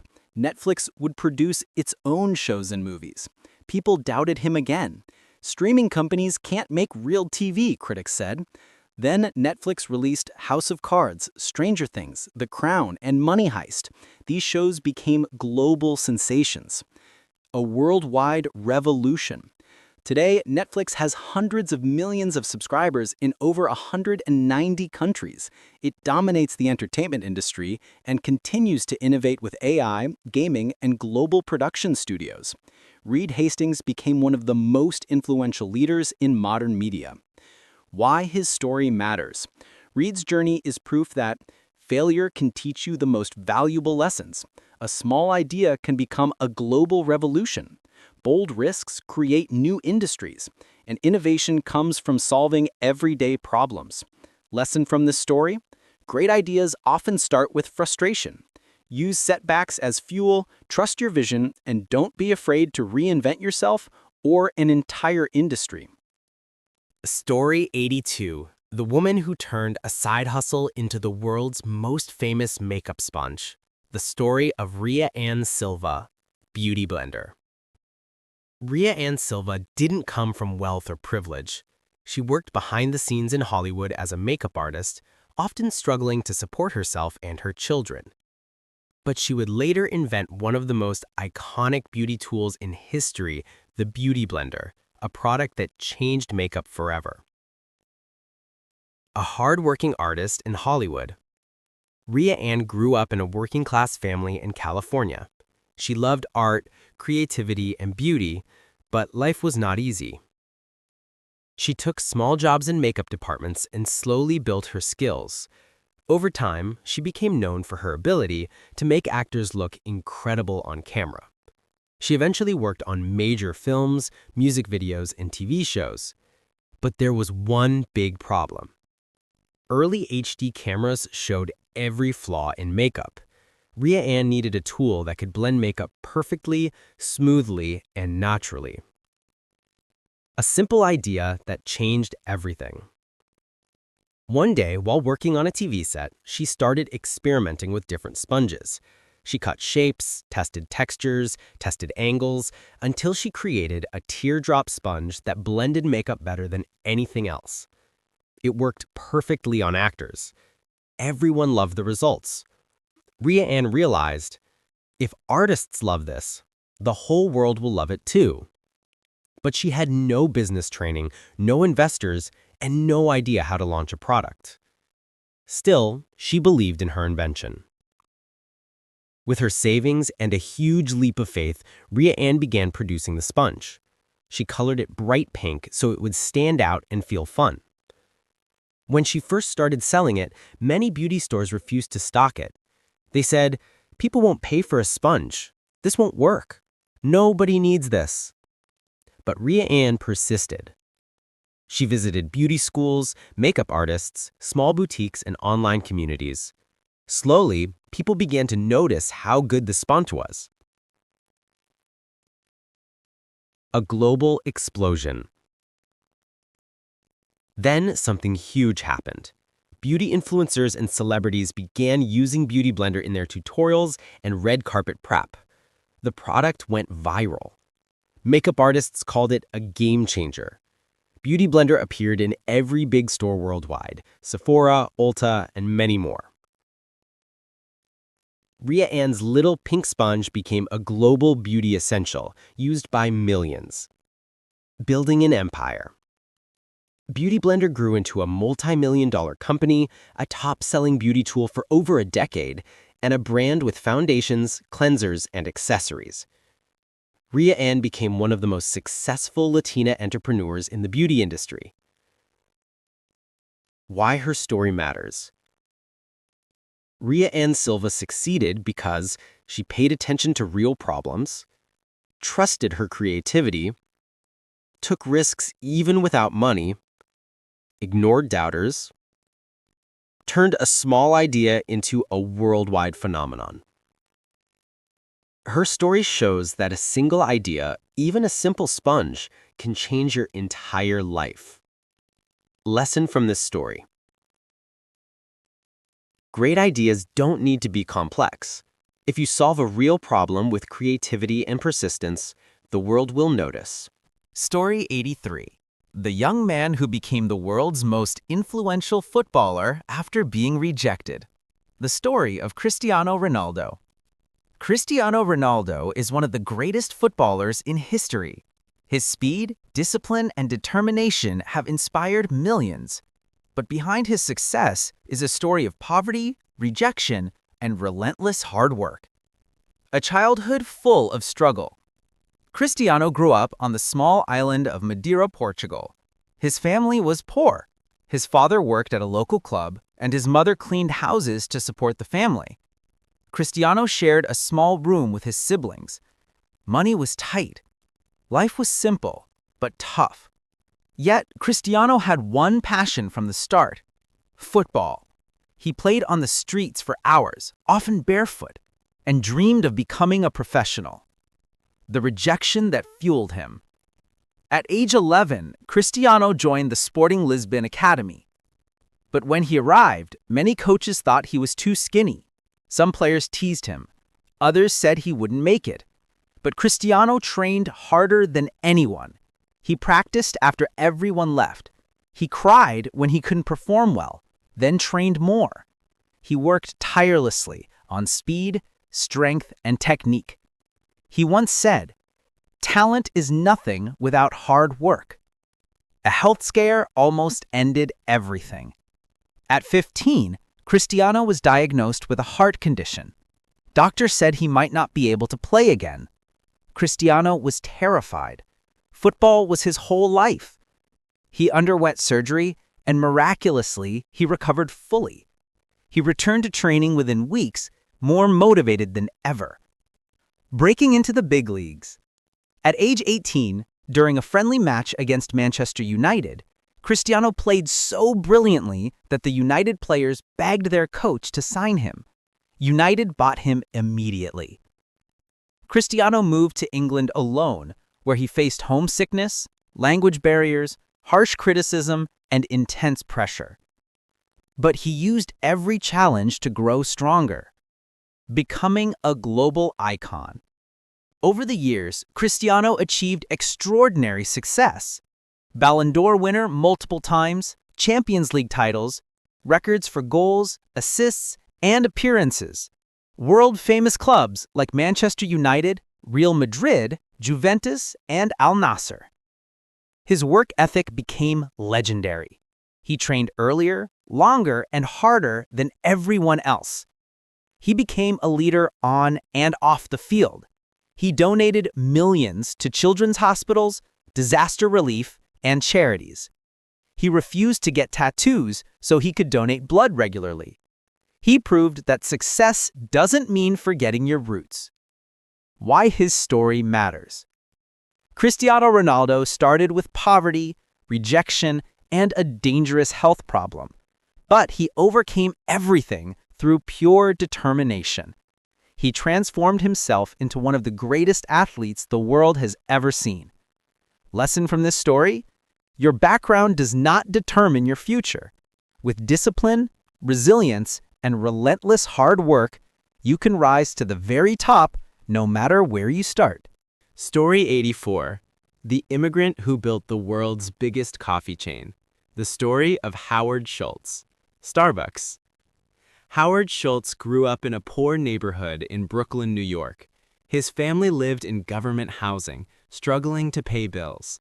Howard often felt embarrassed about his home situation, but he dreamed of building a better life. He didn't know how, but he believed he could. A childhood shaped by hardship. When Howard was 7 years old, his father slipped on ice and broke his leg. He worked as a delivery driver and had no health insurance, no job protection, and no savings. The family situation became even worse. Howard later said this moment shaped his entire life. "I wanted to build a company that my father never had the chance to work for, one that cared about people." Discovering Starbucks, a small coffee shop. As an adult, Howard worked in sales. One day, he visited a tiny Seattle company that sold high-quality coffee beans. It had only 4 stores. The moment he walked in, he felt something magical. The smell of coffee, the community vibe, the passion of the founders. He fell in love instantly. Howard begged to join the company. After a year, they finally said yes. A trip to Italy that changed everything. While traveling in Milan, Howard discovered Italian coffee culture. Espresso bars, warm interactions, friendly baristas. He realized something powerful. Coffee wasn't just a drink, it was an experience. He returned to America with a big idea. Starbucks should sell not just beans, but coffee drinks.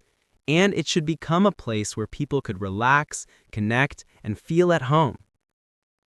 Facing rejection. When Howard presented his idea, Starbucks' founders said no. They believed selling drinks would ruin the brand. Howard felt crushed, but determined. So he decided to start his own coffee shop with the Italian concept. He named it Il Giornale. His shop became an instant success. Buying Starbucks. 2 years later, Starbucks ran into financial trouble. Howard saw an opportunity. He gathered investors, took a huge risk, and bought Starbucks entirely. He then merged it with his own business and began expanding. Massive global growth. Under Howard's leadership, Starbucks opened thousands of stores around the world, but he didn't forget his childhood struggle. He introduced health insurance for all employees, stock ownership for part-time workers, free college tuition programs, and a strong focus on employee well-being. No major company had done this before. Starbucks became a global symbol of community, culture, and connection. Why his story matters. Howard Schultz started with poverty, insecurity, and zero connections, but he built a company known worldwide by mixing vision with empathy. He once said, "Dream big dreams and then dream bigger." Lesson from this story. Your past does not limit your potential. The hardships you face today can inspire you to build something extraordinary tomorrow. Story 85. The man who built the world's largest sports brand from his mother's kitchen. The story of Phil Knight. Nike. Today, Nike is a global powerhouse, worn by athletes, celebrities, and millions of people every day. But it began with a shy young man, a dream about running shoes, and a simple idea that nobody believed in. A quiet kid with a big dream. Phil grew up in Oregon and loved running. He wasn't the fastest athlete, but he admired great runners and believed that better shoes could improve performance. After college, he came up with what he called his crazy idea. What if Japan could make high-quality shoes cheaper than German brands? At the time, this sounded ridiculous. People laughed, friends ignored him. Even Phil wasn't sure it would work. But he wanted to try. Starting the business with $50. Phil took a trip to Japan and met with the owners of a small shoe company called Onitsuka Tiger, now ASICS. He convinced them, by pretending he already had a company, to let him sell their shoes in the United States. He had no real company, no office, no employees. Just a dream. The first shipment of shoes arrived, and Phil stored them in his mother's kitchen. He sold them from the back of his car on running tracks. People loved the shoes. Sales grew slowly, then quickly. A partner who made everything possible. Phil worked with his former running coach, Bill Bowerman, who obsessed over making shoes lighter and faster. Bowerman once experimented by melting rubber in his wife's waffle iron, creating the waffle sole, one of Nike's first great innovations. Together, they formed Blue Ribbon Sports, which later became Nike. The birth of the Nike brand. In 1971, Phil decided it was time to create his own brand. A graphic design student was hired to create the logo for just $35. She drew the Nike swoosh. Phil didn't love it at first, but it grew on him. The name Nike, inspired by the Greek goddess of victory, became the perfect fit. Struggling to survive. Nike almost went bankrupt several times. Banks refused loans, factories complained, customers were few in the beginning. Phil worked nonstop, shipping boxes by hand, answering customer calls himself, and driving across states to meet suppliers. But he never quit. "We were always on the edge," he later said, "but we believed in the mission." A breakthrough. Signing elite athletes. Nike took a huge risk by signing athletes to promote the brand, something new at the time. The biggest breakthrough came in 1984 when Nike signed a young rookie named Michael Jordan. The Air Jordan line became a global phenomenon. Nike exploded into worldwide fame, changing sports and culture forever. Nike grew to dominate running, basketball, football, sneakers, streetwear. The slogan "Just Do It" became a global motto for motivation and courage. Phil Knight transformed from a quiet dreamer into one of the world's most successful entrepreneurs. Why his story matters? Phil Knight didn't start with money, confidence, or followers. He started with a belief, a passion, a willingness to take risks. He built Nike one sale at a time, one idea at a time, one step at a time. Lesson from this story? Success begins with courage. Even the biggest brands in the world began small, in a kitchen, a car trunk, a garage. Chase your dream, even if it feels crazy. Story 87. The man who sold t-shirts from his car and built a global sportswear brand. The story of Kevin Plank, Under Armour. Kevin Plank, the founder of Under Armour, created one of the most recognizable athletic brands in the world. But his story began with sweat, frustration, and a young man selling t-shirts out of the trunk of his car. A college athlete with a problem to solve. Kevin played football at the University of Maryland. He wasn't the biggest or fastest on the team, but he worked incredibly hard. There was one thing he hated. His cotton t-shirt got soaked with sweat during every practice. It became heavy, sticky, and uncomfortable. Kevin thought, why hasn't anyone made a shirt that stays dry? This small annoyance sparked a billion-dollar idea. Experimenting from his grandmother's basement.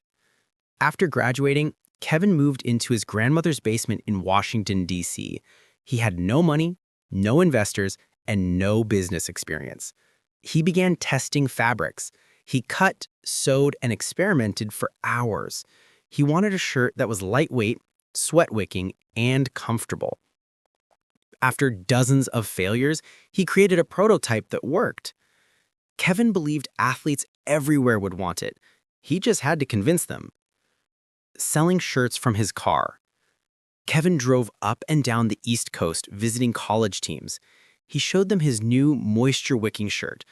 Most coaches ignored him, but Kevin didn't stop. He slept in cheap motels, ate fast food, and kept pitching. Finally, a few teams bought small orders. This gave him hope. The breakthrough order. One day, Georgia Tech placed a $17,000 order. For Kevin, this was life-changing. It validated his vision. It proved that a young entrepreneur could compete with giants like Nike and Adidas. Soon, NFL teams started noticing his shirts too. Under Armour became a brand. In 1996, Kevin officially launched Under Armour. The name came from the idea of protection for athletes. He then introduced new products, compression shirts, leggings, performance gear, and training shoes. The company exploded in popularity. The power of marketing. Under Armour became known for bold, intense marketing campaigns.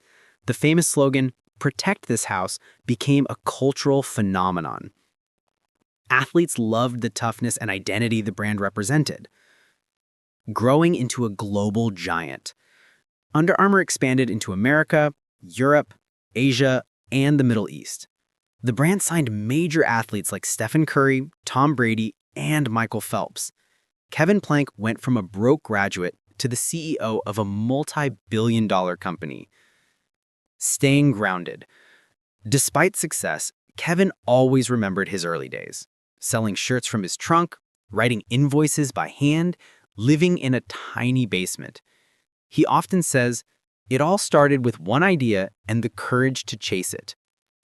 Why his story matters. Kevin Plank didn't create a brand from money. He built it from solving a real problem, persistence, hustle, and belief in a vision. His journey shows that even a simple improvement can become a global revolution. Lesson from this story: big businesses grow from small problems solved with creativity. If you believe in your idea enough to chase it relentlessly, the world will follow. Story 89. The math teacher who turned free YouTube videos into a global education revolution. The story of Salman Khan, Khan Academy. Salman Khan is the founder of Khan Academy, one of the world's biggest free education platforms. Millions of students use it to learn math, science, programming, economics, language, and more. But Khan Academy began with a very simple act of kindness: tutoring a cousin. A normal guy with a love for learning. Salman Khan grew up in Louisiana, USA. He loved math, science, and explaining things to others. He studied at MIT and Harvard, earning multiple degrees. But he didn't dream of becoming famous. He didn't look like the typical tech founder. He simply wanted to help people learn. Helping his cousin changes everything. In 2004, Salman's young cousin Nadia was struggling with math. She lived far away, so he helped her online. He created small video lessons explaining problems step by step. Nadia loved them. She finally understood math clearly. Soon, more cousins asked for help, then friends, then strangers. Salman realized he needed a better way to share lessons. Uploading videos to YouTube. He began recording short educational videos using a simple drawing tool on his computer. He uploaded them to YouTube, not to gain followers, but just so his students could watch anytime. Something unexpected happened. People around the world started discovering his videos. They commented, "You helped me pass my exam. I finally understand algebra. Please make more videos." His channel exploded. Quitting his job to teach the world. Salman was working as a financial analyst. His friends thought he was crazy when he said, "I'm going to quit my job to teach for free online." He had no income, no business plan, no idea if it would succeed. But he believed everyone deserved a world-class education for free. He created Khan Academy in 2008 and worked from a small walk-in closet in his home. Growing with kindness and quality. Khan Academy focused on simple explanations, mastery learning, free access for all, and a non-profit mission. Parents, teachers, and students loved it. The platform grew to include math, science, history, financial literacy, coding, test preparation, reading and writing, and motivational content.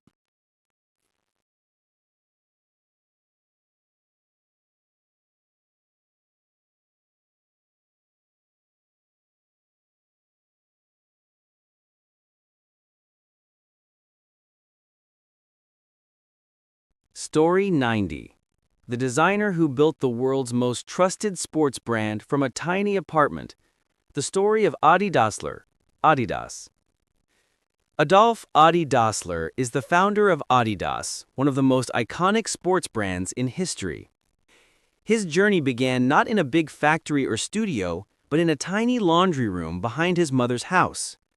He transformed handmade shoes into a global empire. A shoemaker with a dream. Adi Dassler was born in a small German town in 1900. His family was poor, but Adi had two passions: sports and crafting shoes. As a young man, he taught himself how to sew, shape leather, and design athletic footwear. He dreamed of creating shoes that would help athletes perform better. He started making shoes using old sewing machines, scrap materials, and leather leftovers. His first workshop was his mother's laundry room. Convincing athletes one by one. Adi believed that if athletes tried his shoes, they would love them. So he traveled to sports fields, sometimes walking miles with heavy bags of samples. He approached runners, footballers, and sprinters. Try these, see how they feel. Athletes were impressed by the grip, comfort, and performance. Word spread. Innovating the sports world. Audie Dassler introduced new ideas that changed sports forever. Track spikes with replaceable studs, lightweight running shoes, football boots designed for stability, and sport-specific footwear for different events. His innovation made athletes faster, stronger, and safer. The breakthrough. The 1954 World Cup. One of the most legendary Adidas moments came during the 1954 World Cup. Germany faced Hungary, the strongest team in the world. The match was played in heavy rain, making the field muddy. Audie's invention, football boots with screw-end studs, changed everything. German players adjusted their studs for better grip. Germany won the World Cup. Adidas became instantly famous. Growing a global brand.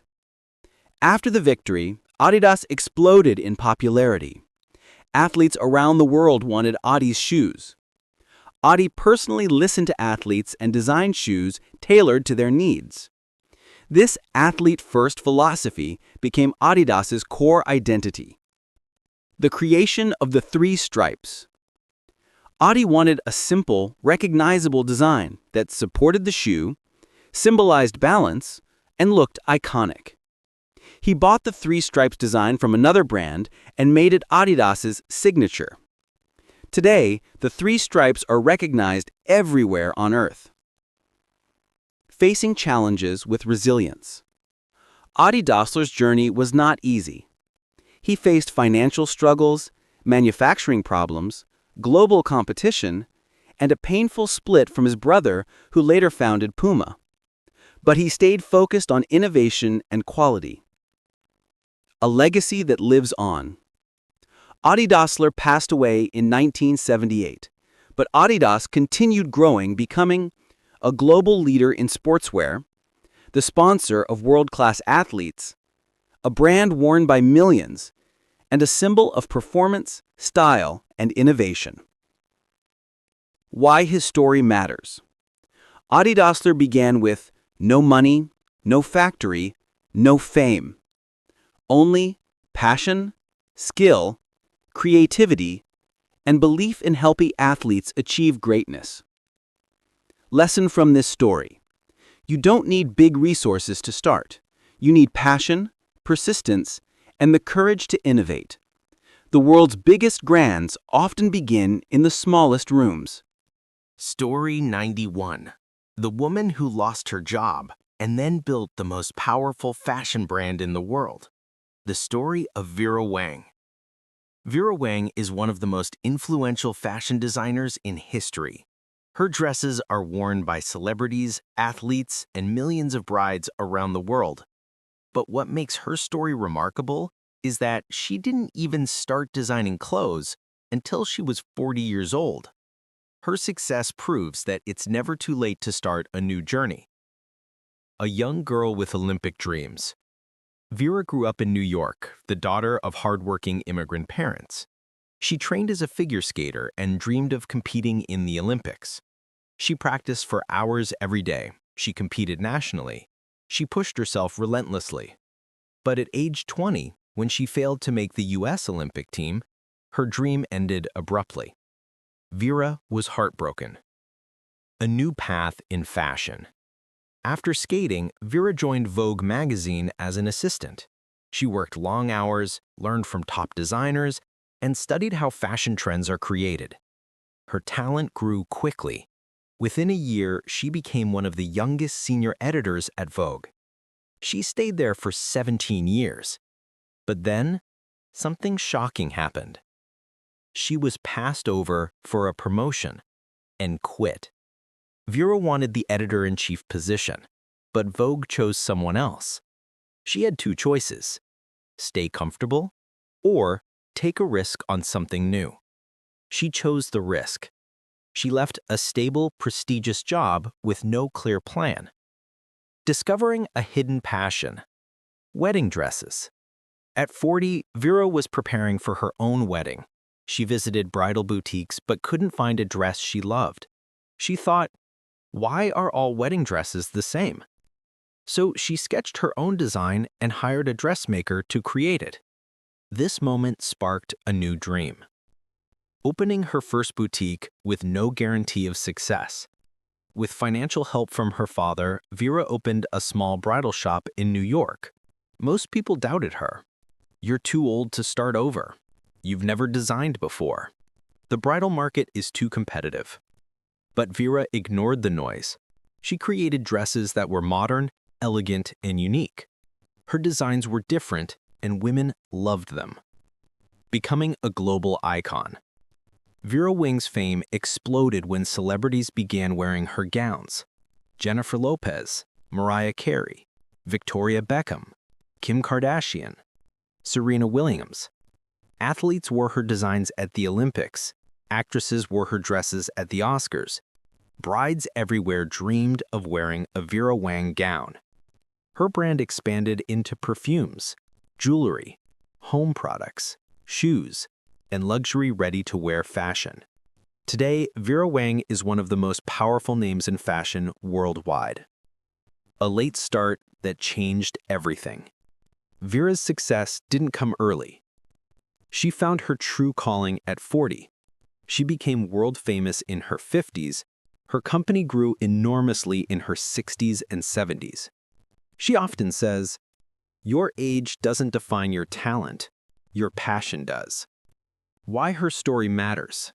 Vera Wang shows that failure can redirect you to your true path. It's never too late to reinvent yourself. Passion and courage matter more than age. New dreams can begin after major disappointments. Lesson from the story: life may close one door, but it often opens a much better one. Success can come at any age if you dare to start. Story 92. The orphan who became the world's most important car manufacturer. The story of Henry Ford. Henry Ford revolutionized transportation and changed how the world works. He founded the Ford Motor Company, introduced the Model T, and invented the modern assembly line, making cars affordable for millions. But he started life with hardship and very little opportunity. A boy with a talent for machines. Henry Ford was born on a farm in Michigan in 1863.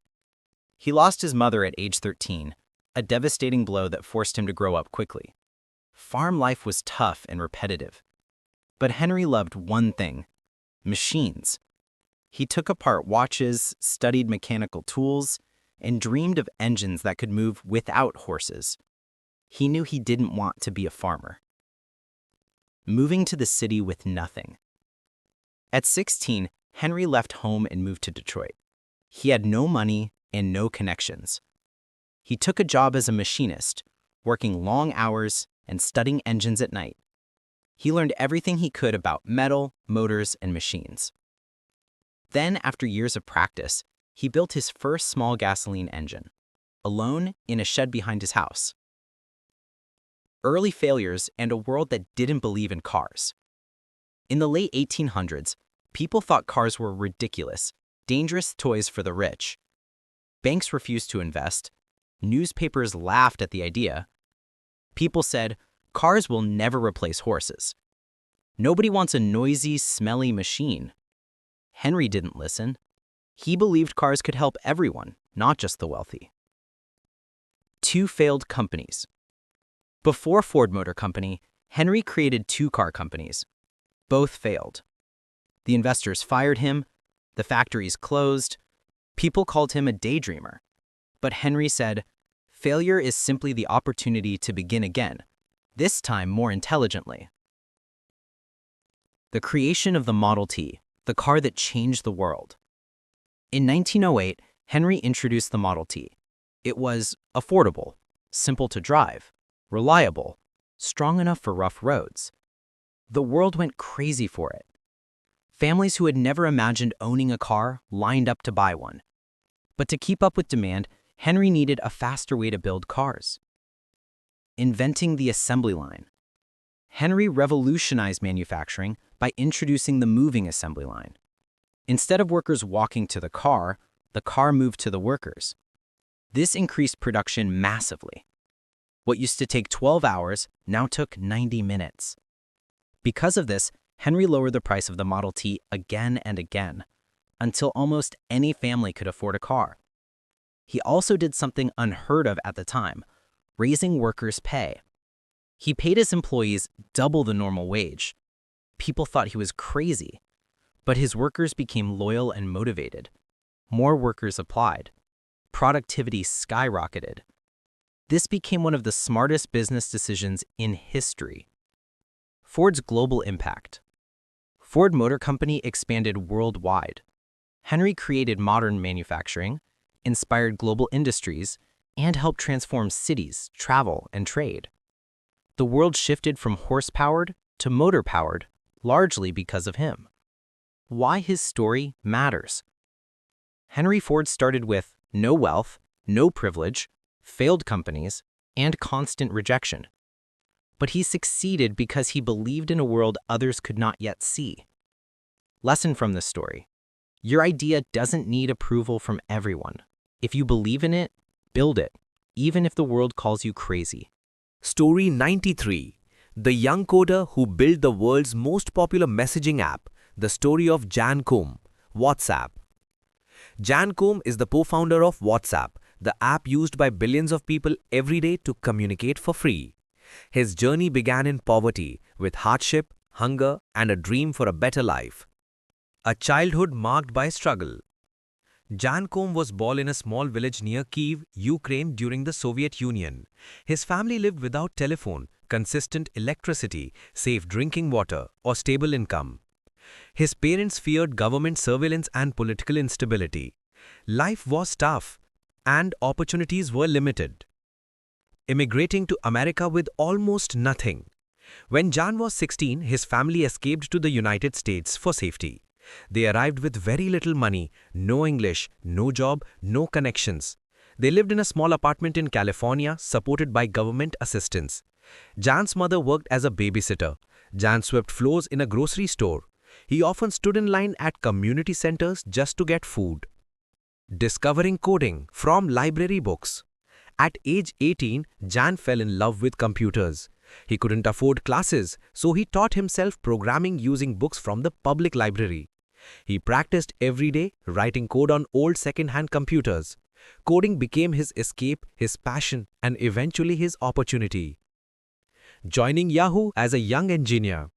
Jan's skills grew fast. In 1997, he was hired by Yahoo as an engineer despite not having a university degree. There, he met Brian Acton, who later became his closest friend and business partner. Jan saved money, improved his skills, and gained experience in large-scale internet systems. Losing his mother and finding purpose. While working at Yahoo, Jan's mother passed away from cancer. He was devastated, but he carried with him her lessons. Stay humble, work hard, help people, value privacy. These beliefs later shaped WhatsApp. Rejected by Facebook. After leaving Yahoo, Jan applied for a job at Facebook. He was rejected. He also applied to Twitter, rejected again. These failures turned into motivation. The idea for WhatsApp. In 2009, Jan bought an iPhone and noticed something powerful. The App Store was about to change the world. He wanted to build an app that allowed people to update their status, like saying on the way or busy. But as users began messaging each other through the app, Jan realized people needed a simple, fast, secure messaging tool. He transformed WhatsApp into a messaging platform with one mission. No ads, no games, no gimmicks. Jan believed communication should be private, fast, simple, and free. He refused to collect user data. He refused to sell ads. He refused to complicate the app. WhatsApp was built for the people, not for profit. Global explosion. Within a few years, WhatsApp grew faster than almost any app in history. Why? Because it solved a real problem. Families could message across countries, students could create groups, workers could communicate instantly, people avoided expensive SMS fees. WhatsApp became the default communication tool for millions. Facebook comes calling again. In 2014, Facebook bought WhatsApp for $19 billion, one of the largest acquisitions ever. Jan Koum, who once was a poor immigrant who cleaned floors, became a billionaire. He famously signed the deal on the steps of the same building where his family used to receive food stamps. Staying true to his values. Even as a billionaire, Jan Koum remained humble. He wore simple clothes, drove average cars, avoided luxury, focused on privacy and security. His story is about more than money. It's about perseverance, simplicity, and believing in your vision. Why his story matters? Jan Koum came from extreme poverty, hardship, rejection, loss, but he built one of the most important communication tools in history. Lesson from this story: your background does not define your destiny. With dedication and clarity of purpose, you can rise from nothing and create something that impacts the entire world. For more stories, follow us on Instagram @WhatsApp_stories. Story 94. The man who failed for 12 years before creating the greatest theme parks ever. The story of Walt Disney. Walt Disney is the creator of Disneyland and Disney World, and some of the most beloved characters in history: Mickey Mouse, Donald Duck, Goofy, and many more. But before he became a global icon, Walt experienced poverty, rejection, betrayal, and failure after failure. His story is one of unstoppable imagination and resilience. A tough childhood on a farm. Walt grew up on a farm in Missouri. His family was poor, and Walt worked long hours delivering newspapers to help support them. But he had one special gift. He loved to draw. He sketched animals, buildings, people, everything he saw. He dreamed of becoming an artist, even though his family couldn't afford formal training. His first company, a complete failure. As a young man, Walt opened an animation studio called Laugh-O-Gram. He worked day and night, often sleeping in the office. But the company struggled financially. Eventually, it went bankrupt. Walt had no money, no job, and no home. He bought a one-way train ticket to Hollywood with $40 and a suitcase. Creating Mickey Mouse after betrayal. In Hollywood, Walt created a character called Oswald, the Lucky Rabbit, which became very popular. But when he went to negotiate better pay, the studio not only rejected him, they stole the rights to Oswald and hired all of Walt's animators behind his back. Walt lost everything again. On the train ride home, he felt defeated. But instead of giving up, he drew a new character, a funny little mouse with big round ears. That mouse became Mickey Mouse, and the rest is history. Success through innovation. Walt Disney transformed animation by introducing synchronized sound, Steamboat Willie, the first full-color cartoons, the first feature-length animated film, Snow White. People said Snow White would fail. Critics called it Disney's folly. But when it premiered, audiences cried, cheered, and applauded. It made movie history. Another bold dream, Disneyland. Even after success, Walt kept dreaming bigger. He imagined a place where families could escape reality, play together, experience magic, and explore different worlds. People called him crazy. Banks refused to lend money. Investors laughed. But Walt believed in his vision. He sold family assets, took risks, and pushed forward. In 1955, Disneyland opened in California. At first, it had problems: long lines, mechanical failures, and even counterfeit tickets. But soon after, it became the happiest place on Earth. Millions visited. Building Disney World. Walt wanted an even bigger dream: a city of the future, a massive park, a place of innovation. This became Disney World in Florida. Although Walt passed away before it was completed, his ideas shaped the entire project. Today, Disney theme parks welcome hundreds of millions of visitors. a visionary who never gave up. Walt Disney's life was full of failures, rejections, betrayals, and financial struggles. But every setback made him more creative. He once said, "All our dreams can come true if we have the courage to pursue them." Why his story matters.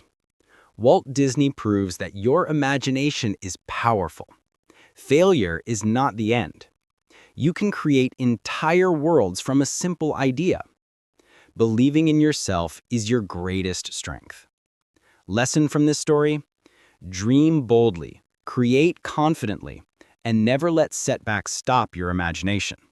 The world is changed by those who refuse to quit. Story 95. The poor teen who became the world's most influential football coach. The story of Jose Mourinho. Jose Mourinho is one of the greatest football managers of all time.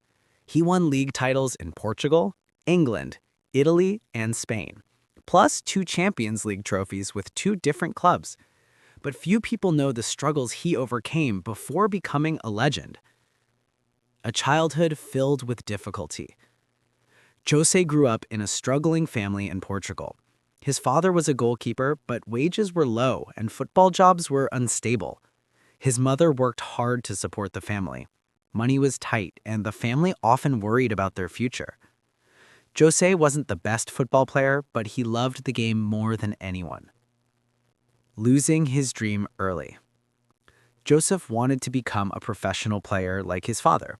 He trained hard and joined small clubs, but coaches kept telling him, "You're not good enough. You're too slow." Eventually, he realized he wouldn't become a top-level player. Many young athletes quit at this stage. Jose didn't. Turning failure into a new dream. Instead of giving up football entirely, Jose asked himself, if I can't be the best player, could I become the best manager? This one question changed football history. Studying like a scientist. Jose became obsessed with coaching. He studied psychology, tactics, languages, game strategy, fitness training. He learned English, Italian, and Spanish just to understand football books and coaches from different countries. While others partied, he watched match tapes for hours. He turned himself into a football professor.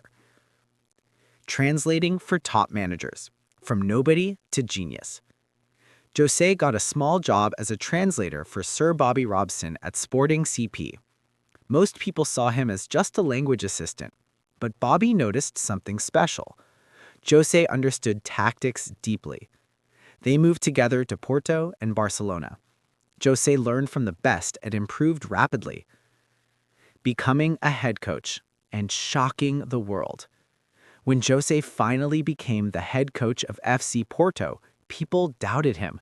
He was young, he wasn't a former star player, and he wasn't part of the elite coaching circle.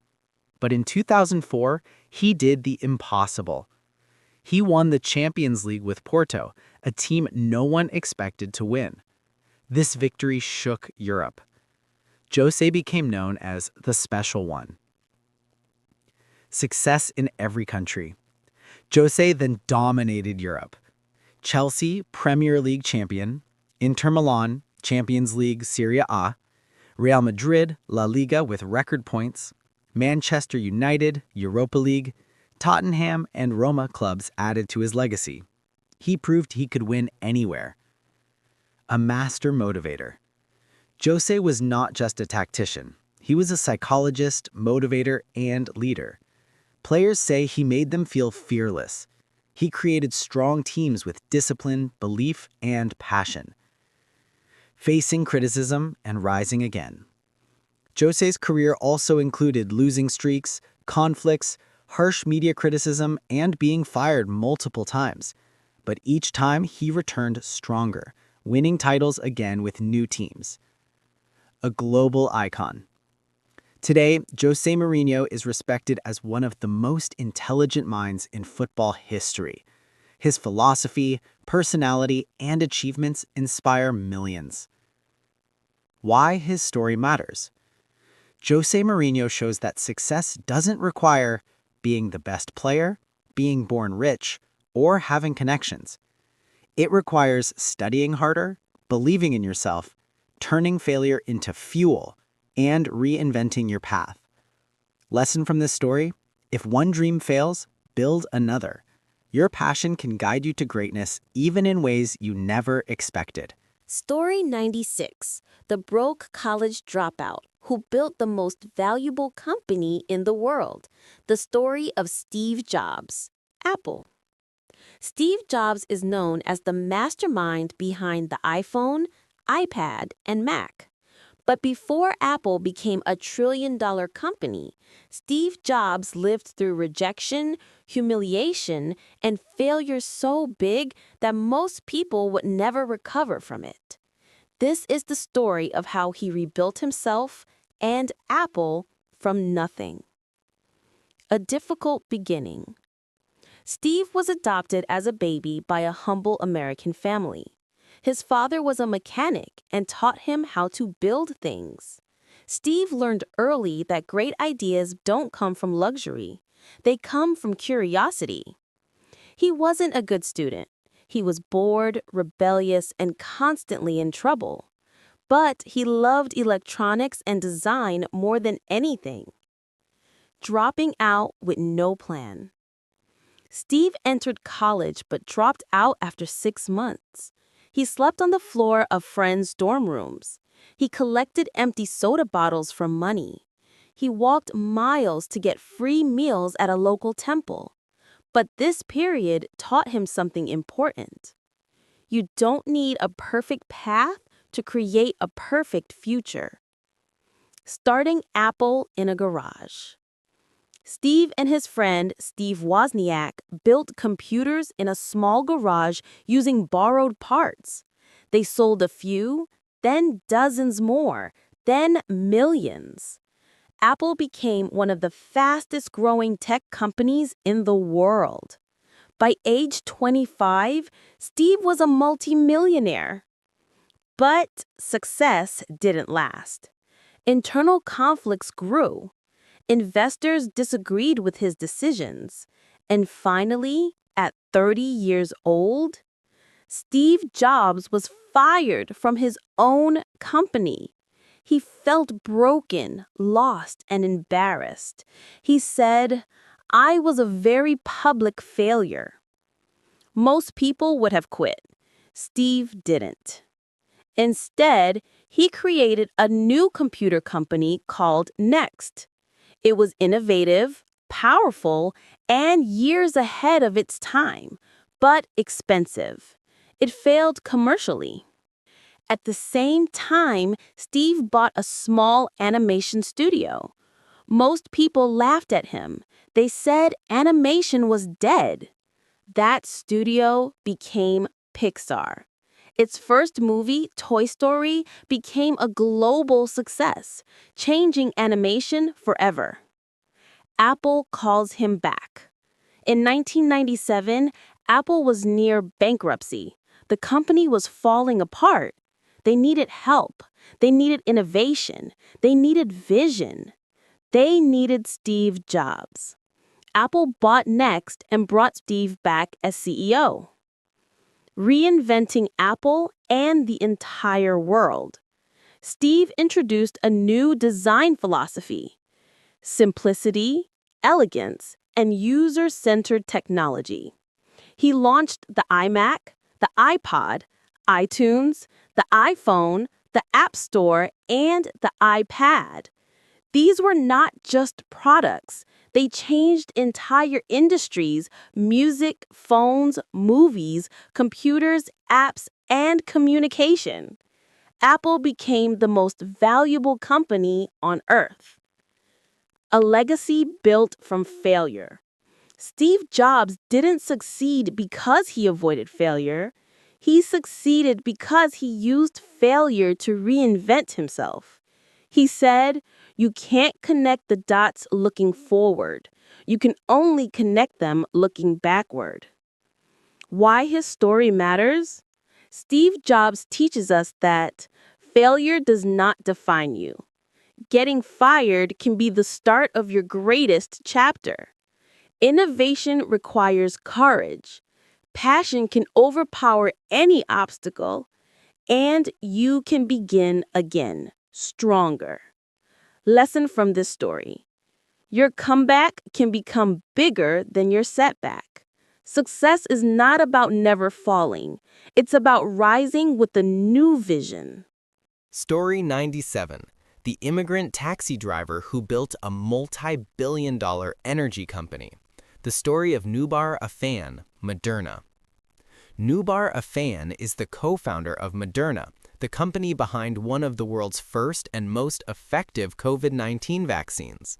He is a scientist, entrepreneur, and immigrant whose journey shows how innovation grows from struggle and resilience. Escaping war and starting over.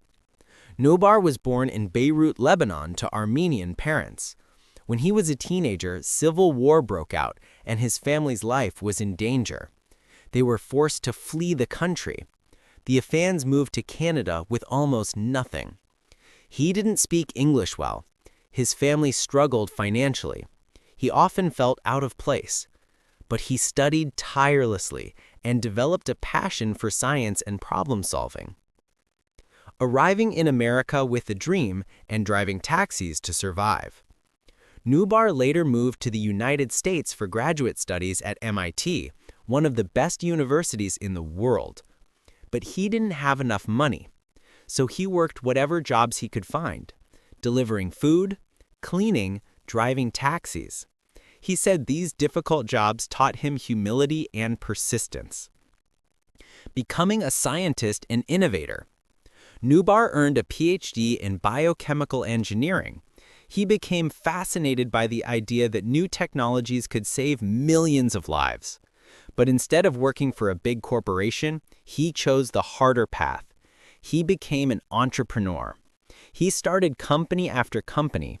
Many failed, but Nubar learned from every mistake. He believed that one breakthrough could change the world. A revolutionary idea: programming medicine. In 2010, Nubar joined a small group of scientists exploring something radical, using mRNA to tell the body how to make its own medicine. Instead of giving a person a drug, you give them genetic instructions so their own cells produce it. This idea sounded impossible to many, but Nubar helped co-found Moderna to make it real. Years of failure and doubt. Moderna struggled. Most experiments failed. Scientists laughed at the concept. Investors doubted it would ever work. But Nubar refused to give up. He said, innovation requires being comfortable with failure repeatedly. A world-changing breakthrough. When COVID-19 appeared in 2020, Moderna moved faster than any company in history. Using the mRNA technology they had developed for years, they designed a vaccine in just 2 days. Months later, the Moderna vaccine was saving millions of lives across the world. Scientists called it one of the greatest medical breakthroughs ever. A global impact. Moderna became a multi-billion-dollar company, but Nubar remained humble and focused on the mission: fighting diseases, advancing mRNA medicine, improving global health, and inspiring young scientists. He never forgot his roots or the struggles of immigration. Why his story matters. Nubar Afan went from fleeing war, working low-pay jobs, starting from zero, facing endless failures, to co-founding a company that changed human history. Lesson from this story: your struggles can become your strength. Innovation requires courage, patience, and the willingness to fail until you succeed. The world changes because of people who refuse to stop trying. Story 98. The failed newspaper editor who became the world's best-selling author. The story of Mark Twain. Mark Twain, born Samuel Clemens, is one of the greatest writers in history. His novels, The Adventures of Tom Sawyer and The Adventures of Huckleberry Finn, are read by millions and translated into dozens of languages. But before he became a literary legend, Twain lived a life full of failure, loss, and constant reinvention. A boy shaped by tragedy. Twain was born in a small Missouri town near the Mississippi River. His father died when he was only 11, leaving the family in poverty. Young Twain quit school and took work wherever he could: printing assistant, typesetter, riverboat pilot, miner, journalist. He failed or struggled in most jobs, but something inside him never died: his love for storytelling. A restless wanderer. Twain traveled across America looking for opportunities. He tried working in mines during the gold rush, but found no success. He drifted between towns with very little money. One day, he submitted a humorous story to a newspaper. The readers loved it. Twain realized he had a gift: a writer with a unique voice. Unlike other writers at the time, Twain wrote in everyday language, the way real people talked. Publishers doubted this approach, but ordinary readers connected with it immediately. He wrote stories that were funny, honest, sharp, emotional, and deeply human. People loved his creativity. Becoming a national celebrity. Twain published The Adventures of Tom Sawyer in 1776. It became an instant hit. 8 years later, The Adventures of Huckleberry Finn was released. The book was groundbreaking. It used the voice of a young boy. It discussed friendship, freedom, and morality. It challenged racism and injustice. Today, many consider it the greatest American novel ever written. But success didn't protect him from failure. While famous, Twain made risky investments. He spent huge amounts of money on a failed printing machine. He nearly went bankrupt. He lost most of his savings. Instead of hiding, Twain went on a world tour of lectures to repay his debts, traveling to Europe, India, South Africa, and Australia. His humor and wisdom won the hearts of audiences everywhere. A man who turned pain into art. Twain suffered great personal tragedies. His wife died. 3 of his 4 children died young. He struggled with depression, yet he continued writing with humor and depth, turning pain into powerful stories. His quotes still inspire millions today. The secret to getting ahead is getting started. Courage is resistance to fear, mastery of fear, not absence of fear. A legacy that lives forever. Mark Twain changed literature by breaking traditional writing rules, speaking honestly about society, capturing the beauty of childhood, and writing stories that still feel alive today. His books remain classics worldwide. Why his story matters? Mark Twain teaches us that failure can shape greatness. Hardship can sharpen creativity. Your true talent may appear after years of wandering, failing, and starting over, if you stay true to your voice. Lesson from this story? Your path doesn't have to be straight. Success can come after years of wandering, failing, and starting over, if you stay true to your voice. Story 99. The street musician who became a global icon of hope. The story of Ed Sheeran. Ed Sheeran is one of the most successful musicians in the world. He has sold out stadiums, won Grammys, and written songs loved by millions. But his journey began with rejection, insecurity, and performing on the streets for spare coins. A boy who didn't fit in. Ed Sheeran grew up in a small English town. As a child, he struggled with a severe stutter, bullying, low confidence, and no friends. He wasn't the cool kid. He didn't play sports. He didn't stand out, except for one thing. He loved music. He practiced guitar constantly. He wrote songs every day. He believed music could become his voice. Performing anywhere, even on the streets. As a teenager, Ed traveled around the UK with his guitar, performing wherever he could: bars, coffee shops, train stations, street corners, tiny gigs with 5 people. He often slept on sofas or in subway stations. Sometimes he performed for free food. He once said, "I played 300 shows in 1 year. I just didn't stop." facing rejection after rejection. Ed auditioned for music schools. They rejected him. He sent demos to labels. They ignored him.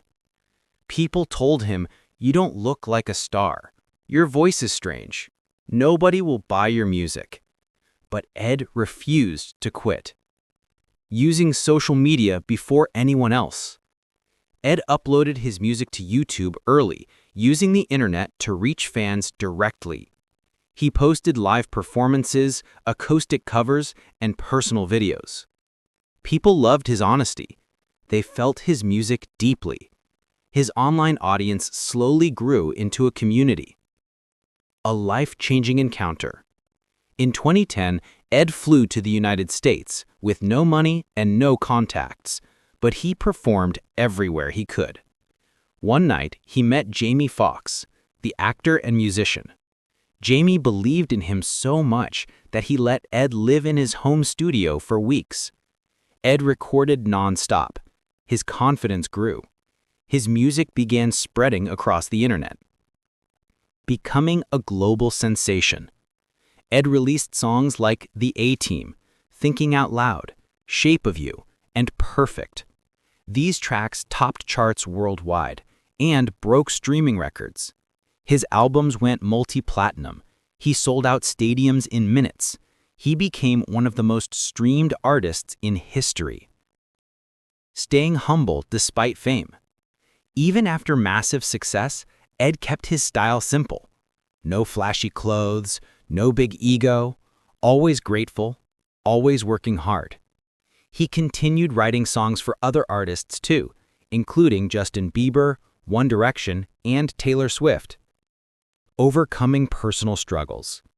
Ed faced anxiety, pressure, and burnout during his rise. At times, he stepped away from the spotlight to heal and regain balance, but he always returned stronger. Why his story matters.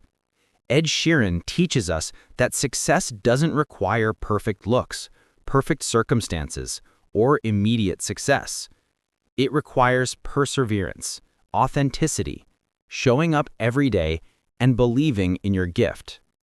He turned street performances into stadium tours. He transformed insecurity into art. He turned rejection into resilience.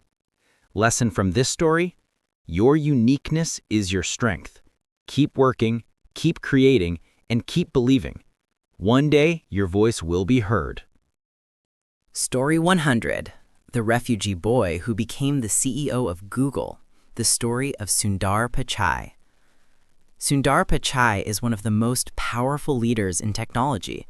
He is the CEO of Google and Alphabet, companies that shape how billions of people search, learn, and communicate. But he began life with no wealth, no privilege, and no access to advanced technology. His journey is the perfect final story, a reminder that greatness can begin anywhere. A humble childhood in India. Sundar was born in Chennai, India. His family lived in a small apartment with no telephone, no car, no luxuries. He and his brothers slept in a living room. His father, an engineer, worked extremely long hours. His mother was a stenographer. Money was tight, but education was a priority. Sundar read everything he could find. A boy who loved numbers. Sundar had an incredible memory for numbers. At age 12, when his family finally bought a telephone, he memorized every phone number he ever dialed. That was the first sign of the analytical mind that would shape his future. Studying without resources. Sundar studied engineering at IIT Kharagpur, one of India's toughest universities. He worked hard with limited tools, often sharing books and old computers. But he had something more important than resources: curiosity, discipline, a hunger to learn. His professors noticed his brilliance and encouraged him to apply abroad. Arriving in America with almost nothing. Sundar was accepted to Stanford University, but his father had to take out a loan equal to a year's salary just to buy the plane ticket. When Sundar arrived in the US, it was his first time on an airplane. The culture shocked him. Everything was expensive. and he struggled financially. But he kept studying, improving, and pushing forward. Later, he completed an MBA at the Wharton School, where he was recognized as one of the top students. Joining Google, the beginning of a revolution. In 2004, Sundar interviewed at a small but growing company, Google. At the time, Google only had a few major products. Sundar started as a product manager, a normal job with no guarantees of success. But he worked with passion, humility, and focus. His first big task? Working on the Google toolbar. Most people wouldn't care about such a small project. Sundar treated it like the foundation of the future. Seeing opportunities others didn't. Sundar noticed something important. People used the Google search bar a lot, but only if it was already built into the browser. He pushed Google to create its own browser, something bold, risky, and expensive. Many executives disagreed, but Sundar believed in it, creating Google Chrome and changing the internet. In 2008, Google released Chrome, led by Sundar. Critics said, "We don't need another browser. Chrome will fail." Internet Explorer and Firefox own the market. Within a few years, Chrome became the most used browser in the world. It transformed how fast and simple the internet could be. This success proved Sundar's vision and changed technology forever. Rising to lead the world's most influential company. After Chrome, Sundar led other major Google products: Gmail, Google Drive, Android, Google Maps, and Google Search. Everything he touched scaled to reach billions. His leadership style was calm, humble, and intelligent, the opposite of the typical loud Silicon Valley CEO. In 2015, Sundar Pichai became the CEO of Google. In 2019, he became the CEO of Alphabet, the parent company. He now leads Google Search, YouTube, Android, Google Cloud, AI and robotics divisions, self-driving car research, and global data infrastructure. Yet he still speaks softly, thinks deeply, and stays humble. Why his story matters.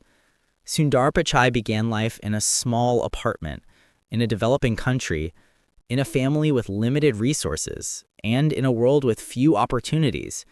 But he rose to lead one of the most important organizations on the planet. He proved that your environment does not decide your destiny. Your determination, curiosity, and humility do. Lesson from this story. Greatness can begin anywhere, even in a tiny home with no phone. If you keep learning, stay humble, and follow your vision, you can rise farther than you ever imagined.